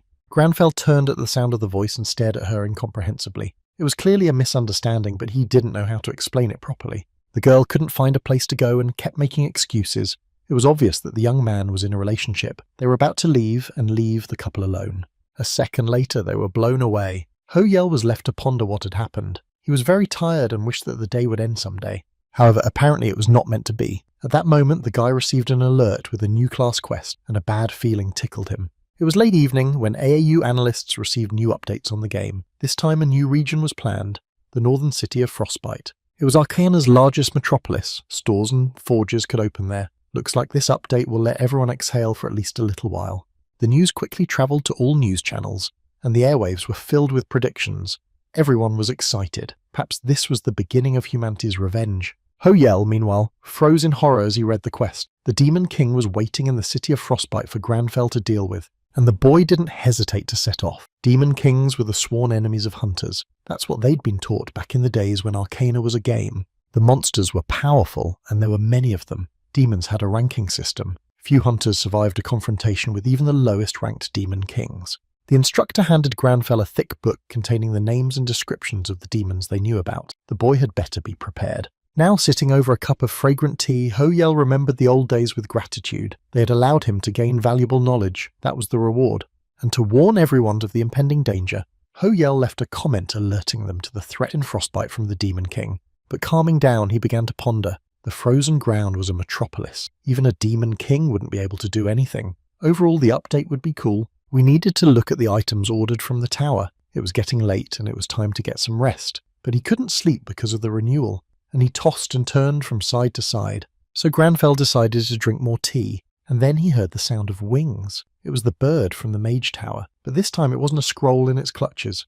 The messenger bird handed over a large sack and flew away. Ho-Yel stayed at the window to watch her. The mages had an interesting way of communicating. Still, it was convenient. Now he wouldn't have to go to the mage tower himself to get the order. As he unwrapped the package, he wondered how they had done it. The first thing he did was open the box and found a ring of pure emerald. The ring's specifications said that it used the effect to its maximum. The young man can now regenerate health when attacking. As expected, the tower has produced an amazing item. I wonder how much it will cost. That's not all. The second item was a shawl made of koi scales. It increased the chance of evasion, unlocked the aesthetic characteristic, and increased affinity with fire. Taking this artifact in his hands, Granfell had to squeeze his eyes shut for a second. The handkerchief glowed so brightly that it was as if an exorcism skill had been activated. When he came to his senses, he thought about it more calmly. The thing was really amazing. There was no hesitation in calling it a masterpiece, but he also knew that the price of such an item reached trillions.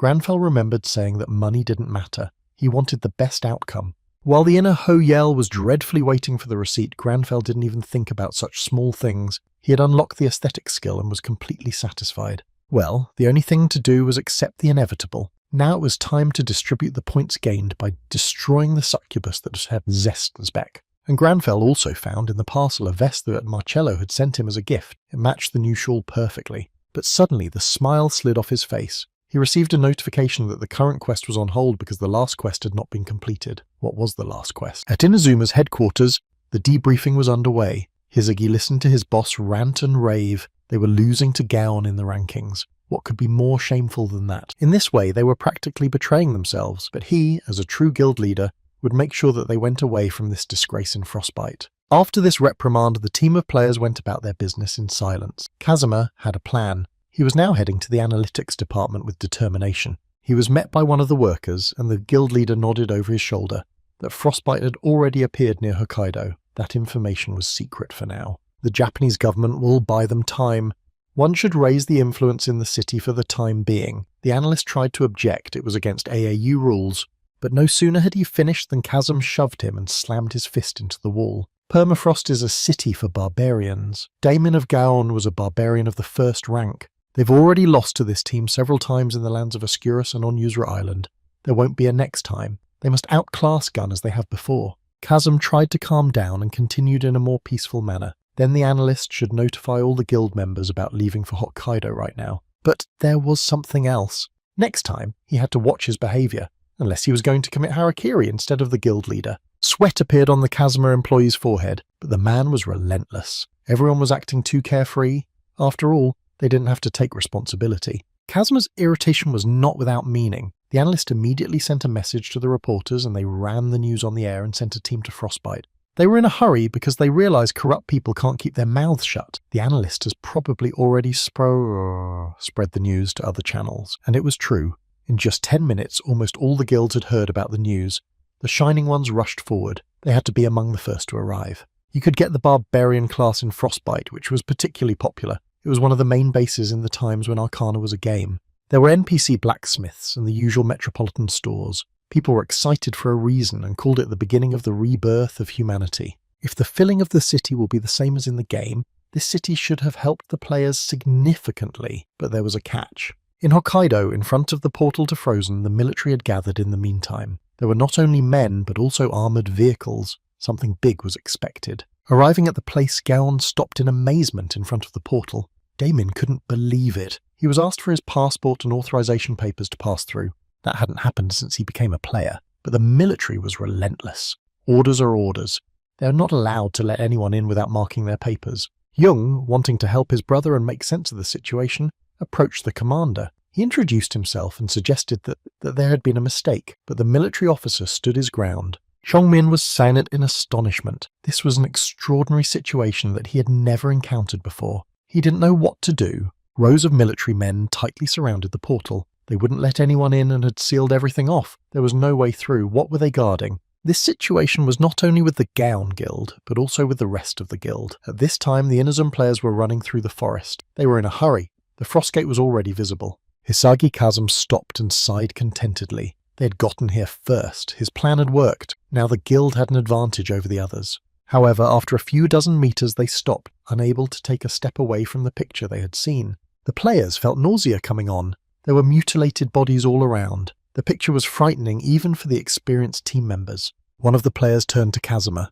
if it was Frostbite, but he didn't even get a chance to speak before something sharp pierced his body. The next second he was in the air. The huge monster, despite its size, crept up unnoticed and destroyed its next victim. There were shouts of panic. The players' nerves gave out and they ran away without looking back. Only Chasm stayed where he was, staring mesmerized by the demon's eyes. But it wasn't courage that prevented him from escaping, it was a stifling terror. The The monster had hypnotized him, and he realized clearly that it was not Harakiri that he had to fear. A few hours earlier, before these events, Ho Yel was still at his residence on Yuzra Island not knowing what to do. Baek Yisol was still sleeping, but it was obvious that her sleep was restless and not like a deep faint. She was tossing and turning and sighing. She dreamed of the last events before she passed out. Ho Yel was holding her, and his face was the last thing she saw. Suddenly she opened her eyes. The girl jumped up on the bed. There were 100 questions in her head. How long had she slept? Or maybe it was still a lingering nightmare. Why was she still alive? She looked at Ho Yel's back. Oh no, what shame. She burst into tears uncontrollably when he said she was amazing. She owed him her life. Baek Yi-sol was afraid to move. How much inconvenience she had caused by her appearance here. The boy, meanwhile, was absorbed in the new conditions of the quest. Looks like the Demon King has started acting up. The quest indicated some sort of scale, but it was nowhere to be found. Either way, it was time for him to go to Frostbite. It was worth it to wake the girl up after all. He was about to do it, but turned around to see her in front of him. Beck was clearly uncomfortable and hid her eyes. But Ho Yeol seemed to be waiting for this. His face remained impassive. He only acknowledged the fact that she was awake. It was to his advantage that time was running out. Beck suddenly spoke. She first wanted to thank him. She was truly sorry for all the inconvenience he had caused her, and he had saved her life, too. She was indebted to him. She was putting her heart, body, and dignity in his hands. Tears sprang to her eyes, and she struggled to hold them back. Ho Yel listened to the girl calmly and attentively. He was holding an envelope in his hand to pay for his items from the Mage Tower. She said she was willing to do anything. But when he unfolded the receipt, he was stunned. The Tower of Mages does not charge a commission fee to mages with the authority level of a high mage. No charge. It was probably all about activating the new feature. Then he had nothing to ask of the girl. At that minute, there was a knock on the door. It was Harkon. The door swung open, and the squad leader looked around the room with a sly gaze. It seemed the rumours were true, but now he had come as the Emperor's escort. Hakun was already peering over his shoulder. He had something to talk about with his saviour, and Ho Yel sighed doomedly. He could no longer find peace here. A girl spoke up. It was an oversight on her part. She apologised and introduced herself. Becky Sol is the head of the Mythology Guild. Harkon and the Emperor smiled happily at her, and were pleased to meet her. But Harkon had business with Ho Yel. He needed advice despite the late hour. When Ms. Beck heard that, she froze with her mouth open. How is it possible? The King of Yuzra not only came to visit him personally, but also asked for his advice. Hakun continued. Recently, a resident of Arcana had settled in Yuzra. In the past, his behaviour was not the best, therefore the Emperor wanted to entrust his fate to Ho Yel. And if the young man didn't mind, Hakun would bring him here right now. And turning to the girl, he asked her to step back a bit to make way. Ho Yel realised that the girl was in fact an uninvited guest on the island of Yuzra Kingdom. That's why Hakuna came to him, and he called her by name. She responded immediately as if she'd been waiting for it. She was polite and calm, but her voice broke, and she felt bad about it. He asked her to return home and establish in writing how far mythology was willing to go for the good of Yuzra. He wanted to make amends with the Emperor. She nodded in agreement, and Ho Yel dressed without delay and headed out as well. He apologised to His Majesty, but he had urgent business to attend to. Hakun tried to stop him. What was he talking about? Where could one be in such a hurry at this hour? But Ho Yel only uttered one word. Permafrost. Hearing this, Harkon was stunned. The permafrost. What kind of sudden business had Ho Yel had there? He asked at least briefly to share. But the guy was in a big hurry as it was. So he threw his jacket on as he walked, but only threw a short phrase over his shoulder. The Demon King had arrived, and he had to be met. Nothing had changed in front of the portal to Hokkaido. The military was still keeping the entrance to the frozen ground cordoned off, and the number of players was growing by the minute. Damon lost all patience. He growled and ordered the military to get out of his way. Something was definitely wrong here, but no one was explaining anything. He explained that Hisagi and his guild had already spent some time in the new city, but there was no change in the ranking. Something was obviously going wrong. Rox walked up to him. He looked confused. He hadn't originally planned to interfere, so as not to embarrass himself, but now he was uncomfortable too. Didn't the military know they were violating an AAU-established agreement? If they were unlucky, this incident could turn into an international conflict. Damon froze in surprise upon hearing this reprimand. Was it possible to say such a thing? But the military man was receiving instructions through the microphone in his ear. He then abruptly ordered the others to retreat, leaving their positions. No one still did not clear the situation either. The men with weapons only got into formation and retreated. The head Gaon was discouraged. Why did they leave so quickly? Just then, Rox was called out. Footage had come in from the drone sent to Frostbite. The leader grabbed the monitor. While watching the video, large drops of sweat protruded on his brow. It was the Inazuma Guild. Or rather, what was left of it after the meeting with the demon. Meanwhile, Hisagi fought back with all his might. A player from his team said that the government would send bombers, but he just waved it off. He pondered. The rift was inaccessible territory. The government could indeed use advanced weaponry, but it would interrupt them at the same time. Suddenly, he heard a heartbreaking cry for help. Kazuma turned around and realized that it was his deputy Kojiro who had fallen into the demon's clutches. He ran to help. However, at the same moment, he realized that it was too late. The player of his guild had fallen silent and there was no one else to help. The head stopped like a stumbling block. A demon appeared beside him and brought its fearsome head almost to Kazuma's face. Only one thought pounded in his head. It was total extermination. The minutes of his life seemed to be numbered, but then a blue light flashed from somewhere and Hoyel's face appeared in front of Kazum. He was calling for someone. Damon. The head of Inazuma froze. He didn't expect to see any other players here. He was so frightened that he was watching from the sidelines without participating in the game. Here a shadow flashed past him. It was Damon with his sword at the ready. He jumped up high and his blade flashed with a crushing blow at the demon. He walked over to Kazuma and his eyes glittered with rage. He had behaved dishonorably, and if it were up to him, he would have left him here. Let him thank Hoyel for saving him. Kazum was still astonished when he turned around and saw a figure at the top of the hill. The silhouettes of the Lionheart Knights flashed behind him. It was Hoyel who'd arrived with the reinforcements just in time. He had his usual quietly arrogant look as if he were watching from above rather than participating in the battle. Granfell assessed the situation and saw that more monsters were coming to the square. Without turning around, he ordered the knights to attack. The surviving Inazuma players crowded at the foot of the mountain where Hoyel stood and couldn't believe their eyes, where he and his squad had come from. The Lionheart Knights had already rushed into battle. More and more warriors jumped up from the mountain. In just a moment their numbers far outnumbered the monsters. They immediately rushed into the battle without fear, slashing at the demons. Swords flashed through the air. Meanwhile, Hoyel looked around the square and felt dizzy. According to them, it was historical frozen ground. They allowed themselves to mock the inhabitants by exposing their bodies. These were the acts of a demon king. What a pathetic, laughable impertinence it was on his part. Now he would meet a proper end, that's what Granfell would guarantee him. No mercy. Harkon came over. Since Hoel had said so, he believed that a demon king had appeared in Frostbite, but he didn't expect the city to be in such a terrible state. The commander looked carefully at Granfell's back. The guy knew about the current situation and was still going to go save Frostbite alone. But Hoyel himself feared to see the worst as he noticed that the survivor scale was dropping rapidly. But deep down, he was glad that the knights had come with him. Whatever strength he had, there were too many demons for him to handle. It was lucky that Harkon had offered his help in time and insisted on going together. On Yuzra, Hakun showed sternness and determination towards Hoyel for the first time since they had met. He did not doubt his abilities, but the Demon King was dangerous. The Emperor couldn't let him go alone. He asked to delay his exit while he organized worthy fighters himself. Harkon supported His Majesty, so Hoyel's life was in danger. They simply couldn't let him risk so much, let him understand them. Granfell's eyebrows moved stubbornly. His life didn't matter. The demons must be exterminated. No danger was a reason to delay. Harkon looked into his eyes and realized it was useless to argue. So Hoel had always been like that, but that was why he couldn't let this warrior go alone.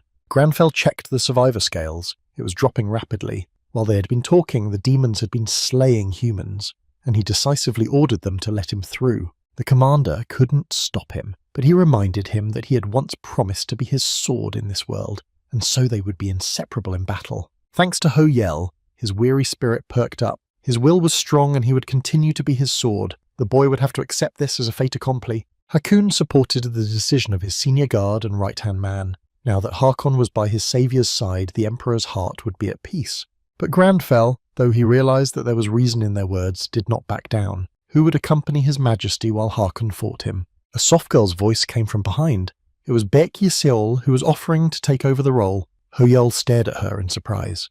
The girl humbly bowed her head. She had caused so much trouble for the Emperor and Hoyel in Yuzra, and now she was only asking for one thing, to give her a chance to mend her ways. His Majesty happily agreed to this favour, and Granfell had to agree. He had no reason to refuse Lionheart's help. The Emperor said lastly. He hoped for the safe return of his saviour. He asked Hoel to bring peace to Frostbite as he had brought it to Yuzra. Granfell submitted. He had no choice but to respect his friend's will and desire to help him.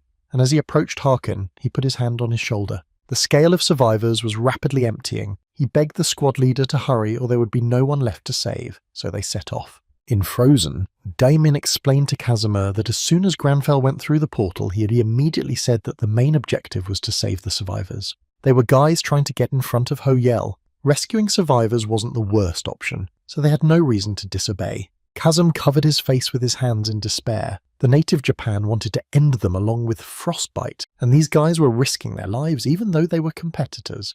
At this time, the Lionheart Knights quickly cleared the area in front of the city gates. It was not for nothing that they held the title of the strongest in the empire. Ho Yel scrutinized the scene of the battle. Now, thanks to the order, they would enter the city even faster than expected. He reached out his hand and used magic. Rock stared at the city as if mesmerized. The players on his team could see that something was wrong with him, but they didn't dare interrupt his reverie. Finally, even their nerves failed. Where had they been going for so long? The city gates were far behind them, and the head did not take his eyes off the city and explained. Recently he saw one funny post. It was a nonsense on the topic of Merzlotta and had less than 10 views, but the user persisted in posting the same thing. Normally, Rox would just ignore it and forget about it, but today, right after leaving the portal, someone said exactly the same thing as in that post. The information was as follows. There was a demon king in Noun. Those who wanted to leave could do so now, and those who came to fight must save the survivors. At that time, Kidril was running through the forest. He was late for the start and was angry with himself. The boy had been so looking forward to the update that he had spent all night searching for information. Suddenly he stopped and raised his head. The other players did the same. The sky lit up with a glow. Rock smirked. He had once thought Ho Yel was weaker than himself. The guilds froze trying to figure out what was going on. The air was filled with light and it softly illuminated everything around them. Everyone understood who the author of this performance was. They realized that the glowing spheres were light magic. Once again, everyone marveled at the abilities of the mysterious guy who was so advanced in his skills. Ho Yel concentrated. He recalled and muttered to himself, intervention, manifestation. Bubbles of light emerged from his hands and swayed measuredly in the air. Kidril couldn't take his eyes off this beauty. There was a camera on his forehead, which meant his viewers were seeing the same thing. The airwaves were bursting with comments. Jessie watched the process. How beautiful those magical traces were. She could only dream of someday reaching such heights in magic. Seeing the city gates freeze and then crack, Rox thought he hadn't just underestimated Ho Yel's power. The guy wasn't a magician, he was a real ace. There was a deafening crack and the gate fell apart. The entrance was opened. A city could be seen behind the wreckage. The players were notified of a new quest. Rox examined the terms and conditions. It was just like in that post. Frozen has fallen into the hands of the Demon King and the players must free the city with a reward. The Haid remembered that there was a great reward for sieging the city gates and decided to move on to the other gate. As long as Ho Yel was here, they had nothing to catch. Granfell and Harkon were standing on a hill overlooking the city. The commander looked at the ruins of the gate and couldn't believe his eyes. Ho Yel was truly amazing. Harkon had never seen such a siege in his life. Now he was just waiting for the order to attack so he could go to the front lines. But Ho Yel abruptly interrupted his eulogies. No, he would not allow any of the knights to move from their seats. An unpleasant inner feeling troubled him. He realized that he could feel a dark aura that had been growing stronger and stronger since the gate had collapsed. He knew for sure that someone was inside. Damon's voice called out to him, "Let him just give the command." Ho Yol realized that the players were like animals, smelling victory and ready to fight. The head of the Gaon was not known for his patience, so without waiting for an answer, he rushed towards the gate. Don't let Ho Yol worry. They would give all the contribution points to him.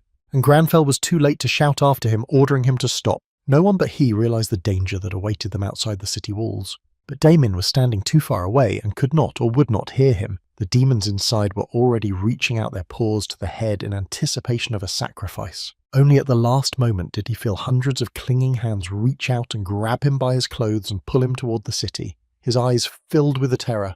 Ho Yel was already calling for help from the knights, realizing that Taimin couldn't do it alone, when a shadow flashed past and rushed towards the gate. It was Yoshika. She deftly dealt with the attacking demons, and the rest of the demons hid behind the walls as they saw the power of the enemy. Damon looked at his savior in a daze. Yoshika was about to return to the squad and the boy watched her. He knew the technique she used. It was a barbarian attack so familiar to him. She couldn't get far. Ho Yel felt threatened and looked back, telling her to keep her guard up. That wasn't all. Danger lurked ahead of them. He saw a pack of monsters thickening in the sky. There were so many of them that they blocked out the light. The boys drew their swords, realizing there were too many enemies. The situation seemed hopeless, and Ho Yol rushed down the mountain, but he was beaten.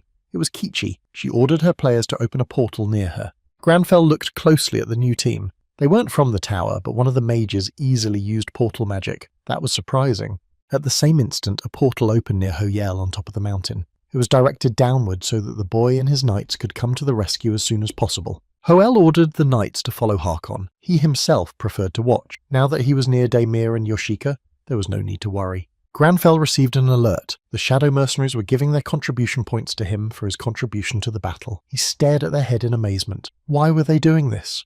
The girl approached Harkon and introduced herself. The squad was sent by Hakuna's reinforcements. The Lionheart commander smiled as he heard this. He was pleased that the Emperor remembered them, but it was Hoel, not he, who commanded this battle. Kichi looked at the young man she had seen in the forest of Yuzra with interest. Last time she left him without help, he didn't notice her. If she gets to know him now, she can earn bonuses for the team on the island. At the East Gate were the United Heavens. They had more players on their team and led the siege, replacing frontline fighters as needed. The monsters retreated under their power. There was a reason why the team was ranked second in the rankings. The Guildmaster's contribution points reached 1,812. This was the highest number of points among the players who had time to make their stats public. It is possible that after the siege, the positions in the guild rankings will change. The head was jubilant. No one could match him in organising a siege. The others were no match for him. No one had scored as many points as him, Liu Zhenchun. The battle with the demons was over at the southern gate of the Frostlands, and Hoel was on his way to the city together with Harkon. But before the gate, the boy stopped. He was wary of coming here because of the possible traps along the way. It was a good thing that the Shadow Mercenaries had volunteered to be the first to explore the area through the portal. They were formed from a few elite specialists. These guys carried out the assignment by any available method, regardless of its ethics. Hoel thought they were the ones Hakun had mentioned the last time they'd met. Kichi had misinterpreted the boy's gaze and thought he had noticed her in the forest. A voice called out to him, bringing him out of his thoughts. It was one of the mercenary members. He looked around using the portal and reported that no one was hiding nearby. However, he didn't think they should go through the gate. There were enough traps along the way to kill a dragon instantly. There was something else strange. When he tried to create a portal in the gateway, some powerful force prevented him from doing so. It was the Demon King, but aloud he decided to look for another way. This is where Jessica stepped into the conversation. She wanted to help and knew about the secret passage to the frozen ground. Hoel turned to her with interest, waiting for her to continue. The girl explained. There was a huge evacuation shelter under the metropolis, and the underground corridors were located under the entire area of frozen ground. She knew that one of the entrances was near the walls and was sure that most of the survivors were hiding there. She was interrupted by an enthusiastic daemon. He knew. During the fight, it seemed to him that Yashika's sword technique was reminiscent of a barbarian. She was from Frostland like him, and the girl confirmed it. Daemon was glad to meet him, but he only knew about the separate entrance for residents. The secret entrance that Yashika had mentioned was nearby. Now he took heart knowing that everyone in the city was familiar with the basics of evacuation, and the shelter was as vast as the catacombs beneath Paris. He and the girl headed for the entrance to the dungeon, and Hoel followed them under Daemon's assurances that most of the inhabitants were unharmed. After walking down a couple of almost completely destroyed streets in the suburb, Daemon and Jessica finally stopped at a lattice gate, gesturing for Hoel to enter. However, the guy was in no hurry. The entrance to the dungeon looked unexpectedly strange and was located in the open. That way everyone could guess where it lay. The guild leader grinned and explained. There was a spell on the entrance that only residents and barbarians could see it, and he stepped closer to open the lock. The spell was working fine, and the door itself looked intact. He was sure nothing had happened to the residents. With those words, he pushed the door open. He shrieked and stopped before he could take a step. A monstrous sight appeared before him, and his heart clenched. The corridor was filled with human bodies. It was evident that they agonized before giving their souls to God. That was what tormented the head the most. His mouth twisted and a vicious growl escaped through his teeth. Hoel shared Tijimin's feelings and tried not to lose his cool. He looked around, avoiding the open eyes of the demon victims. He finally found what he was looking for. Nearby, a symbol was drawn on the wall with human blood. It was the mark of a demonic ritual. Now it was clear that someone had summoned a demon. When Damien heard that, he finally lost possession. Who was the cruel man who had been let in for protection and who had betrayed the trust of the people of Frostbite? Kichi was out of her mind. How could he order the bodies out right now? They didn't even know when the Demon King's army might attack them. She turned to Alkari. What had they done that Hakun hated them so much? But the man smiled reassuringly. She didn't know how to read magical traces. The old man suggested that they just be patient for now. After all, in due time, they would find out what this unusual young man in an austere suit had planned. They continued to advance, and at almost every step they were met with unpleasant surprises. At the next corner, Hoel inwardly shrieked. In front of him stood a knight with his sword at the ready. He died defending the passageway. That's when Yasika appeared. Her appearance was sad, even Granfell's heart could hardly stand. The girl thanked him for authorizing the removal of the bodies. After all, soldiers whose homeland was frozen ground were worthy of respect. Her voice trembled. She didn't know how to repay her debt, and Ho Yeol, looking at her, tried to think of phrases that could comfort this strong and brave girl, what to say to her.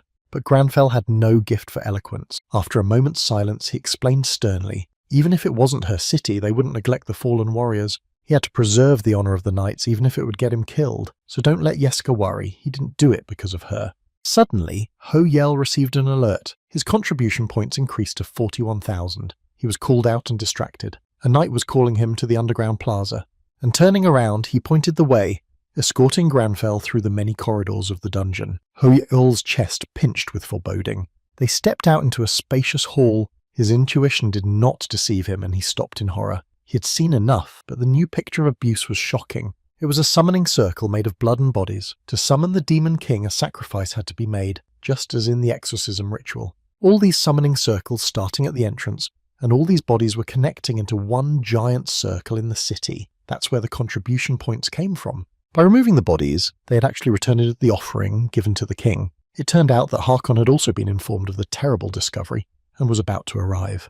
The walls of the dungeon shook like an earthquake. There was a rumbling sound as if the stones were groaning under the weight of the earthquake. Ho Yel realized that a big battle was coming.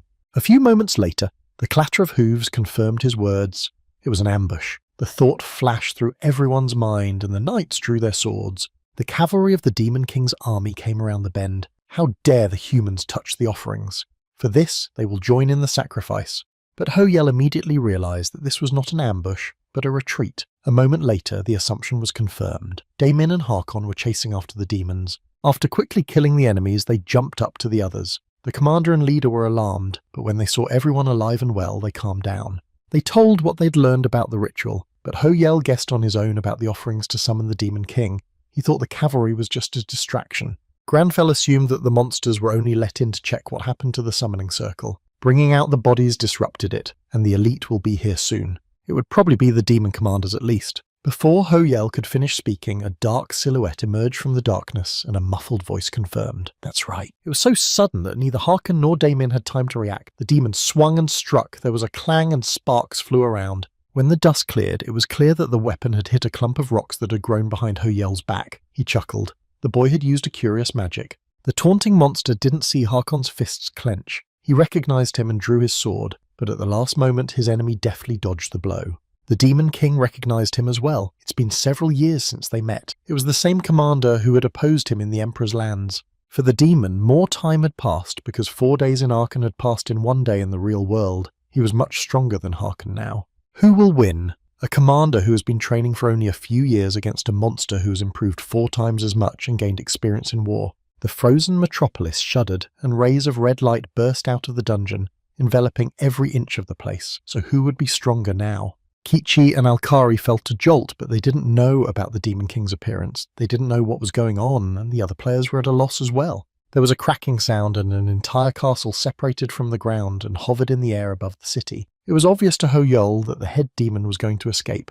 The monster confirmed this.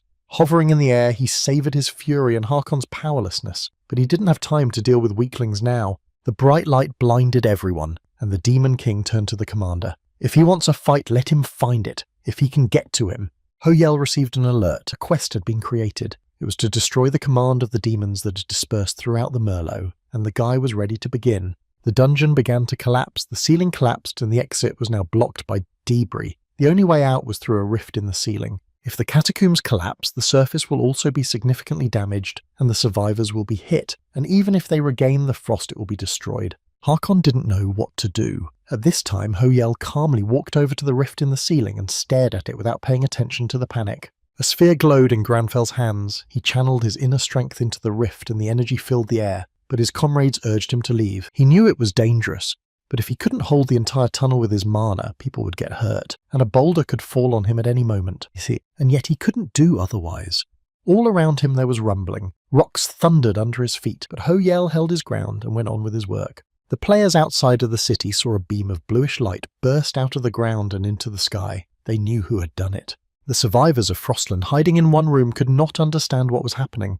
They could not look out of the window because they were afraid of demons. More men entered the room. They were spies who came to report the situation to the captain. All the demons defending the south gate had been destroyed. Karun didn't believe what had happened. He was sure it was the work of the explorers. They had returned to rescue the inhabitants of the frozen land and pull them out of the clutches of the monsters. Ho-Yel concentrated his strength and did not allow himself to be distracted. Harkon and the knights stared at the ceiling. They couldn't believe what was happening. Damon lowered his sword in amazement. How was this possible? Granfell realized that he couldn't hold this place together with his mana alone for long. But there were no other options. He couldn't let escape and leave behind ruins. And then the aesthetics effect was activated and was applied to the target. Granfell saw what others had hidden. Before him stood the warriors of the frozen ground. Brave souls who wanted to preserve their homeland at all costs. Guy has placed on his shoulders their desire to protect and preserve Frostbite. He will remain true to that endeavour, even though he might suffocate under its weight. After a while, the earthquake ended,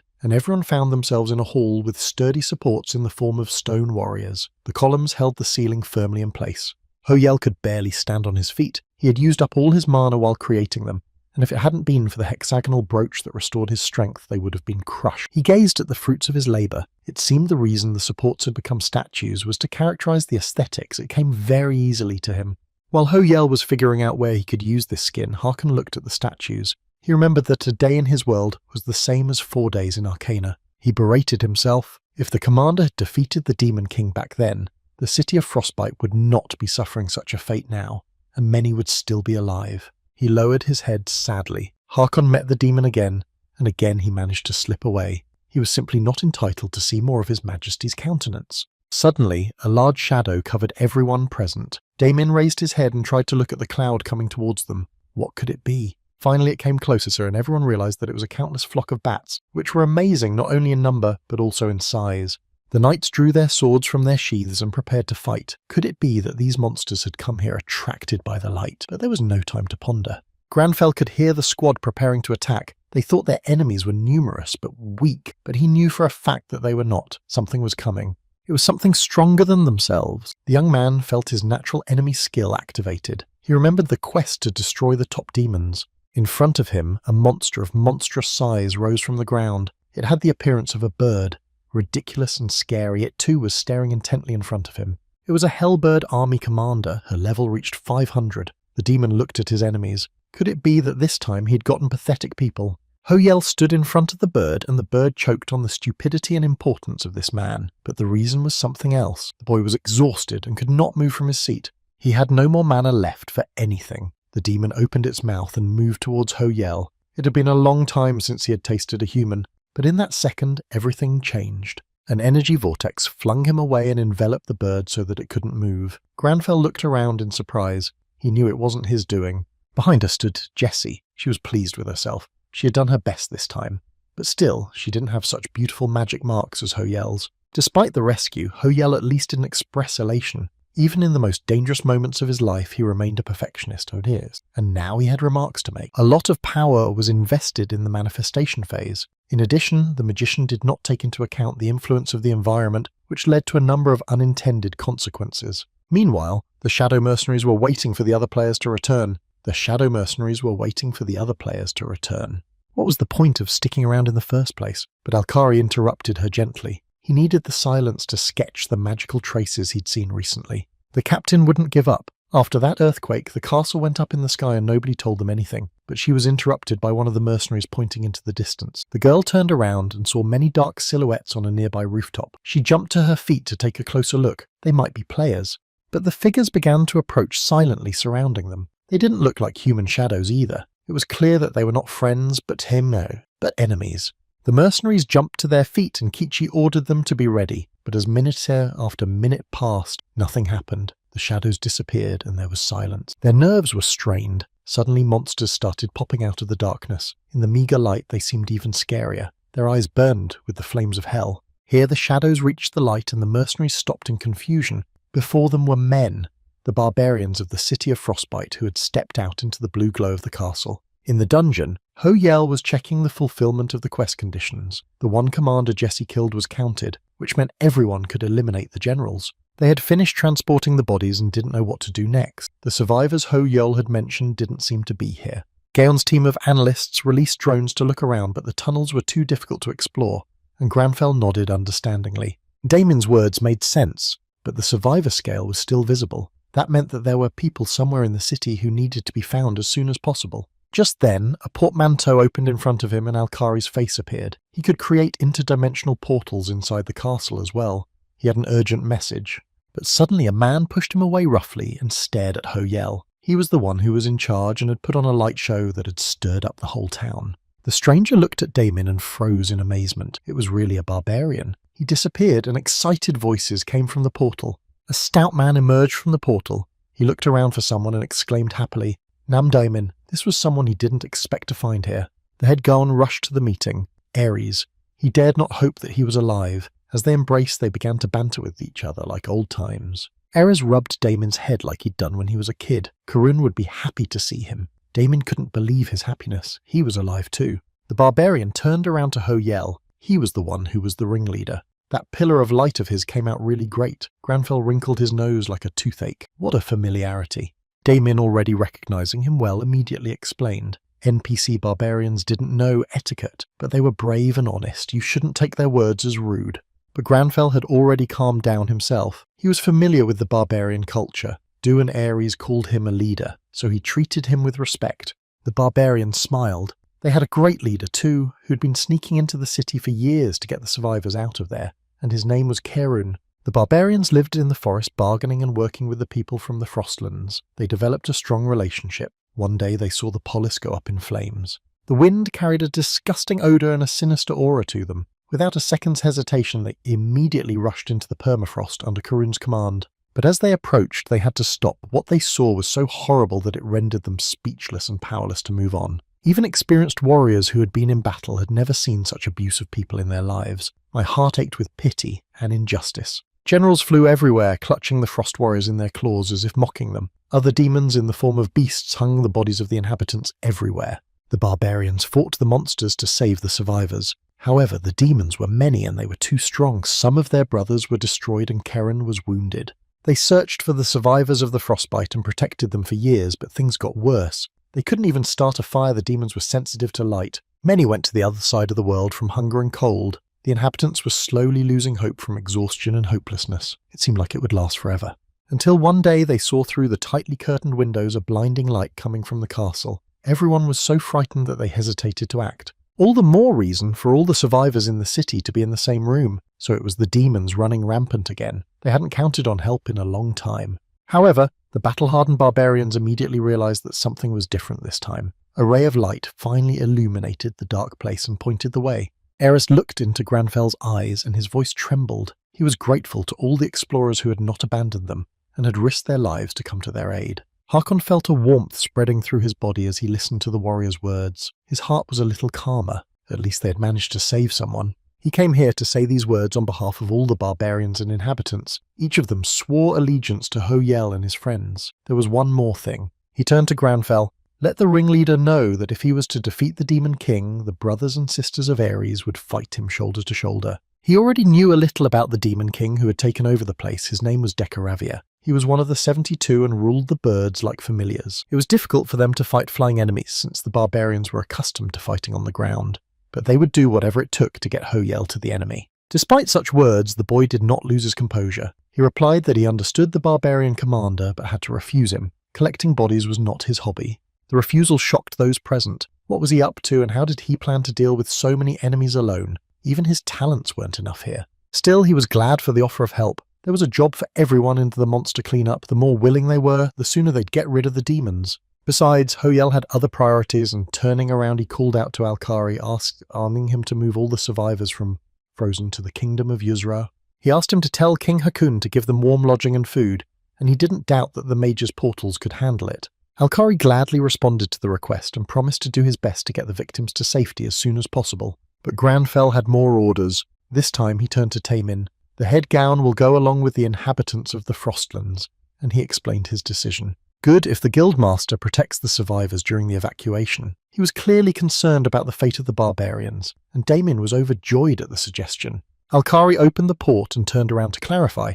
He shook his head in the negative. The sound of wings could be heard behind him. Without turning around, Granfell already knew it was the main demon he was going to fight, and he was glad. He still had unfinished business here. It was indeed the commander of the demon army Hellbird, but this time Ho Yel had already recovered his strength and was confident that he wouldn't need any help. He ordered everyone to get out of here and summoned all his mana and turned to magic. A bluish light shone in his hands and waves of light permeated the entire space. In the room where all the survivors of the frostbite were hiding, a portal opened, making them wince in horror. They had long been accustomed to only bad events, but suddenly Ares appeared in front of them and ordered everyone to get ready to leave. The men were stunned.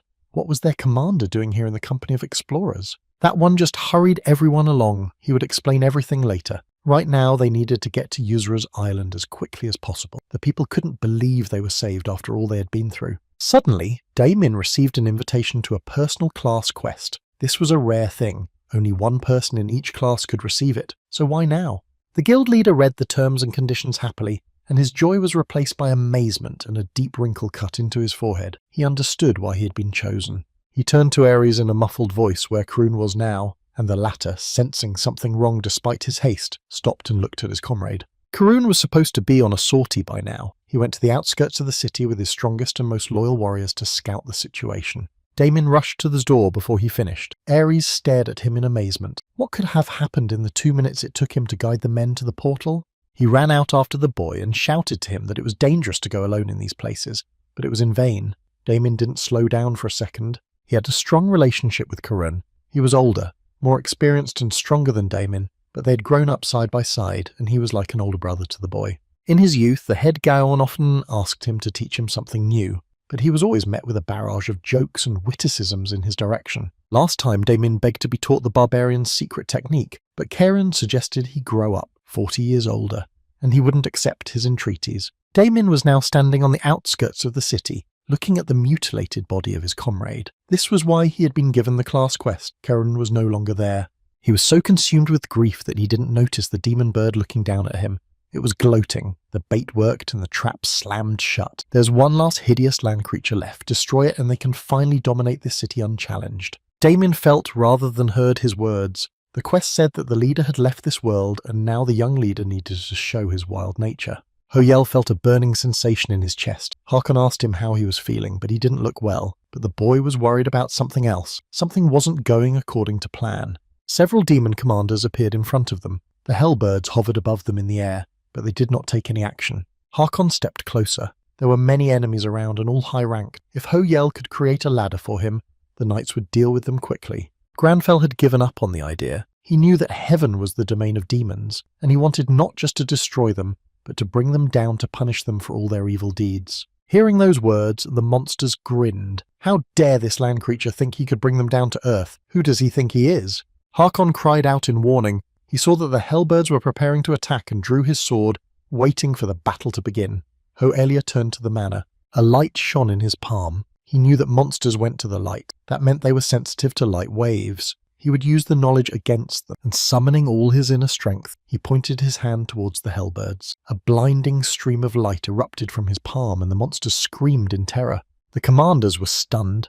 In such a state they could not only attack, but even defend themselves. Hoyel's plan had worked, so it was worth continuing. The demons were immobilized. Granfell needed to lower them to the ground for the knights to slay them. He remembered the magic lightning Jesse had used. The light waves electrified the commanders. It only took one spell for the monsters to fall to the ground like fallen moths. Jessie couldn't contain her screams of delight. Even Hoyol himself didn't expect to be able to deal with demons so easily. When did he become so strong? 4 more generals remained to be dealt with. Despite the victory, Granfell felt tense. He hoped Daemin was all right. Behind him a portal opened, and Alkari reported that they had finished evacuating. But the barbarians would not rest. Ares pushed him away. Daemin never returned. He went alone to Karun's rescue and he was gone. And Karun himself had never been away this long before. Something happened to them.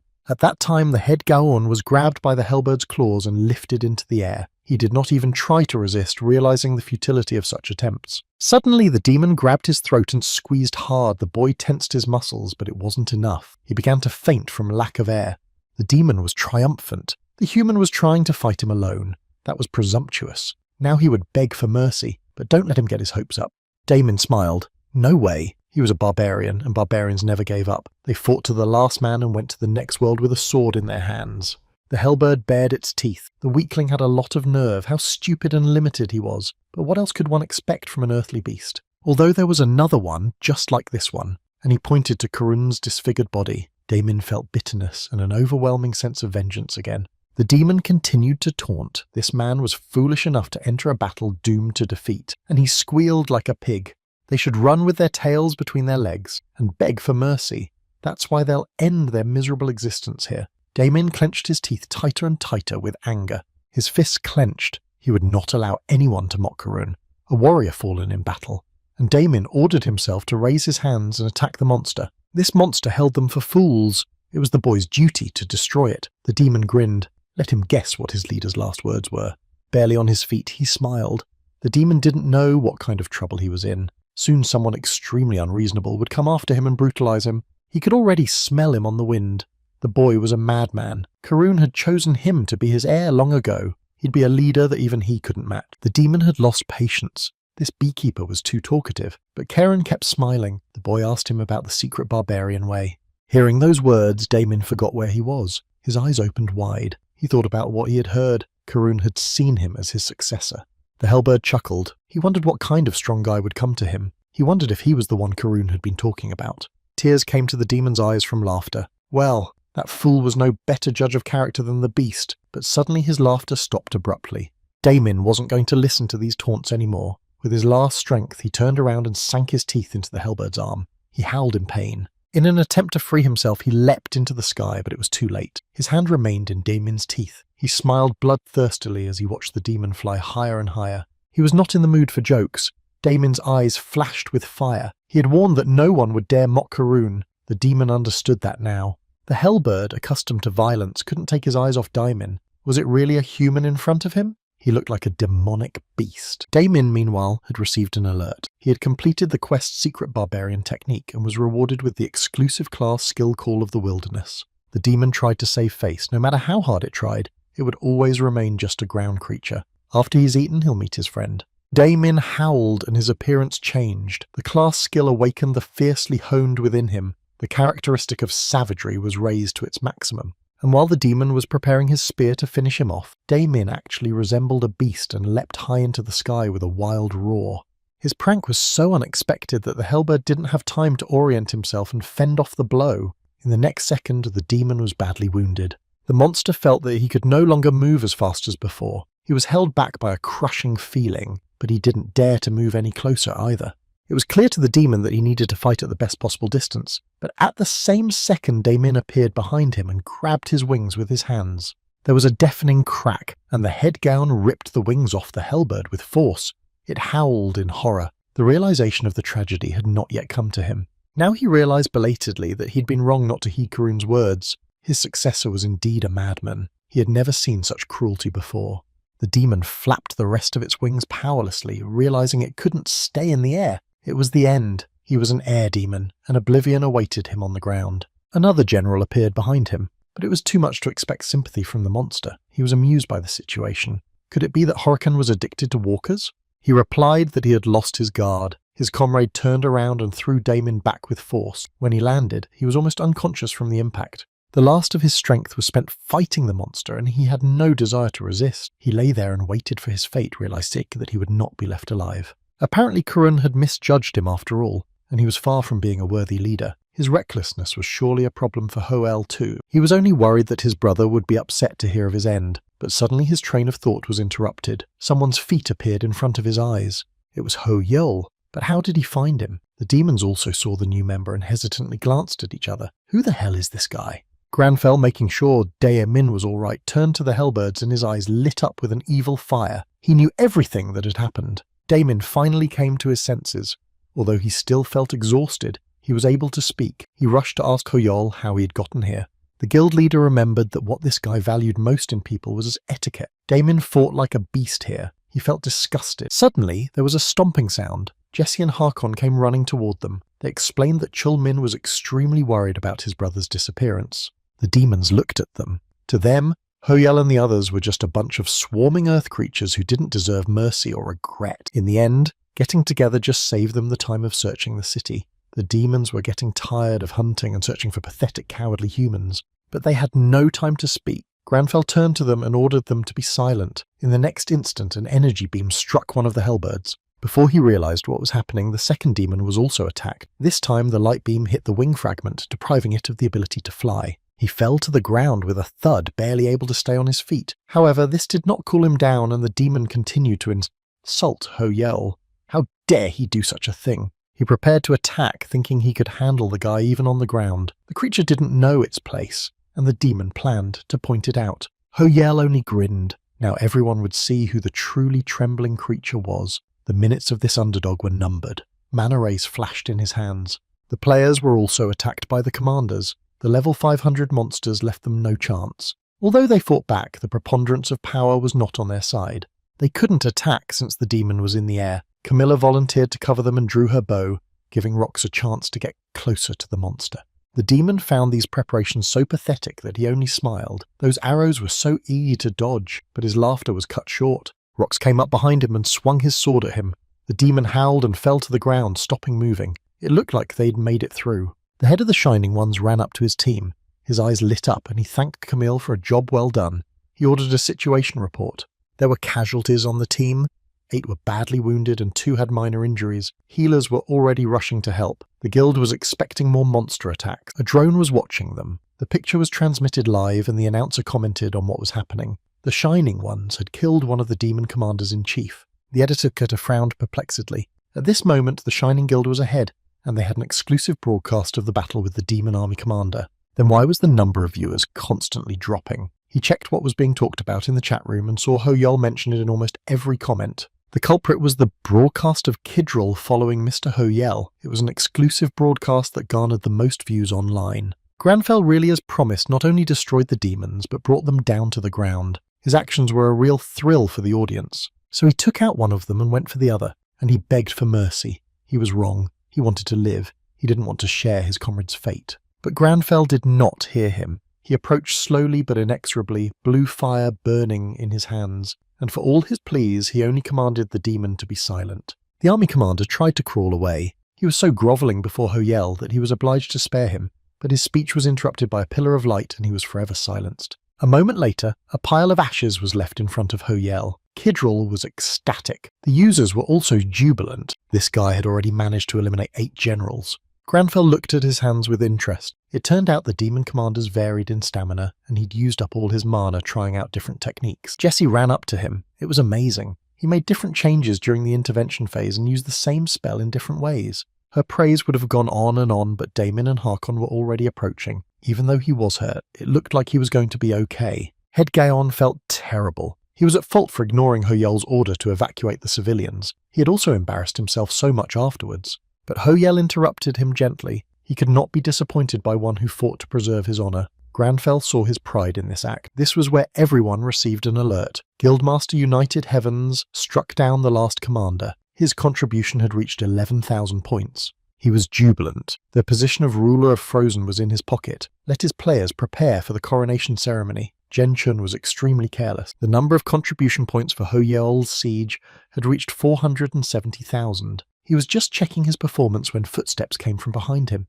Harkon was the first to see the stranger and turned to him. Count Syrian. The young man was wounded and moved with great difficulty. His gaze was sad. When he saw the squad leader, he rushed towards him. He didn't expect to find him here, so His Majesty and the Empire had not abandoned them. He also recognized Ho-Yel and came over to meet him. He held out his hand and thanked the hero who'd come to save Frostbite and take the city out of the clutches of demons. Damon and Jessie were stunned. It was the Lord of the Metropolis himself. They had been to the city so often, but they had never met him. Why did he look so scary? The elation was not shared by Ho-Yel. He could feel the natural enemy skill activated. Looking the Lord in the eyes ordered him to end this farce now. Syrian's expression changed immediately. He smirked and his eyes turned a red hue. That's really enough. It was the Demon King himself. The events were so incredible that the whole world was watching the Kidrila broadcast. Even the director of a competing channel couldn't keep his eyes off the air. The people present, along with Harkon, flinched when they heard those words. Ho-Yel must have been injured in the battle and was now confusing the Lord with the Demon King. Lord Syrian was undoubtedly the ruler of the Frostlands. There must have been some misunderstanding. The young man only smiled and remained silent. However, Granfell did not listen to the speeches of those around him. He had always seen more than the others, and now he had no shadow of a doubt who stood before him. Syrian, meanwhile, turned to Harkon, feigning guilt. He had failed to protect his subjects and was the only survivor.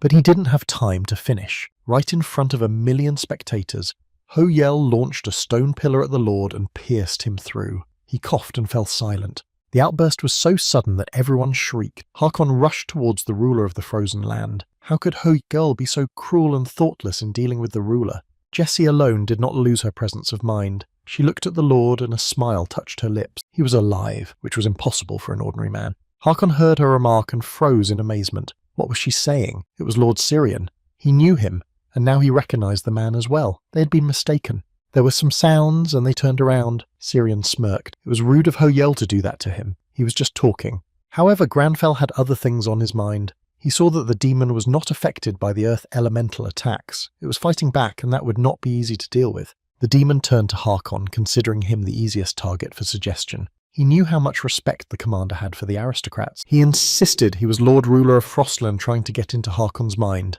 but he wouldn't give in. On the contrary, he was convinced that Hoel was right. The commander drew his sword and rushed towards the Demon King. How dare he blacken Lord Syrian's name? He had insulted His Majesty's vassal and would pay. Harkon swung around and hit the demon, which was immobilized by the stone stake, with all his might. The sound of an explosion and the monster turned into a black hole. The space around him twisted into a tornado. The top of it reached the castle, which still hung in the air. The demon's energy had not been destroyed. The castle was covered in darkness.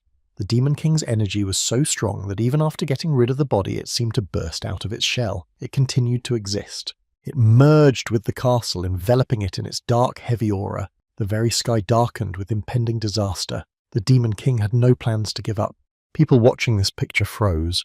What was happening and where it could lead? The barbarians were relieved that the people were safe on Yusra. Aris was approached by an aide. He asked for his commander's opinion. He wondered if Daimir and the leader of the explorers were all right. Meanwhile, fierce battles were being fought at the northern gate of Frostland. The exhausted players fought with their last strength, but the monsters did not become less. They didn't even speak, preferring to spend their energies on magic and battle than on chatter. One of the demons was advancing on the mage, but stopped suddenly. It stared at the castle, and the player didn't immediately realize what was happening. The monster snapped and headed towards the magic circle. The Demon King was summoning him. The rest of the monsters did the same. A whole cloud soared into the sky and headed towards its master. The players didn't know what to think. Something was approaching.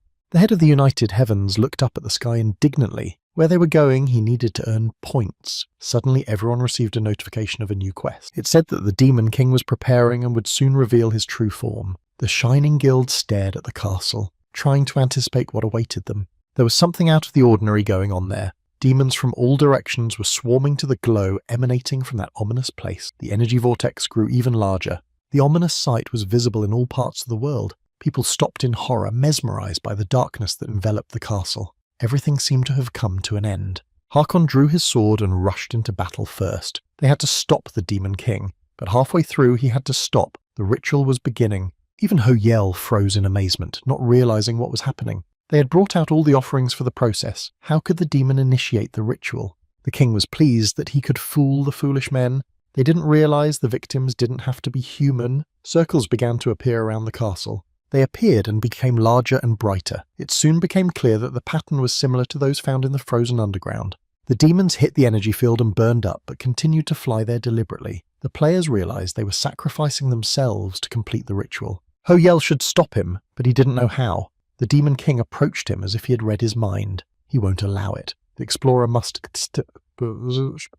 At this time, everyone saw two illuminated silhouettes. A girl with wings seemed to be holding a young man in front of her. The both of them were light and airy. Harkon, seeing Ho-Yel staring at the apparition in fascination, realized that the savior himself needed help and rushed toward him. He ran, attracting attention with his shouting. Before he could take a few steps, someone was clawing at his leg. He looked closely and saw that there were hands all around and someone was calling his name. In a moment, the knights appeared on the surface, begging him to save them. The commander remembered every one of them who had fallen in battle. Harkon couldn't keep his eyes off them. He always felt guilty if he lost someone from his squad. Hoel, seeing him in such a state, called out to him and came closer. He put a hand on his commander's shoulder and called to his consciousness. It was all an illusion. Harkon had to come to his senses, and he listened to the familiar voice. The demon, realizing that he had failed to absorb the squad leader's consciousness, changed tactics. His aura was not as thick, but it extended farther.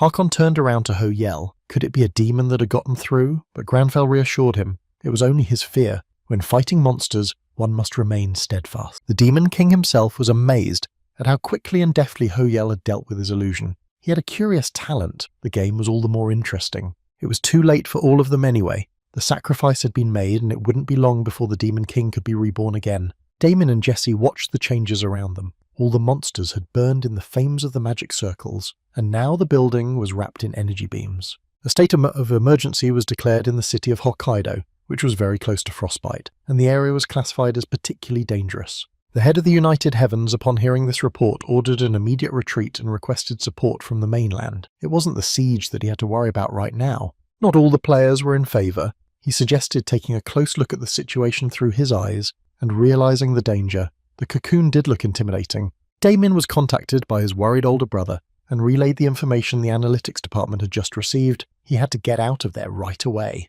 An order came from Korea advising players in Hokkaido to return. The city itself will be closed off and the residents evacuated. Right now, several guilds had already started retreating. The Gown was obligated to follow suit, otherwise they might never come back again. Ho-Yel understood the danger. The Demon King had already appeared and was gaining strength in his cocoon. It was necessary to deal with him as soon as possible. He took the cursed necklace out of his pocket as an offering, and began the exorcism ritual. Time was running out. The demon could manifest a moment. In the same second, the Demon King appeared in front of him. He was smiling happily and almost rubbing his hands together. Here they were finally meeting again. He had been waiting for this. Without any preamble, he swung his weapon, but Ho-Yel, sensitively watching the situation, managed to use magic to form a stone wall between them.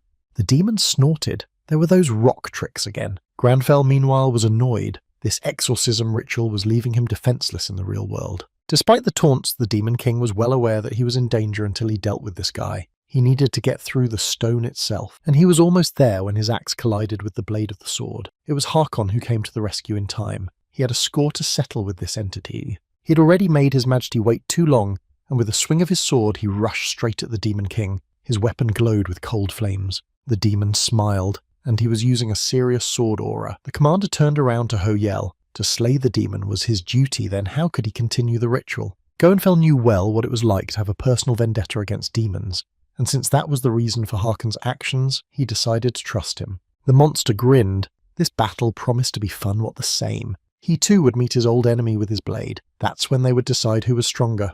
The commander of the Lionheart troop closed his eyes. At last, Harkon Kingsguard would fulfill His Majesty's last order, and he would do it now. He stood and his eyes glittered. The blade of the sword he clutched in his hand glowed. His aura had never been as strong as it was at that moment. They rushed into battle at the same time, and as their blades clashed, a clashing sound heard throughout the world. Pale blue and scarlet energies clashed. It was Ho-Yel's turn. He took out the artifact he had chosen as an offering and activated the exorcism ritual. He was calm and steady. Here, however, a voice addressed him. Was he sure of his actions? And the boy almost jumped on the spot from surprise. I don't believe it. Something unimaginable was happening to the cocoon. It was cracking, and the sound of the rifts was spreading outside the city. The players watched mesmerized. They saw how one by one the evil began to resurrect. These were not ordinary demons, but army commanders, the same 10 generals who had recently been defeated. Ho-Yel turned around at the screams, so when the bodies disappeared after being defeated, the cocoon absorbed them with a ritual. That's how the Demon King decided to act. Meanwhile, Ho-Yel heard voices in his head. He was defenseless while he performed the exorcism ritual. It seemed that against the demons of the generals, they were short of fighters. He himself, of course, was different. He possessed the abilities of the people from Akshan, and Ho-Yel shuddered. He was aware of the exorcism ritual, but how? The demon realized that the boy was resisting and decided to sink even deeper into his mind. Granfell felt that he was possessed. Now he was about to give up. Would his mind be able to withstand this ordeal? He was almost completely confused in the maze of his mind. But suddenly another voice familiar to him entered the dialogue. It was chasing the demon away. It was the Granfell character who had easily dealt with the possession. It was enough for Ho-Yel to regain his consciousness and slip out of the demon's clutches. He came back to reality and watched as the cocoon began to explode. The Demon King was still trying to fight. He couldn't believe a pathetic human could stand up to him. How could he have such strength? What was that? It was as if the demon had lost itself. And then came the clear, loud voice of Granfell. It was the ultimate deep, ominous darkness for the demon. But the Demon King did not give up trying, if not to win, at least to preserve his being until better times. And Granfell realized he was trying to escape. What the king needed to think about now was not pride, but opportunity. He desperately needed a new body even stronger, so he activated his form. The players were almost knocked down by the energy wave coming from the monster. It was of incredible size and terrified the toughest warriors. Ho-Yel blackened his throat. The demon was planning to escape, but he couldn't let him do that. The boy snatched the lady's necklace as an offering. He renewed the exorcism efforts of his effect with new offerings. Casket of jewels of the devil's suffocating tie. At last the result was accomplished. He found him in the recesses of his mind. They met again, and the Demon King was clearly not happy about it. He backed away, realizing he was walking into a trap. The demon generals went on the offensive, and Daemin ordered the team to get ready. The players were exhausted, and it seemed that this battle was lost before it began. However, the Demon King called them out. He needed the protection of his warriors. The Granfell that was closing in on him was a danger, and the monster rushed to the rescue. A step and the houses under its ugly paws crackled into dust. The vibration on the ground reached the neighboring towns. The Demon King looked at Ho-Yel with horror. No human was capable of imprisoning him in a ritual while retaining his mind. How could he achieve such a thing? Daemin watched the demons and noticed that one of the flying commanders was missing. He turned his head and looked around, trying to find him. Suddenly, the general abruptly appeared right above Ho-Yel's head. With a terrifying claw, he flew downwards like a stone, but the head of the Inazuma Guild rushed in front of him. However, despite his fear, he was overtaken by rocks of the Shining Ones. He attacked the demon from behind and wounded it with a swing of his sword. At the same time, he gave Camille an order. The girl nearby took out her bow and shot at the monster with lightning speed, and her arrows and chains entangled it, preventing it from moving. Hisagi approached Jessie and asked in a quiet voice why Ho-Yel wasn't moving. The girl explained that he was using a skill and was fighting now. Rox hastened to explain himself. He'd gotten into the battle since he'd made the choice with the highest chance of survival, but Camilla interrupted him, and they wouldn't last long. People from nearby towns watched the battle. When a calamity that could destroy the entire world woke up wherever they had fled to, oblivion awaited them. Rox voiced the opinion of the crowd. They all believed that Ho-Yel would somehow get out of this mess and bail them out as well. They were joined by another squad, the Second Son. As they approached, they expressed their desire to fight. If they were too late for Yuzura, they were about to do battle. The Inazuma Guild was also with them. Daemin was called out. It was his brother. He had arrived because he had lost contact with him. He had also brought extra weapons. Now the squad has been assigned raid status, and just in time, because the demons were on the offensive, and the Chain General was about to break free. Rox and his Shining Ones were the first to rush into action. The main thing was not to let the demons get to Ho-Yel. The boy was in a daze and didn't react to what was happening. He had an inner dialogue. A demon once asked him what made him not afraid, and he had an answer. His comrade is ready to fight for him. Their refusal to surrender, even in the face of black as tar despair. Their loyalty despite the threat of life. Their honor and dignity despite their position. Their pride at last, a quality unknown to demons. They may have been stronger, but that was no use against brave and honest men. The demon commander gritted his teeth. Pride? Let it not make him laugh, it's just the usual silly sentimentality of an empty sound. At this time in the real world, Harkon crossed swords with a demon and was badly wounded. The monster tricked him into diverting his attention and plunged the blade into his chest. It was a decisive blow. They both realized that. The demon smirked. Resisting further was useless. The squad leader would only embarrass himself further. But Harkon was too stubborn. With his last strength, he jumped to his feet and swung his sword with the same serious blow. The demon was wounded and shaken. Harkon, though swaying, stood on his feet and held his sword. Why did he not give up in spite of such a loss of strength? He was almost unconscious. A new blow interrupted his musings. The commander-in-chief was struck down. The morale of the army had been greatly undermined and the king's power was weakened. Daemin looked up at the notification and cheered. Harkon had done well and the boy was proud. He knew his story and was glad that his comrade had closed his account. Now we must finish off the remaining monsters. And Gaon and the Shining Ones rushed to accomplish this task. Never before had they acted so united. Hisagi, seeing that they were crushing demons, responded to their call. This time it wasn't about the rewards. They had a common goal and would not be defeated. The demon commanders who had survived wondered how these people who had seen the brutality with which Frostbite had been defeated did not run away with their tails between their legs. The demon couldn't finish his sentence. Daemin silenced it for good with a swing of his sword. He showed they remembered the brutality in the city and would not let it go unanswered. The Demon King, being in Ho-Yel's consciousness, knew what was happening outside. He clutched his head. This couldn't be happening. His army had been defeated. He fell to his knees, and Ho-Yel was surprised at how much the Demon King resisted the exorcism ritual. He had already spent almost all of his mana on it. The monster has lost all dignity. How dare this wretched man defy him? Swinging around, he swept half the city in his path. He was furious. Then he rushed away. Kidril, who was not far away on the dais to have a good view, could not believe his eyes. It looked like the beast was getting away. It was due to an exorcism ritual. In an attempt to escape from it, the king's true form unconsciously tried to escape, but he was moving erratically. His paws, not connected to his head, guided his body toward the part of the city where the civilians had been evacuated. Now they all faced certain doom. Ho-Yel realized that tragedy could not be avoided if he let him leave now. He had to concentrate on the exorcism ritual and stop the monster. An unpleasant discovery awaited him. The mana was running low, and so the ritual had been completed prematurely. The monster was free, and he was quick to take advantage of it. Ho-Yel went over the options in his mind to solve the problem and found one. He had a source of mana. He could use the inner darkness as a power flow. He turned around and held out his hand to the demon. The power rushed out and enveloped the demon, and it screamed. How could such dark magic obey a human being? In a few minutes it was all over. The city was silent again. Ho-El, still catching his breath, didn't see Oni standing behind him and smiling. At one point she was ready to throw him over her shoulder and run, but he made it. The quest is complete. The frozen ground is broken, and the villagers have hope. Breaking news was aired. There were discussions of city reconstruction and vacant government positions. Permafrost was a hot topic. Ho-Yel sat at home and looked at the latest bulletin. It had been a few days, but a column of smoke still rose above the city at the sight of his victory. He lay back in bed and stretched sweetly. The smoke would clear. It was imperative that he regain his strength. Even walking had been difficult for him lately. However, the alert distracted him. A new quest had appeared. The legacy of Ashan. The last demon hunter had to reclaim the legacy lost to evil. Ho-Yel wondered, could this have something to do with the Granfell he had met in the halls of his mind? Nothing could be certain. He was very confused and couldn't get the Demon King's last words out of his head. This darkness must never fall into human hands. What had he meant then? Few days after Frostbite's return, life went on as usual. Harkon returned to Yuzra Island and was now under the care of doctors.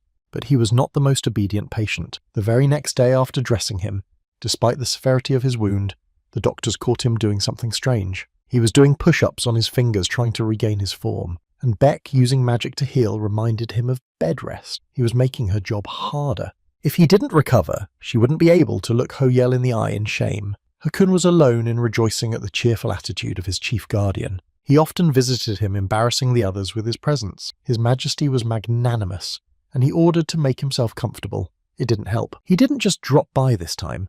He had something for Harkon. Ho-El asked him to deliver a package on his behalf. It was the feather of a hellbird. Hakun assumed it was left by the commander-in-chief of the demon army. Ho-Yel asked for the feather since Harkon had defeated the monster himself. He said that Harkon would need it when he met the Emperor of Arcana again, proving that he had fully fulfilled his duty to the Empire. The squad leader gratefully accepted the gift. Ho-Yel had thought through even this. Despite his restraint, he was considerate of his friends. But everyone on this island still had a question. Where he disappeared to right after he won, the guy, as usual, didn't even bother to talk to reporters. The ocean calmly lapped the shores of the beautiful island. The Demon King defeated, life quickly returned to normal. However, there were many things that had changed. Hizugi stood in the chief's office and listened to the reprimand. The Japanese guild had lost the siege and lost to the Koreans. How could they have gotten to this point? Guildmaster Inazuma was silent, but his anger was boiling inside him. At last his patience was wearing thin, so he should have left the civilians of Hokkaido to die. They obtained this victory altogether. Every guild contributed, but the headmaster should be humbled. Without Ho-Yel's strength, everyone would have been wiped out. The director saw the player frantically backing away, but tried to get through to his mind. How dare he speak to him like that as the official representative of Japan? But Kazum was no longer holding himself back. He had endured enough. How dare this cabinet worm talk about battles without ever having been to one? The head of the guild withdrew in anger. From that moment on, Inazuma turned her back on Japan, the homeland that had once abandoned them to their doom. The players walked down the corridor. What did Hisagi plan to do now after they were left without patrons? But Kazum smiled slyly. What capital do you need to emigrate to the kingdom of Yuzra? There they would find refuge and continue guild activities, but they had much work to do. There was nothing the Japanese government could do. They technically kicked out the best players themselves. Kidril became the most popular blogger of our time. Regarding Gaon, everyone was discussing the quest with Daimin. He was the new leader of the barbarians and was constantly participating in conferences answering a million questions. As for the Shining, there were also changes on their team. Jessie Hyris announced her departure, and Rox read it in the news and waited for an explanation. He knew she had no attachment to the guild, but Lava never expected her to be taken right out from under his nose. The girl denied it. So the news was lying. If she was really going to leave, he'd never agree, unless it was to Ho-Yel, and Jessie sighed. He was gone anyway. Rox smiled understandingly. They sat drinking tea in silence. Each was thinking about his own thoughts. After everything that had happened, many of their outlooks on life had changed. Granfell, who everyone thought had disappeared, spent all his time searching for information. He spent days and nights reading books, but he made no progress. All information about Ashan's heritage, if it existed at all, was well hidden. He was tired, but he wasn't about to give up.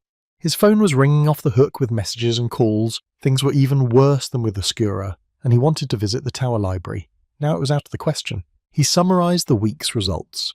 There was no progress on the class quest. The siege rewards that were promised to be counted were gone too, not the most fruitful of times. And then there were the Demon King's last words. They wouldn't get out of his head. The main thing was to keep this darkness out of human hands. He admitted to himself, honestly, he knew he was different. It seemed to him that his behaviour shouldn't have changed much despite the synchronization. He also remembered the Granfell he had seen during the exorcism. He searched for information about being able to see his characters, but found nothing. It might have been an exclusive skill to demon hunters, but even so he was the last one. Plus, he got a glimpse into Granfell's past. He felt devastated. The last few days hadn't done any good, and he had counted on his gaming staff to deal with Ashan's legacy. Suddenly the computer started receiving more and more alerts. He was getting level after level of reward after reward, a total of 30 levels in one fellsome swoop. He now had new unique items for his high contribution to the siege. Among them was a pentagram of sinister sealed knowledge. And his authority in Frostbite is at an all-time high, just as it had been during Yuzra's time. Hoyel was rejoicing, but then came the invitation to a special quest. Everyone needed to attend the ceremony to appoint a new ruler. When he saw the message, Rox grinned. He had a bad feeling about this. And then Granfell received a special alert. He was being appointed the new ruler of the metropolis. He screamed with joy. It seemed like a dream. To reach such heights was something he dared not even dream of a short time ago. Now it was his reality. His battle cry was heard throughout the city.